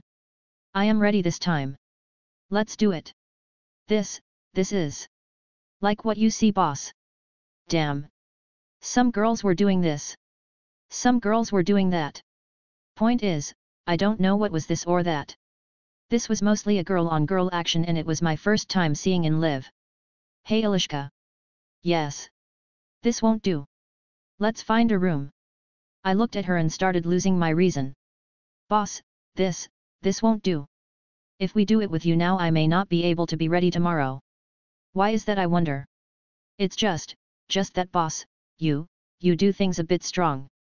She was stuttering on her words and retreating back until she had no room to retreat more. And do you think it is right for a healthy young man like myself to see all that and just stay cool-headed? I trapped her to the wall with my arms and got closer. Yes, the boss is a healthy young man, but maybe too healthy.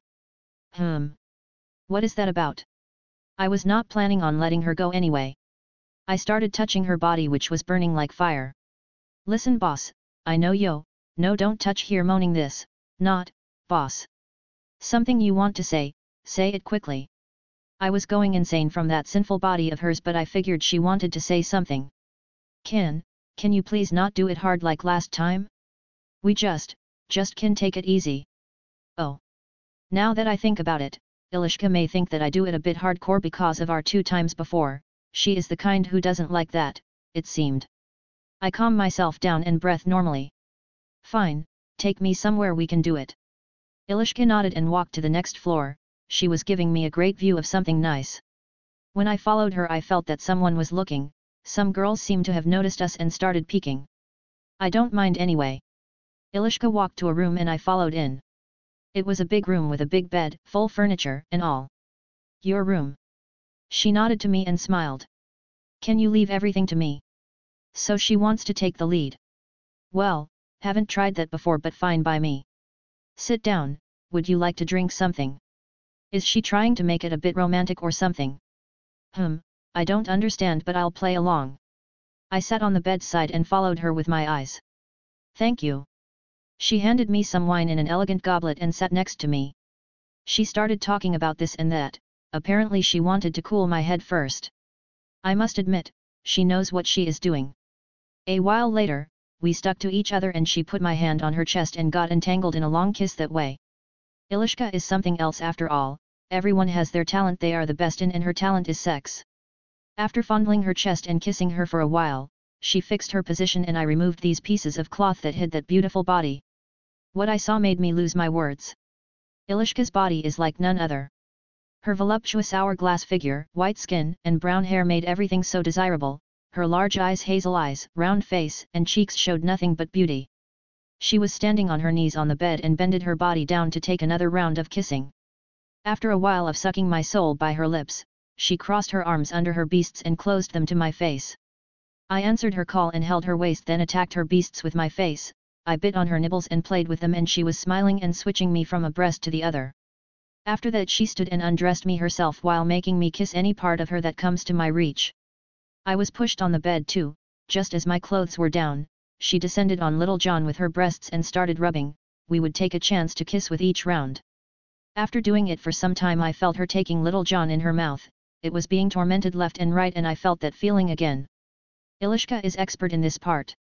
Her tongue is doing wonders now, I had to fix my position to see her doing her magic. I felt intoxicated by pleasure yet she was not done with me. When she took her time tormenting little Jon in her mouth, she moved back to me and started assaulting my body and kissing me everywhere she could reach. Unlike before, Ilishka was enjoying herself too this time. She is not a bathhouse wench after all, she is my business partner and we have to keep the relationship warm. I was leaning on the bed all the time and watching this amazing show, also I was not the only watcher, there were some peeping toms watching us from outside.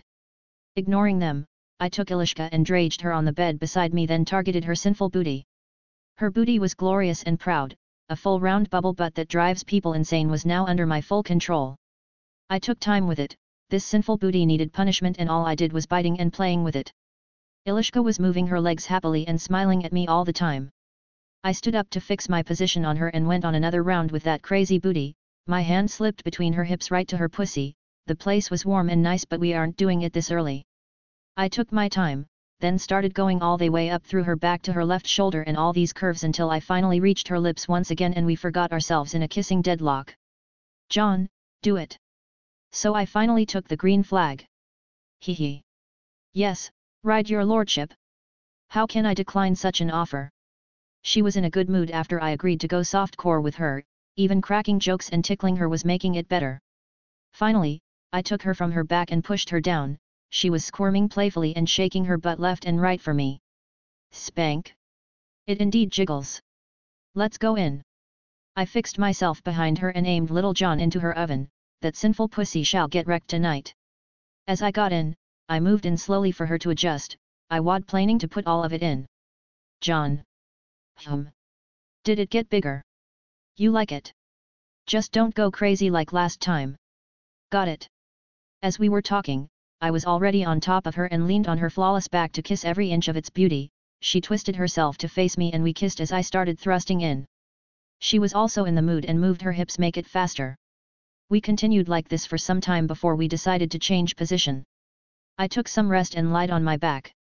System, show me stamina. I am not even there yet. Ilishka lied beside me and we went into a cuddle. You are really enjoying this? I said, this woman was all smiles. To tell you the truth, this is the first time I do it on my terms. She said.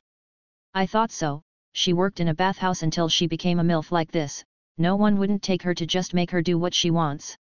She had a thing for kissing and I started to like it, she was a master beyond my league in terms of experience so I was seriously learning from her too. She lied over me while kissing for a while, as she finally took her time like that, she sat up and moved herself on top of me. She is going for cowgirl. She took little Jon into its end, I could feel it reaching deep until it reached an end. Just as it reached to this point, Ilishka started moving herself up and down, and my oh my. Everything is moving everywhere. Every time she went up and down her breasts were going around and up and down. She then leaned on me and her breasts were moving everywhere all over my face. I grabbed them and took it one with my mouth. She was moaning while moving herself and the stage got heated once again. This was it, we were losing it together this time. I hugged her tightly and moved my hips faster and faster. She was moaning and hugging my head into her chest. It's a bit nice here but no room to breathe. Feeling we had to do it faster, I moved my body with her on top of me, then twisted myself and became on top of her. She locked her legs around my waist and I moved my hips like mad. She was moaning louder and pulling her hair with a hand while hugging on my head with the other. It's coming. Don't stop. This was no good, but things went out of hand already. I was about to come and there was no way from this. She also came with me and our bodies were still clinging on each other. I wasn't out of the woods yet. She was pleasuring herself with all she got and kept kissing me again and again. My senses came to me, so I checked my stamina again. I still can go 2 more times. I don't think I have any power left. I guess Xena took most of the burden from her last time. Anyway, I need to wash some. Come, let's the first one to bathe in the bathhouse be you. Well, I own it, so why not? We went to a bathing room naked and bathed for the whole night. I can't enter the college now anyway, so I'll be staying in Ilishka's room. During the bath, we got closer than just the wench and the client relationship from before. Anyway, this was my official first night with my sex friend and business partner, Ilishka. My senses came to me, so I checked my stamina again. 5. It increased. Hey. I still can go 2 more times. I don't think I have any power left. I guess Xena took most of the burden from her last time. Anyway, I need to wash some. Come, the first one to bathe in the bathhouse will be us. Well, we own it, so why not? We went to a bathing room naked and bathed for the whole night. I can't enter the college now anyway, so I'll be staying in Ilishka's room. During the bath, we got closer in relationship and became more familiar with each other, more than just the wench and the client relationship from before. Anyway, this was my official first night with my sex friend and business partner, Ilishka. Next morning, I sneaked back to the college. Nonetheless, I was excited as anyone else. The bathhouse is opening today. I had arrangements with the boys today. We are going out to celebrate. Rusning, who was busy in his research lately, as well as Holman and Svadil. I also brought more Bagog and Marin, who worked with me in most on this bathhouse. We met at the afternoon and I took them to spend money in the bathhouse. The college students were flocking the place and it seemed that business has started earlier than usual. 1. The day was spent quickly, so as money. Of course I was earning money too, but no one knew that. All that was told to public that I only invested here and made the bathhouse possible. I also sat in a place to hide from most people. I wanted to see how people will react to the bathhouse in the first day. Of course I made prices high to just suit the students and not the townsfolk. It was going my way anyway. At evening, some unexpected visitors popped up. First, it was Ilil, whose nose was bleeding. I had to make the guards chase her out. Next, some teachers came in. I was expecting them anyway. After that, some Altmer boys came while hiding their features. They didn't want anyone to know they came. Sigh. Typical high elves. The most expected one was teacher Tolfdur. The old bones was healthy as ever when he came. He was hiding his features too, but I found out. 2. This was better than I thought. With this much customers, I don't think I will have to worry about the town's economy anyway. This is a true game changer. I left the place to Ilishka and the girls with some words of encouragement and went back to the college. I had an exam in less than a month and I have to be prepared. Bonus. Small black square bad human. Human. Nefertiti. What do you want, cutie? Jon. You abandoned me, Naya. Bad human, Naya. Nefertiti. What's with her, Joel? Jon. She is in a bad mood since yesterday. Joel. Yes, Naya. I smell another one on you, Naya. Nefertiti. Another what now? Joel. Joel, when did you start to understand Nefertiti? No, wait. Wait. Jon. Chapter 74, Hitting the Road. 3 weeks have passed and now it is the 1st of Sun's Height, July, 4196. An annoying mid-DOS, Monday, as any other. I just finished the rank-up exam and ranked to Evoker. Not just that, but as someone who worked on the Atronak mounts with Nurina, I got to submit a Flame Atronak horse spell. Of course, I didn't give them the Arabian horse one, I gave them the bulky Nord horse that runs like a duck. All that time, rumors were going around about me riding on a fire horse in town, and many people came and asked about it, but I turned them all down. I just submitted that spell and made it more complicated than normal so it doesn't go around easily. I didn't really want to submit it, but it was the best one I do. All my other spells were a bit over the norm, and by submitting it after the rank up exam, I now have the qualifications to rank up to the scholar rank, but it would take a while before I start thinking seriously about it. By the way, I ranked first in the exam too, but it wasn't by a Spartan over the top score like last time. I just got the full mark and nothing looked weird about it. Well, until I discovered that the second student rank didn't even get close to me. Sigh. I am being looked at once again. Unlike last time, I am now known as the leader of the Creation Club and the Thane of Winterhold. No one can mess with me. Speaking of the Creation Club, we made few good achievements and got credited for the machines in the bathhouse, which I asked Ilishka to submit a request for. This all added to the popularity of our team, and some new members joined. Ilil handled the new members as I was mostly the mascot of the club anyway. My job was to put projects and give them ideas. I also help, but I leave most of the work to them like any good boss. The most interesting new members were Rundi and Brover, who just ranked up to apprentices and were my roommates when I first arrived here. They are brothers and twins at that. Still, they disagreed with each other over every little thing, but they shared an overwhelming love for mead. They wanted to open a meadery that can rival the Blackbriar and Honning Brew meads. I heard their ideas and promised them support as long as they establish that meadery in Winterhold. I also gave them some warnings about the dangers of their research and all that. Why would I do all that? Well, there is something here that most players wouldn't really know. Rundi and Brover are NPCs from the game. They may not give any impression to a player like me, and they were hard to remember at first, but these two along with Yaira and another student were under a quest called Missing Students. The player has to go look for 4 students that have gone missing just to find 4 horrible death accidents occurred to them.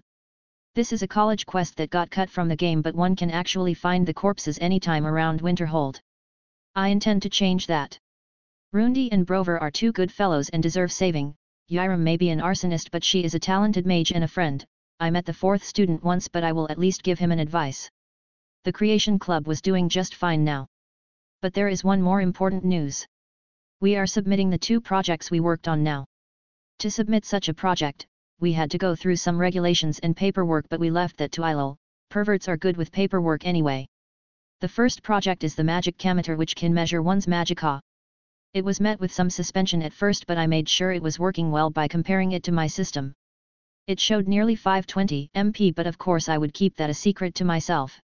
When it was submitted after the exam, some students from the other clubs wanted to try it, but their reactions were not that friendly. An Altmer student made a fuss when the device showed 130 MP for him and the same score for a Nord student. This caused more problems, but the submission overseer was teacher Tolfder himself, who confirmed that the device is right, as the racial difference was mostly in talent but not magicka. When Tolfder himself used the device, it went over the 1000 MP mark by a little. Actually, the device was made with a common soul gem, which its capacity doesn't exceed the 1000 MP. 2. The device was submitted and adopted by the college. This gave enough contribution points to the team for a rank up and a big reward. The second device was the Dariometer that I shamelessly named after myself. It can detect the output frequency and block it if it goes haywire. Unlike the magic cammeter, this was completely under my name as the lead researcher, and a device that made the submission overseers, as well as the other teachers, jump from the scare when they heard the description. For them, this device is just too great to not stand up for. As I intended, it was a glove with a measuring device on its back. When a spell gets cast, it detects the flow of magicka in every phase of the spell. Once it goes haywire, the glove cancels the spell. The value of this device in their eyes was high, so I prepared few of it and gifted them to the overseers immediately. It is not that expensive. This alone secured me enough contributions to advance for the wizard rank. I still lack some other qualifications, but I will take my time anyway. 1. Of course, we celebrated and all. The rewards of the college were always generous, and I was congratulated by Savos Aaron himself. After this point, I had no more work or researches I want to do at the college. Also, I was packing my things for the journey. Before I leave, I had to check the town. It has been a week since I moved to my new manor. I called it Sea Mist Manor. Most beautiful and artistic buildings have its unique names like Lakeview or Honeyside, so I called this way. The place was great. The furniture was good and everything looked as I imagined. I finally had my own kitchen where I can try making the food I wanted to make long ago. I want to make noodles, shawarma, kushari, pizza, and all these good stuff, but my experience in cooking is not something to be proud of, so I will learn bit by bit. 6. My room was the most amazing place in the world in my eyes right now. Jolinar wanted to make the attic her own room, so I gave it to her anyway. Nefertiti also loved the place and ran around everywhere. In the basement, there was a door made of Dwemer metal that has 3 keyholes and looks sturdy as hell. This was the combined work of me, Morbagog, and Marin. Of course, the 3 keyholes were just a distraction. The original keyhole was behind a brick in the wall and it needed a special key to open. 1. This door leads to the vault. A safe room reinforced by metal and contained most of my money and important research papers. It is also made to keep the artifacts that I will obtain in the future. 2. Other than that, I tried to think of planting some winter herbs around the manor, but will leave that for later. Other than the house, the bathhouse was working just fine and it made some good income. The town started to feel the circulation of money and things started looking good. I also sneaked to the bathroom a few times to spend the night with Ilishka. 3. All in all, life was going well. 2. I went to my room and threw myself on my ridiculously large bed to get enough sleep for tomorrow. Tomorrow became today, and the morning was cold. I returned to the college and went to see Nurina, Lonath, and my friends. Nurina heartlessly gave me another shopping list. I was waiting for something more, but I was told off. Lonath gave me a tome with some ideas and spells she worked on and told me they will prove helpful in the adventure. After that I left the college and met with Angium. I told him to meet me sometime from now in Windhelm and bring an extra crew with him. I had some business there. Finally, I gave Trudvar some money and a new weapon. I also took my hammer, the Agni Ra, back. I'll be needing it in this journey. 6. I had my gear on, my scaled armor from the tournament and all. I covered myself in a traveling cloak and carried Nefertiti, who was warped in some warm fur. Jules followed carrying a knapsack. 2. Just like this, we sneaked out of town under the cover of daylight. Don't ask how. 14. As we walked a fair distance away from the town, I conjured 2 fire horses and Joel conjured 1. We put our stuff on one and rode the others. I don't think Joel or Nefertiti can handle a high-speed ride, so we just rode on moderate speed. 6 hours passed and we reached Whistling Mine. I went down and greeted the people over here. It was also a good chance to rest from riding. The place has changed. On the other side of the road, a small village was built. This was not here before and definitely looked like progress to me.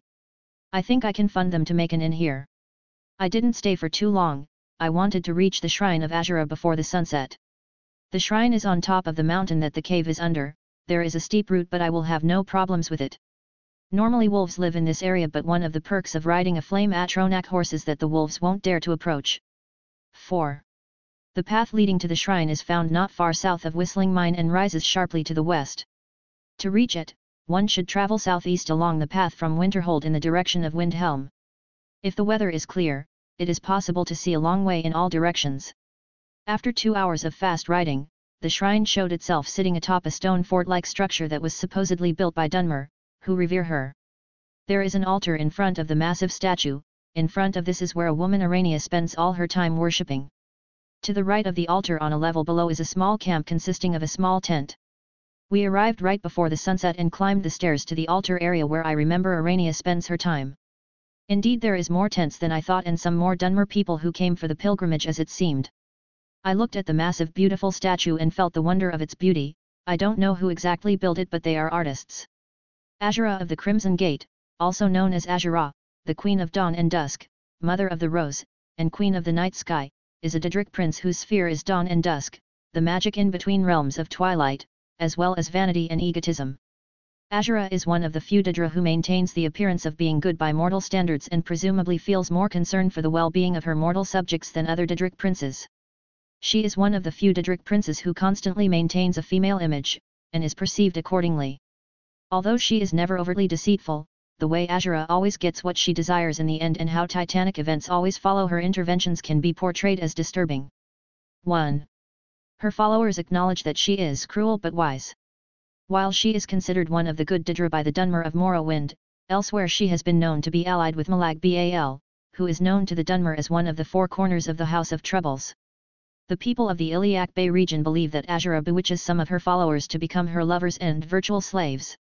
Azura's realm in Oblivion is called Moonshadow, is a realm created and ruled over by her. The realm claimed to be so beautiful that visiting mortals are half blinded. The realm contains flowers and waterfalls, majestic trees, and a city of silver. The wind smells of perfume, and the realm is known to have rain. Azura lives in a rose palace and is welcoming to mortal travelers. This is what all I could remember from reading about her. For her to be the first Daedric prince I try to deal with, then I sure am not bad. I was in deep thought that even Nefertiti in my hand didn't move and kept quiet. Azura, ha! A voice came from the side that made me jump away. The one who spoke was a Dunmer woman in the robes of monks. She was covered in fur because of the cold weather and looked a bit bothered. Ahem! Azura has seen your coming, traveler. It was not curiosity, but fate, that has led you here, she said. I looked at the woman who seemed to be Arania, the priestess of Azura. I looked at the statue and smiled. Well, even curiosity is a fate. But I guess Lady Azura can see me coming from miles away. I mean, we can see her statue from Winterhold if the sky is clear. No, Azura has given me the gift of foresight. I had a vision of you walking up the steps to this altar long before you were born. You have been chosen to be her champion. I know it is unexpected, but do not worry. It will all unfold as she has predicted. And you must go to a fortress, endangered by water, yet untouched by it. Inside, you will find an elven mage who can turn the brightest star as black as night. She said, it is cryptic, I know, but Azura's signs are never wrong. I believe the fortress may refer to Winterhold. Ask if they know this elven enchanter. I guess I know who I am looking for. But can I camp here for the night? You are welcome here. Thank you. May the twilight guide you. I left the woman and told Joel to bring our camping gear. This will be a cold night. Bonus. Small black square on the mountain of Azura's shrine. Human, what is that, Naya? This is our kingdom, Nefertiti. Our kingdom, Naya. Yes, anything under the sun is our kingdom. The tent is getting cold, you idiots. Chapter 75, Thalmor. Good morning. It's warm in here, completely unlike the outside. My survival instincts are telling me to not even think about getting up. This only because my fur tent kept the inside so damn nice and warm. Even though I am a Nord, I have that bad habit of not waking up early in cold days. I was still dragged out by force and had some snow shoved in my clothes. Joel was in a bad mood as it seemed that I have snored a bit in the night. Even Nefertiti joined the other side and bullied me. I just can't. Sob, this is too hard. 1. Breakfast was ready, of course. I shamelessly sat down hoping to get some food, but Joel was not even talking to me. I should never snore anymore. Yep, I am sorry. I can't make puppy eyes, so I was still treated coldly and had a little food. 1. Nefertiti, who sided with Joel, was chewing on her favorite dried fish. She has grown a bit since the time I took her in. Still, I won't allow her to get fat and lazy. Well, she is lazy. After some time, we said farewell to Arania, the priestess of Azura. We took off on our flame Atronak horses that we conjured at some distance away from the shrine. Looking back at that beautiful statue, I had an urge and remembered something. System, can you take a screenshot? Confirmed. Would you like to name the image? 1. Ho ho ho. This augur, what a fine work he did here. Let's try this then. Save it under the name statue with boobs. 2. Saving. Please choose a save folder. Save what now? What is that folder thing I heard? Save it in. Skyrim landscape folder. The hell? He didn't tell me it can do all that? Proceed. Confirmed. Displaying the data will be done relying on the aspects of illusion. The data displaying will take form based on modern knowledge from the host's memory. Please wait. What th? Loading is complete. Displaying the files. What is in front of me is something like a menu. It has some options like status, magic, equipments, map, saved data. Saved data was like this. Saved data. Time Skyrim landscape. Right pointing black triangle statue underscore with underscore boobs.jpg. Hey. Oi. Oi. Are you kidding with me? System, did you upgrade or something? Last update, 7 hours, 6 minutes, 35 seconds ago. For detailed information, please contact the main branch. Main branch now. Fuck you. Sigh. Contact the main branch. Confirmed. Activating the telepathic link. Your call was expected. Don't tell me you are going to open a KFC stall soon. The idea would be tempting if I had a mortal body. What in oblivion did you do to the system? I must apologize for the first attempt at updating the system, it was my first time, after all, think of the last one as a beta version. 1. Fine. Why did you change it anyway? It is simply because I could comprehend more knowledge from your memories. Did you finally turn red and started calling yourself Skynet? 1. No at all. My goal was to put more effort into assisting you. Well. Thanks. Please make full use of the upgrades, on the following updates, I will make sure to contact you beforehand. Okay, I was just shocked. Thank you. Sigh. My immersion is getting destroyed. What would Lord MXR think of his faithful follower if he knew about this? 16. A/N, MXR, famous Skyrim YouTuber, known as the Immersive Lord. 5. Sigh. Can't stop sighing. Okay, system. Show me what you got. 2. Status. Name, Jon Dare. Race, Human, Nord. Age, 15-4. Level, 17. Attributes. Health, 148/148. Stamina, 107/107. Magicka, 520/520. Active effects.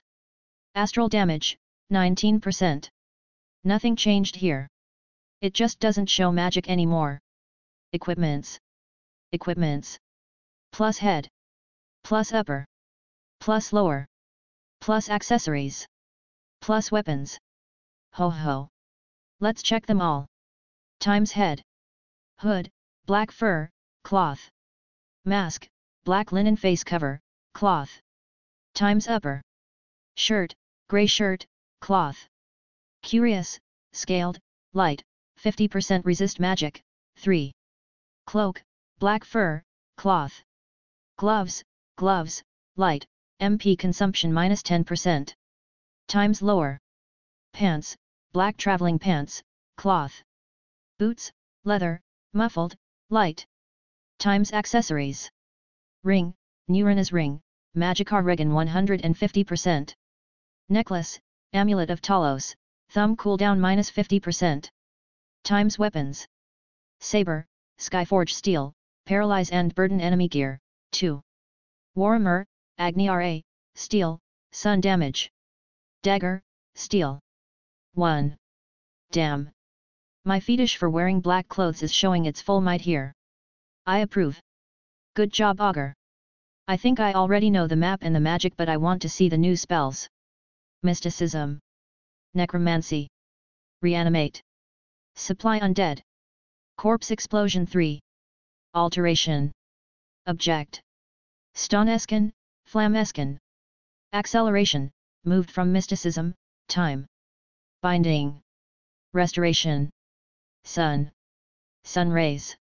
Sun fire, sun rune. Holy smite, paladin's aura. Ultraviolent 8. Great, I can't wait to use them. Human. Someone coming, Naya. Damn it. I raised a flag. Where is that? Ahead, Naya. I cast scan to detect any signs of life or energy, but I found nothing. I wasn't surprised. Nefertiti is a mage sentry cat, her kind is terrifying when it comes to detection or finding stuff. Even those who go into stealth with magic or hidden by the powers of oblivion can be detected by these cats. Neurona said that they can sense magicka better than any living being. To think Nefertiti can do it at almost 4 months of age. That's my girl. I couldn't help but kiss that furry tiny thing. 1. Now let's try to see further. I cast 2 times and 2 familiar falcons flew ahead. I was curious about who would come to this barren place. This is the area west to the Shrine of Azura. This place has nothing but snow, not even a road. I even have to cast scan on the ground from time to time just to avoid any surprises. The idea of someone traveling in this place other than me is somehow worth looking into. I may have to hide if it is something I can't face. Finally, my familiars detected something over 300 meters away. Damn, girl. Can you hear all this distance? I commanded the familiars to descend and investigate. These were some people. The vision I receive from the familiars are vague, but I can tell from the movement that these are mostly weak people. Some looked like carrying some weapons, but the others appeared to be carrying children. What is this? A caravan? It can't be. Not in this place. Joel, we are advancing ahead. Take Nefertiti with you. Something is not right. Understood. Joel took the small basket Nefertiti stayed in, and I rode faster to scout ahead. I have a pinpoint mark on both Joel and Nefertiti, so they mostly can appear on the map. System. Minimap. Good. My allies are the blue dots, my familiars are the green, those people are yellow. Kinda cool. The fire horse galloped on the snow and its speed was amazing as ever. Not even a minute has passed and I was facing a group of people. They were in a miserable state, some were even injured badly. 1. They were about 30, mostly women and children, with 7 men holding weapons. They looked as if they went through oblivion and back. Once they saw a man on a fire horse, they easily panicked and fell on their knees. They looked as if their minds were on the brink of despair and they easily fell to it. The 7 men jumped ahead to face me. Peace. I raised a hand. I hope I didn't give you a scare. I am just a traveling mage. I removed my hood and face cover in attempt to make a friendly face. The people looked at each other as if not expecting to see a Nord. Well, sorry to break it to you. Is something chasing you people? Master Mage. Please save us, we are dying. A woman broke in crying after she wrapped the situation up in her mind. She cried at me holding her son in her arms. Speak. I urged the men in the front to speak. The eldest man among them put his spear away and said, Thalmor, Sir Mage. The Thalmor are chasing us. The situation was simple. A cult of Talos worshippers lived in a village south to Dawnstar. It was in the west of Winterhold, 5 days of walking apart. These people appeared to be a cult that worshipped Talos in secret and was discovered by the Thalmor. The Thalmor forced the Empire to allow them to hunt the worshippers of Talos in Skyrim after the accident of Markarth and what Ulfric Stormcloak did when he demanded for the free worship. His action led to another political breakdown between the Empire and the Aldmeri Dominion, as allowing Ulfric to have the free worship he asked for was a violation to the White Gold Concordat that was signed to end the Great War. Due to this, the Thalmor agents and soldiers started going around Skyrim hunting the secret worshippers like dogs. How hateful! More to that, the Thalmor actually dared and ventured far this east. One must know that the policies of the Empire are more applied west than east of Skyrim, as in the west was the capital, Solitude, the center of the imperial power, and in the east was the ancient city of Windhelm, the stronghold of Ulfric Stormcloak and the future base of the Stormcloak rebellion against the Empire. This was clear as daylight. The Thalmor are provoking Ulfric. They want him to find out about their crimes against Nords near his doorstep, else, why would they let those people run all the way from the north of Skyrim to the east where they know it would be safer? These people are just some messengers to put more oil on Ulfric's fire. How sly! I tried to locate the Thalmor and they were not that far, just half an hour away based on how leisurely they were traveling. Their elven armors and robes gave them away immediately under the vision of my familiars. I couldn't let the familiars go near as they will get discovered and alert the Thalmor. 2. Still, their number was almost 32. I can't face them alone. If I am going to act, I have 2 objectives. First, the survival of the people. I had nothing to give them. The food I carry is only enough for 2 and a cat. Second, the Thalmor need to be killed. Now, let's act based on what we can do. I gave the people directions towards the shrine of Azura. This is the nearest place of inhabitants anyway. Jolinar finally caught up and it was the time to lay an ambush. The Thalmor will be here soon and there is an amulet of Talos on me. I don't think they would let a random human traveler pass alive anyway. These elves are lawless. Joel, hand me the soul gems bag. I said these words and my heart was quivering in pain. What will you do? Watch and learn. There is nothing called number superiority when it comes to Jon Dare. Yeah, sure. Here, go and get us killed. Sigh. This girl needs to learn some manners. Anyway, let's get this over with. I went to the tracks of the escapees and started to prepare. I had 11 lesser soul gems which will be used right now. I am using a technique I learned lately. It is classified as Conjure Frost Atronak, but this is called Conjure Frost Guardian. What is it, you ask? Well, it is the same as Conjure Frost Atronak. The only differences are, one barely get to control them around, and they stay in place, the only orders one can give them is enemy, ally, hide, stuff like that. More than that, they don't just get conjured by normal magicka and cast technique, they require a lesser soul gem each. Pretty wasteful, right? Well, they also have a big advantage. They are not bound to oblivion anymore, which means they are summoned permanently. Due to that, they are stronger than their normal summon and leave bodies behind when they die, not like the normal summon that gets its body back to oblivion. The best part about their trashy control is that you can have a large number of them. Larger than the number one normally can control. With the flaw of their mobility, all guardian summons are perfect for defense and ambush. Now I am surrounded by 11 of those and I could hide them successfully around the tracks. They looked like ice pieces if one didn't notice their magicka. This is perfect. I am in good mood now. Time to hide. I ran from the place and went to a higher ground where Joel and Nefertiti hid. The last touch I wanted to add was some undead. To not harm the frost guardians with friendly fire. I had to summon only mistmen, the floating black upper half skeletons that cast frost magic. I can get 8 of them. 3. In my hand was a bound bow, and Joel was carrying her bow. We will hunt them in the fray. Not long later, Nefertiti heard them getting nearer. I was on my toes ready for the ambush. Slowly they walked like mice in the trap, not expecting what was waiting for them. Almost there. Now they are surrounded. Attack. Chapter 76, Red Hair, Red Eyes. A/N, there is a vote on Discord, it is about the Star of Azura. You can vote between the Star of Azura that can trap white souls of animals and other beings, or the Black Star that can trap the black souls of mortals. A/N, this is a 4K words chapter just to let you know and appreciate it. Justiciar Lariner's POV. Nords. How filthy. They are not just humans. They are the lowest kind of humans, at least those filthy Bretons walk around showing off their elven ancestry. But you will never find anyone as lowly as Nords. Those monkeys that worship a demon like Lorcan and a lowly human like Talos deserve nothing but to be chased and killed like the dogs they are. Even their empire has given up on them due to their stupidity. Now we should do our mission and we should do it right. A message has to be sent for that Jarl in Windhelm. Still, we can enjoy some hunting on the way. Those mongrels refused to die out and fought a hopeless fight shouting Sovngarde this and Sovngarde that. Some of them actually died smiling. I mean, can anyone believe it? What are their brains made of?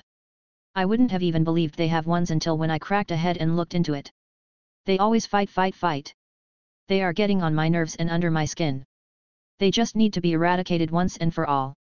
Justiciar Lariner, you are making that face once again. I get it.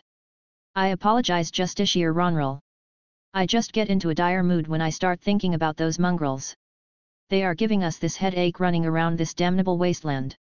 The one spoke to me was my senior, he is a lazy old one.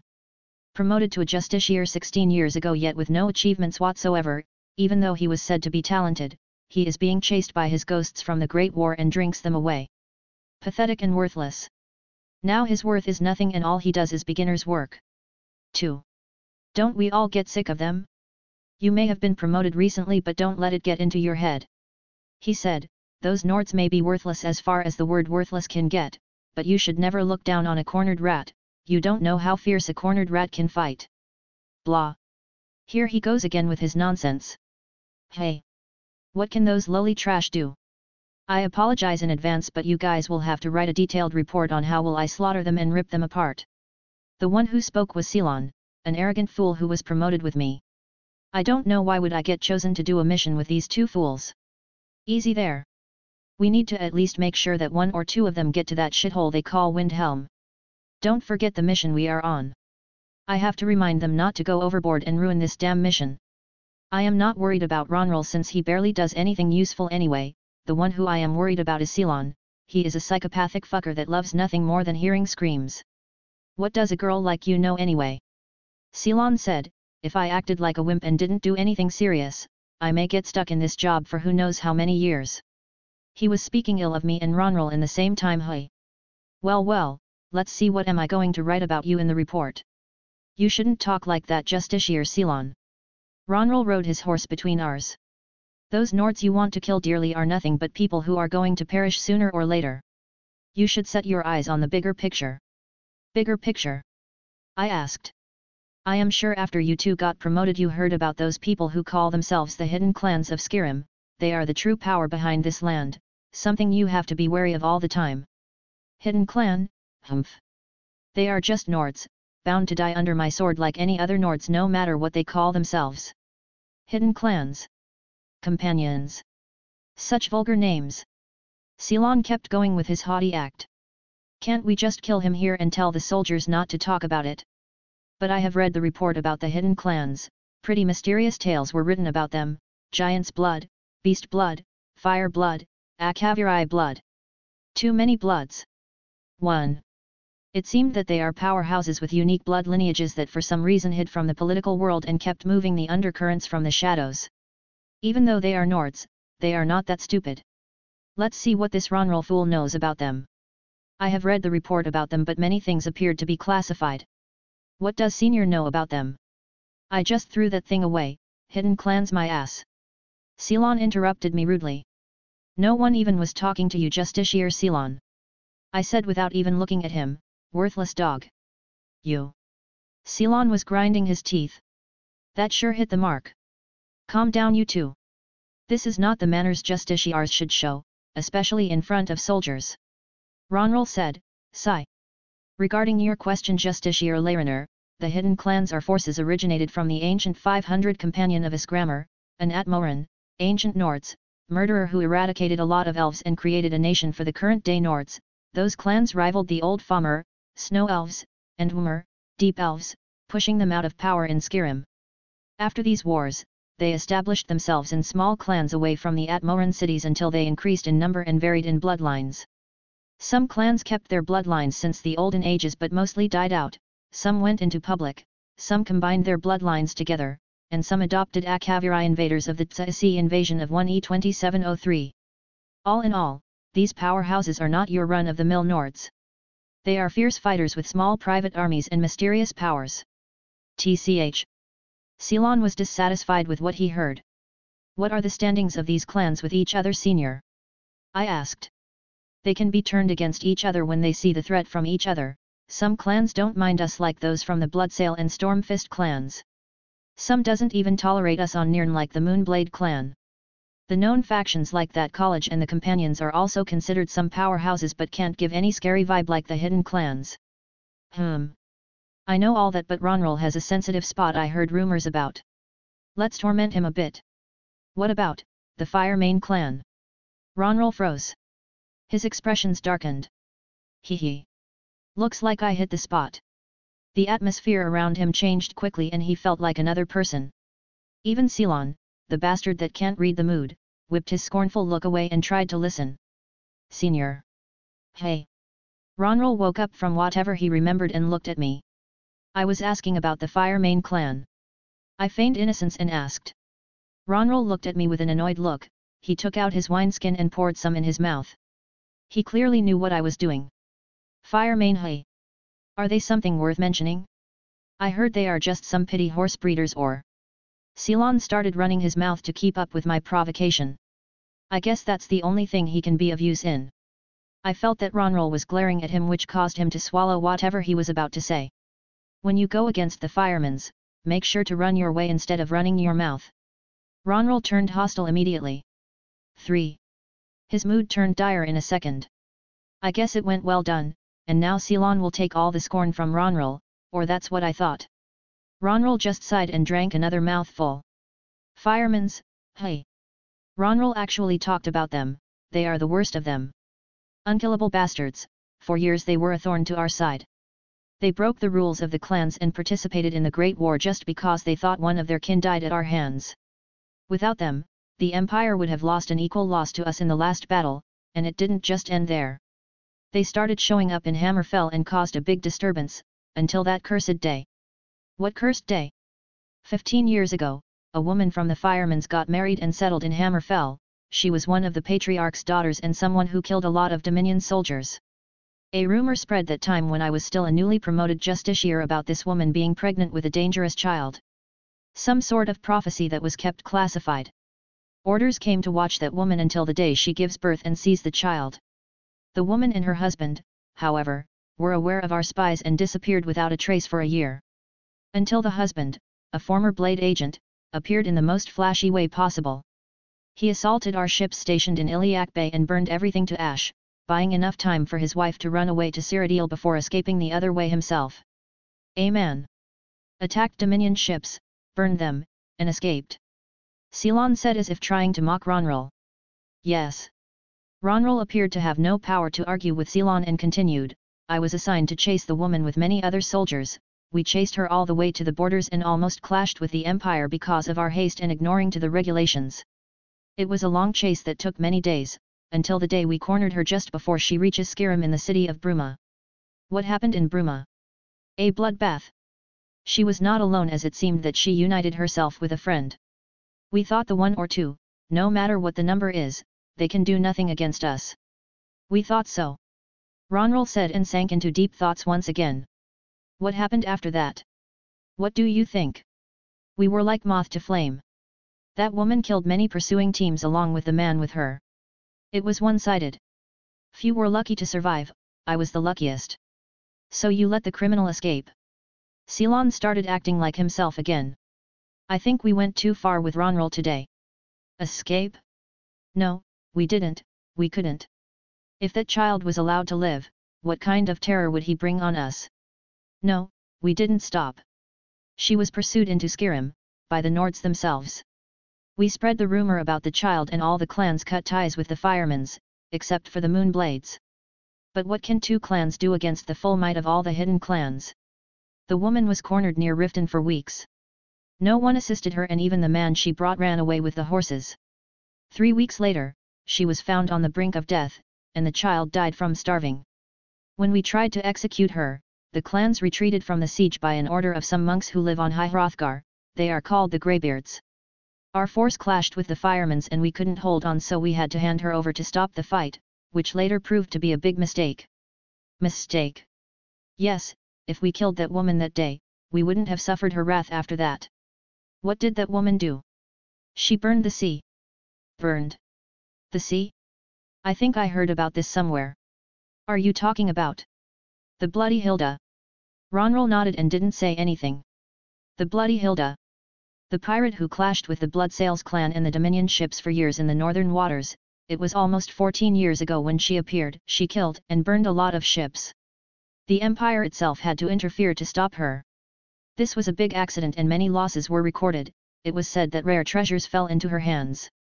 It was also said that she burned the ships she looted and never spared anyone. So the Bloody Hilda was our doing. The official reports said nothing about that. Indeed, letting such a woman live was a mistake. It seems that this clan is annoying beyond reason. I will admit that what Ronral said was right. We need to destroy the big pillars before taking down the house. Pfft. You actually believe all that nonsense? Justiciar Ronral, why don't you think about retirement? You are that old, you know. Ceylon couldn't resist being in shutting his trap for a second. Not even Ronral was in the mood to look at him, yet he was still yapping. Don't worry, Justiciar Ronral, the moment I see one of these filthy Firemane Nords or whatever, I'll stick an arrow in. UUGH. Hey! What was that? Ceylon fell from his horse on the ground, everyone got alerted. I looked at him and there was an arrow piercing through his neck, a spectral arrow from the Bound Bow spell. Ceylon is very dead. Ambush! Ronral shouted, but it was already too late. The land around us exploded and a lot of frost Atronachs appeared around the group. What is this? Who can do such a thing in this place? There was no time to breathe. We were surrounded and it looked dangerous. Circle formation. Hurry! Larenar, don't just stand there, kill these Atronachs, use magic. Ronral started shouting at me. Damn it! I almost panicked. I jumped from my horse, ran into the formation. It's better to be behind their shields in such a situation. Just as I was preparing a lightning spell to deal with the Atronachs, ice magic started pouring from the archer's direction. How many are there? I don't know, just don't get rid of these Atronachs first, then we can retreat. This is madness. How could these Nords prepare such an ambush? Was there anyone traveling on the road and ended up helping them? That is not the time. I need to take care of this. THD soldiers stood their ground, but the power of the Atronachs was overwhelming. The arrows started hunting us and the frost magic came from between the Atronachs. As we barely managed to take down half of the Atronax, we lost half of our men. Finally, the ones casting frost magic appeared. I can't believe what I am seeing. Undead. Never seen the likes of them before. What is going on here? Who are we up against? Eeeeeee. Something strange appeared. A rider on a burning horse. No, that's a flame Atronac, that looked like a horse? He was rushing like mad and broke the formation. His target is Ronroll. He held a spectral spear and took Ronroll by surprise. Ronroll's chest wad pierced and carried away by the rider. No time to waste. The rider left a hole in the formation, enough for me to run. I will just run. 1. The rider pinned Ronroll on the ground and his hood moved down, revealing his red hair. They were saying something to each other. I don't care now. I must run. On me. This way. Retreat. I rallied the remaining soldiers. I need as many meat shields as possible. This rider will be troublesome to face. 1. With some effort, I took about 10 men and broke in a run. This is not turning well. The rider is already on us. And there is also another one shooting arrows. I cast haste on myself. I need at least some speed and be faster than the others. This bad. Very bad. I am getting tired. The best place for me to run now is to slide on that small slope. They won't follow me on horses there. This is better. I think I lost them. But I am all alone now. I need to run back to the ship. It would take days. Easy, calm down. I have to be strong. I walked and walked. I could feel a presence. I need to be alert. I evoked magic and approached quietly. Nothing was here, just a small wild animal. This is as far as you go, Thalmor. We tracked you for days. A voice came from behind. When? How? Someone sneaked on me? It is the voice of a girl. I don't know who are you, be you. Save your threats for someone who has time to hear them. Now speak, where are your men? And the people you chased? This is bad. We were being tracked? But they don't seem to be with the one made the ambush. Think. I have to distract her, then take her as a hostage. I'll talk, then I'll cast magic on her. This is the best plan. Listen. If you... Oh, painful. Why? She dare. My hands. You bitch. You cut off my... Oh, it hurts. My... hands. No. I can't face her. This monster. Run. I need to run. I can't do this anymore. I just... have... gods. Why? Why did he catch up? Jon's POV. 3 justiciars on horses, 30 Thalmor soldiers on foot. Such a force. They walked into the trap and everything is turning out well, but they may survive. I don't want them to survive. I had to take down a justiciar with an arrow first. These are the most annoying kind of Thalmor. Something like the law enforcers that act as judge, jury, and executioner. The most annoying thing about them is their magical power. One can't just allow them to live. 1. The system helped in assessing the situation too by detecting the energy from them. And so on. I managed to take down but Joel couldn't get a hit on any of the other 2 and they ended up taking down half of the Atronax. Not good. I can't let this continue. Joel, cover me. I'll go wreak some havoc. She nodded and I jumped on the fire horse and cast Bound Spear. Only one justiciar was nearly unguarded and that was the one. Let's take him down. Eeeeee. I made a charge. Feels like fun. Between this. Behind that. Coming through. Excuse me. And. Arg. One skewered Thalmor justiciar for you. Ho ho. Bastard is putting resistance. You just have to die, sir. I took the poor elf on my spear and pinned him on the ground. This time the spear must have gone through his heart. He was dying under the fire horse while taking the spear in his chest. Must have looked cinematic from a third-person view. Screenshot. Confirmed. Please choose. Generic name, damn it. The others saw the strongest one among them die in this state and broke into a run. Wait for me.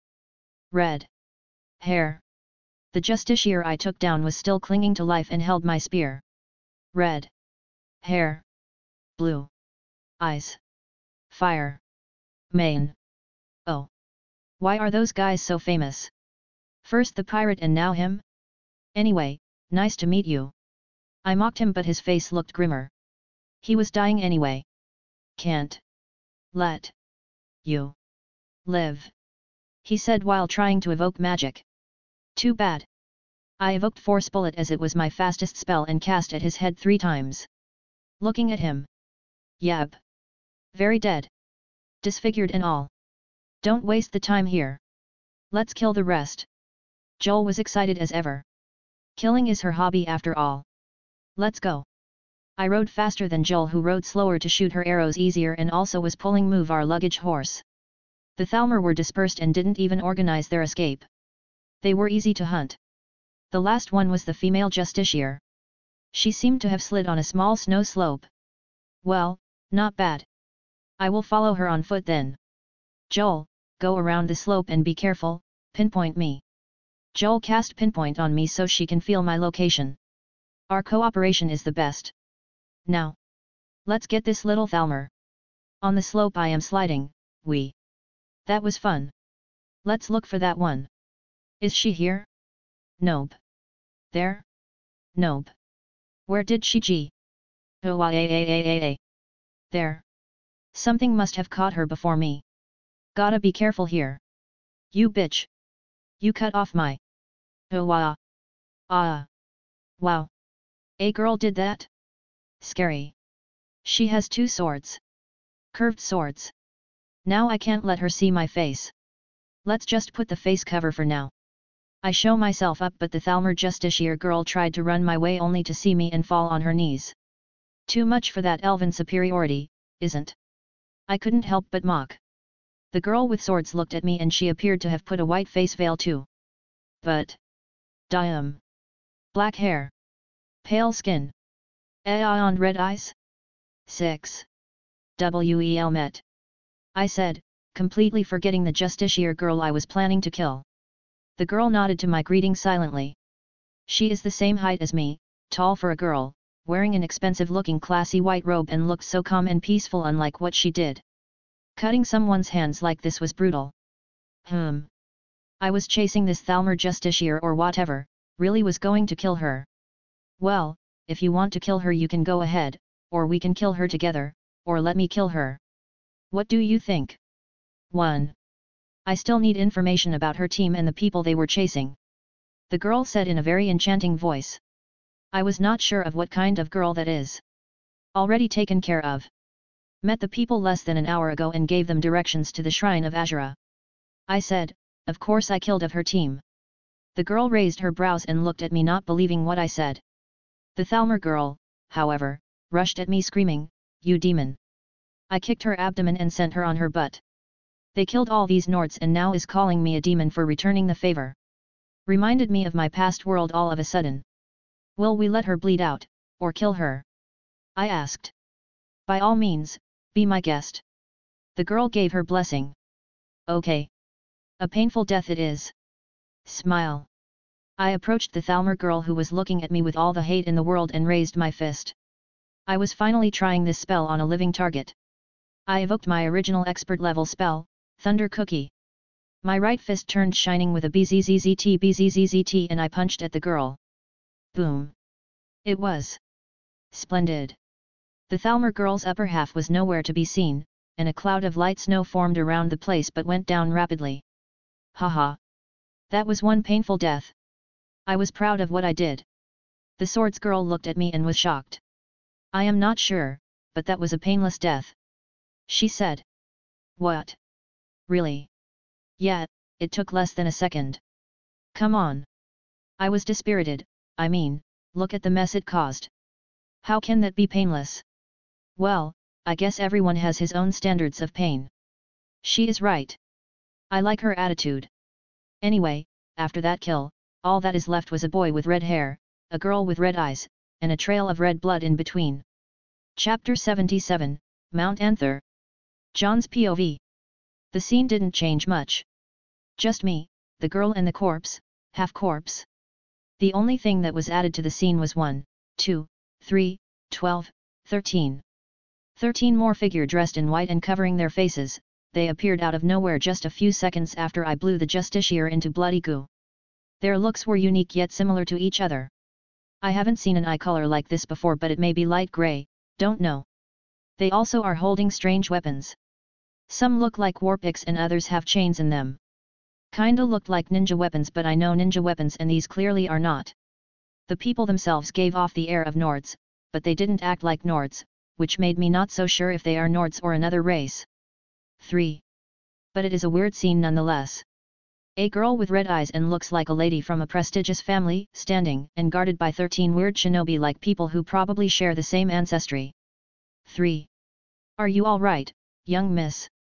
Don't worry, he means no harm. She spoke up for me. More than that, when she did, they eased up a bit and showed less hostility to me. Still. How do you know that? I asked in a smug way. The girl looked at me and I could feel her smile behind the veil. I can tell. She said. I couldn't hide my tired mentality, perfect. Another weirdo. They people showed no reaction except for one. Insolent. Apologize or I'll make you. He came out and pointed a short blade at me. The others sighed and shook their heads, apparently, his actions are out of their norm. I looked at the guy and he seemed to be in a close age to me. His posture and weapon holding technique are new to me. Looked interesting. Point that away before you injure yourself, boy. A voice came from behind me. That was Joel aiming her bow at him. 1. The situation got frozen for a few seconds, but someone broke the ice. Stop embarrassing yourself, you fool. A girl's voice came from one of the white figures. The guy didn't back off and pressed further. Yeah, stop embarrassing yourself and apologize immediately. 1. Hey. Sigh. I was talking to you, ice brain. The girl spoke once again. Hey. The boy got taken aback as it seemed he didn't expect it. He was at a loss from embarrassment now. Don't think about it too much. I said. Wah. I don't need you to comfort me. He shouted at me. The situation was fun. I kinda see that these people are not that shady as they look. Still, I guess I can't stay like this all day. There is some stuff I want to do. I guess it all went well, but I need to be on my way now if you excuse me. I turned around and pointed to Joel. Wait. The red-eyed girl called, the people that were being chased, please lead us to them. She seemed concerned about them. Fine, I am going back to them anyway. She nodded and whispered something to her people, some of them ran and brought some horses a minute later. I think we need to hurry, you and your friend can share the ride with us hey. She was speaking to me but suddenly halted and looked to the side. The others also followed her gaze on guard. I was not detecting anything weird from that direction. It was just Joel bringing back the fire horses. Aha! So this girl has a good detection ability too.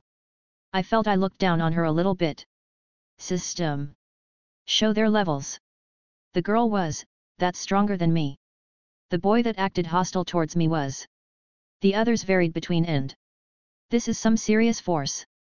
Some of them were even stronger than the justiciars. Anyway, Joel came with the fire horses and some commotion happened between these people. They clearly didn't see this one coming. I jumped on my horse and looked expressionlessly at them. It took them a moment to process what happened and rode in their horses silently. Who are these people? Joel came close and asked. In the same time, the boy who showed hostility towards me approached the red-eyed girl and asked. Who is that person? I and the girl could hear from a long distance, so we looked at each other with curiosity. I have no idea. Alina's POV 6. We rode with haste towards the direction that mysterious young man guided us to. I was really in a hurry to finish the mission entrusted to me by the elders, but it seemed that this young man has already done the deed. He said he has taken care of it alone. I don't know how powerful he is, but he clearly showed it off on purpose when he killed that justiciar, maybe overkilled, I don't know anymore. All I can tell that he didn't lie to me. The only problem is, he is very unpredictable. Unpredictable people show many future possibilities and are hard to read. Well, he can't lie in front of my eyes, so I guess there is no harm. After all, unpredictable people are the most interesting. More than that, this horse he is riding is clearly an Atronak. An Atronak that can reshape itself is only mentioned in Tales of the Three Banners War during the Plane Melt. A/N, Plane Melt, an event that occurred the Elder Scrolls Online. This was done by Malag Bal when he tried to drag Nirn out of Mundus and take it to his realm. During the plane melt, it was said that some conjurers could achieve this degree of controlling an Atronach and forcing it to take the form they want. Best guess is, this young man is from a very prestigious faction that has excelled in the conjuration school. Maybe the children of Hafera, but these people don't come here. The nearest place that provides practice to conjuration is the College of Winterhold, but those are part of the outside world and we have a good relationship with them. I need to start learning how to scry from now on. But it is also another lost art. While I was sinking into my thoughts, my clansmen halted their horses, which alerted me. There seems to be something ahead. I saw 3 of Frost Atronachs standing ahead and guarding a place. Please give me a second. The young man jumped from his horse and went to them, he then started banishing them back to oblivion. He is good. The team leader said. I can see that too. The team leader is just temporary working under me, but he is the one who is actually giving orders. As the third young miss, my role is only to act solemn and look pretty. Anyway, the young man seemed to have done and signaled us to come ahead. Young man. You really took all of them on your own? The team leader asked. Hee. Nothing really special, I just hit a lot of Frost Atronachs around and they walked right into the trap. Well done. The team leader said, listen, these elves have a lot of quality armor and some valuables, I will offer you a good price for them. Fine. The young man agreed without thinking. Good. You, and you. Loot the bodies, burn them. 3 of the team went down and started the work, the rest of us kept following the young man. Not long later, we caught up with the Talos worshippers. They looked fine. Sir Mage, you are back, did you find the Thal? Who are these people? One man stepped up quickly but halted when he saw us. The young man glared at us and his hand touched his sword. I guess I had to mention this before. Damn it. I forgot to tell. Ahem. Wel met, I am a traveler and these are my guards. This morning we came across a boy who was wounded in the snow, his name was Fuker and he said that Thalmor were chasing his family, so we rallied to aid. Fuker is alive. Talos bless you my lady, where is he? He is back at the camp with some of my guards, you can rest assured. This was not completely true, but also I didn't lie. We found the boy in the clan's territory, and when we found out that some Talos worshippers were in distress along with a Thalmor infiltration to our land, this had to be responded at with firmness. We also carried some orders and supplies for the matter of those people. But the problem occurred quickly, or I guess this was only natural. These people have already decided to escape to Windhelm and be protected by Ulfric Stormcloak. This will cause problems in the long run. We can ask the Firemane clan to take them in, but that needs a prior contact even though they are our sworn allies. What a headache. As I was thinking of a way out of this, the young man took part in the conversation. Sigh. You can just go to Winterhold. Winterhold? This place is doomed within a few years, doesn't he know that? The people tried to tell him this, but he said, I wasn't going to help in this matter, but if you folk went to Windhelm, you may cause a political problem. Don't ask about the details, but you can actually go to Winterhold. The place started to change 3 months ago. Some fellow rebuilt a part of the old town, he is looking for people to work for him there. Take this token to Winterhold and ask for Trudvar or Mistress Ilishka, tell them what happened and everything will be fine. He didn't lie. My eyes told me that. This is news to me and clearly news to the whole clan. Winterhold is under the mercy of the Bloodsails clan. Even the college doesn't operate openly in the town. If someone managed to control that puppet of a Jarl, then the town can be liberated. I looked at the team leader and we both understood what needs to be done. We will also send 2 men with you to Winterhold. This is the number we can spare for now as we are under an important mission at the moment. The team leader said. Whoever that person is, we must make contact with him. This is clearly of great importance. This young man is indeed from the college, he wanted to hide it, but indeed we are lucky to meet him. I can't thank him enough now. After this and that we parted with the Talos worshippers and said our thanks to the young man. He got paid for the elven armor we looted and he seemed to want to part quickly. Sigh. Interesting people are indeed rare. I guess I'll take this guard and pay the sacred ground a visit before I go back to my boring clan. Jon's POV. I hate to put my identity into situations like these. I had to help the worshippers of Talos by preventing them from going to Ulfric. This is a headache, but it was worth it. Problem is, these white shinobi-like people and the red-eyed girl may figure something out about me. I hate this. I have a phobia regarding my identity leak. This is something that was hammered into me by Uncle Delvin himself. He taught me the importance of secrecy when it comes to dealing with people, and also the importance of fame. 3. That is why my name as Jon Dare is my famous one, the one I look good in. And even though I don't want anyone to find out about me now, yet I had to put it on the line for the sake of those people. To tell the truth, I shouldn't have acted. I could only give directions to Winterhold and nothing more. But when I saw the red-eyed girl giving a distressed look like that, I felt the urge to act. Did I really have to be the hero? Stupid. Stupid. You are no hero. My brain is overheating right now. Human. Want a kiss, Naya? Nefertiti woke up and is making a cute face. Sigh. Not angry anymore. Can't be. Yes please, kiss me. Naya, you kiss me, Naya. Human. If you kiss me Naya, you be happy Naya. What's with that logic? Kiss me Naya. Fine. Here. See, you feel good Naya. Just stuff this in your mouth and go sleep. I gave her a dried fish and put her back in the basket. She became really cheeky. Me too. Joel rode beside me. Want a fish? No, kiss me. Sigh. This will not end. After half a day of fast riding, we reached our destination. Mount Anther. Mount Anther is a mountain southwest of Winterhold and west of the Shrine of Azura. Ancient Nords built a word wall just a few meters beneath the summit of the mountain. The mountain is most famous as the site of the battle between Olaf I and the dragon Numinex during the War of Succession. Olaf I was the Jarl of Whiterun at that time. After the death of the last king of Isgramr's dynasty, a civil war broke out between the holds and the victor was Olaf. One of his deeds was slaying Numinex, a dragon that was told to be a foul-tempered one that wiped out entire villages, burned cities, and killed countless Nords. I came for this place for only one reason. The word wall. A word wall is a wall etched with a set of words in the dragon language. Multiple word walls can be found in various locations throughout Skyrim. In the game, on each word wall, one of these words may be highlighted. A highlighted word is a word of power. It is associated with a certain shout the player can use in the game. Most importantly, the word walls out in the mountains are dragon lairs. I can consider that my arrival at such a place is already an attempt to gain the words before the dragons come back to the world. As I arrived to the place, it appeared as a large yard with few stones here and there, as well as a long stairway that leads to a higher area in the mountain. I found some burial urns and some flowers here and there. Apparently, some Nords cremated their dead kin and kept the burial urns here. This may be some sacred grounds now. Anyway, I need to copy the words on the wall and be on my way. I walked through the place in respect for the buried dead and advanced to the stairway immediately. On the top of the ridiculously long stairway, I found the word wall.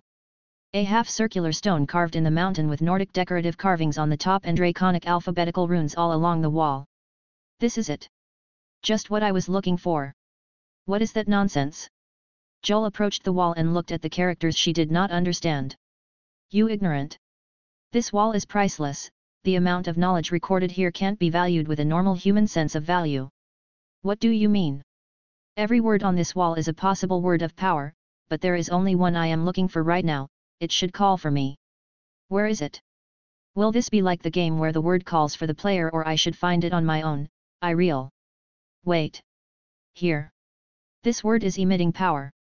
This word is 4 runes, I recognize them, it is Slen, if I remember it means flesh. Slen is the second word of the ice form shout. It is IIZSLEN news, which means ice flesh statue. It is a Thursday to freeze the opponent solid.